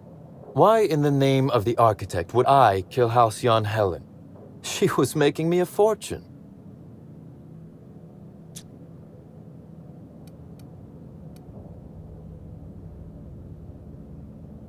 Bet you'd make a killing selling tickets to her funeral. Why, Inspector, that's terrible. Besides, given how long she was likely to live and continue working, the math doesn't work out. I'd offer to assist you in your work, but I've a mystery of my own to solve, I'm afraid.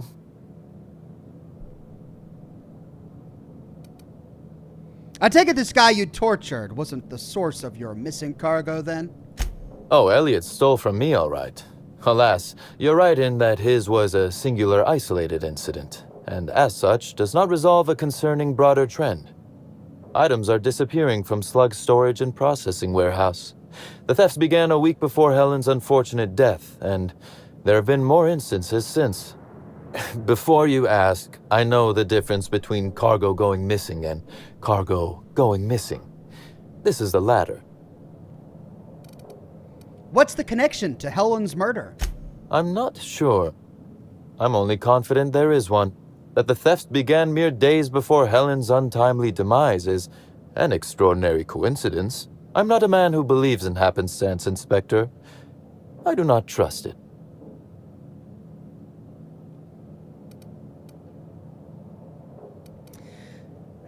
I guess I can't guarantee the theft isn't related to the murder. I certainly wouldn't take that bet. Regardless, this will be fun. You out in the field, chasing down leads. Me, scheming in my office, preparing to unspeakably mangle the perpetrator. oh, this guy. Barrel of laughs.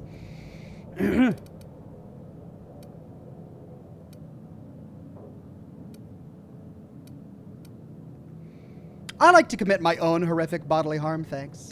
Oh, I never subcontract out that type of work, Inspector. You'll want to speak with Ella Tinsley, the warehouse foreman. I've cleared her as a suspect myself, but should she refuse to cooperate, shoot her. No, I'm joking. If she won't cooperate, tell me and I will shoot her. Right. And do feel free to search my office for clues while you're here.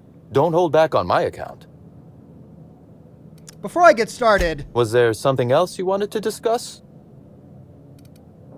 The constable is dead. Constable Keene? Now that is a damn shame. Am I right to think this wasn't a workplace accident?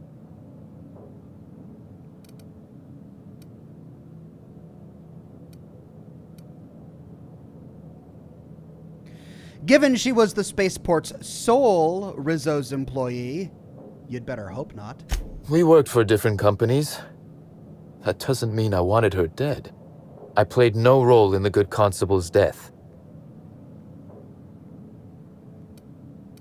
Any idea who would have, who might have wanted her dead? None. I'm flummoxed. I'd nearly forgotten how that feels. It's quite unpleasant. Thank you for informing me of Constable Keene's passing. When you find her killer, please be certain to make them suffer. We can pass a perception check to discern that he's actually upset about this. We may have been on opposite sides of the law on occasion, but we were not enemies. Perhaps it will shock you to hear her loss saddens me. Maria was a decent soul, and law knows those are in short supply around here. A little square, perhaps, in her dedication to the rules, but good nonetheless. I'm also saddened to have lost an occasional drinking buddy. She was quite good at cards, you know.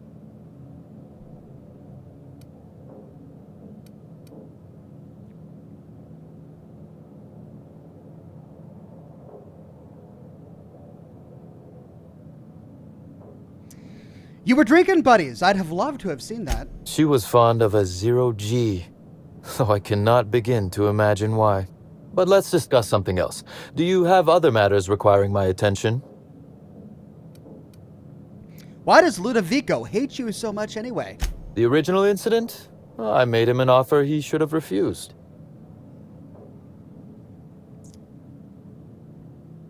That's assuming he could refuse it. Intimidation has its role in diplomacy.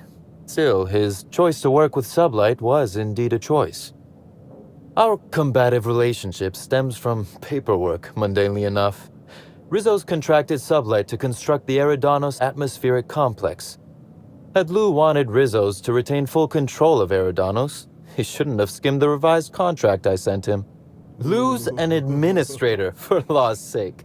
I thought he would adore all the fine print I added. Wow. That's terrible, but also hilarious. It was all perfectly legal, too, which irked Lou to no end. My power grab, as Lou called it, planted the seed of hatred. And Lou, obsessed with what should have been, has made sure to water it daily with his bitterness and anger.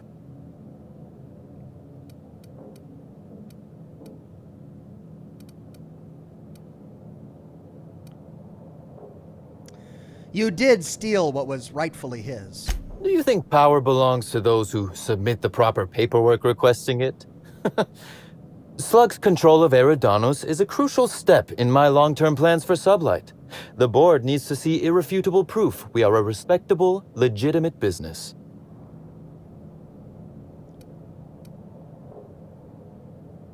Why do you care so much what the board thinks? Because one day soon, Sublight will obtain a seat on it. Really? Meanwhile, our dear administrator is still laser-focused on old slights, which can be a nuisance. He's grown increasingly desperate to catch Slug with our hand in the proverbial cookie jar as of late, convinced we're involved in less than legal business opportunities.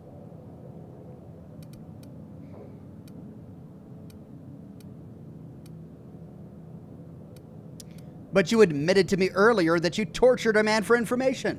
Not in front of witnesses, I didn't. I have more questions about Helen. Very well. Did you have many dealings with Helen? A few. Helen was strangely curious about the private business operations around Eridanos. She said it was role research. But how much business know-how does one actor truly need for an action picture? I also arranged to have Helen supplied with mag picks, bypass shunts, and other hacking tools. She wanted to buy in bulk. Wow. That didn't strike you as suspicious? That she bought in bulk? Not particularly. It takes time to learn to use tools like that deftly. I wonder, did she run out of time in the end?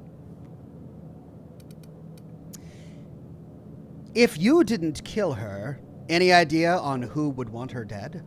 That is the question, isn't it, Inspector?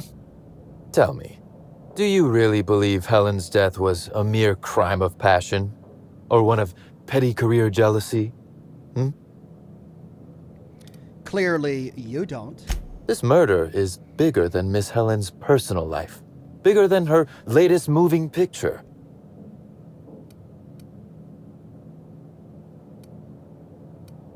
Well, we can't pass this intelligence check of 2, because our intelligence is too high, so instead we can say, I'm listening.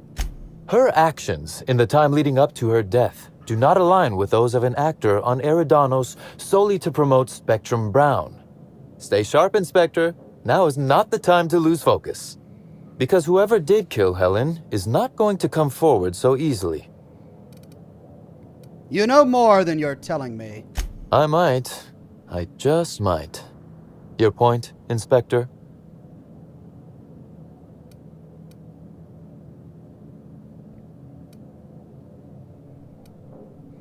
You're getting away with less than you think. Now that is interesting. I suppose we'll see, won't we? Be very careful, Inspector.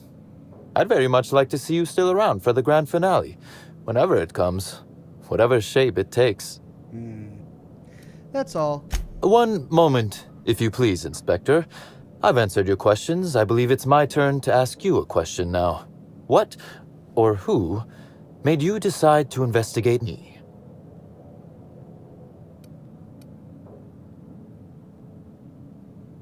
You're one of Eridanos' major players. It only makes sense. Understandable. A man of my standing would naturally be tied up in all this, whether he wishes to be or not. Now then, did you need anything else? That's it. Wow. Some damning information about Ludovico that we found on the terminal, and this character who is clearly not telling us everything he knows. The Dissident Queen, Chapter 3. Halcyon Helen commits regicide. Did we read this already? Some hours had passed since Helen's entry into the dissident hideout. She had fought no small number of slugmen, destroying the abominations in singular fashion, and had met several employees from many corporations, each forcibly taken by the dissidents for use as test subjects. One such freed captive, who had called himself Hephaestus Harry, had accompanied her. Yeah, we did read this. Yep, we read it. Okay, well, with that, I'm over time. Let's do a hard save here.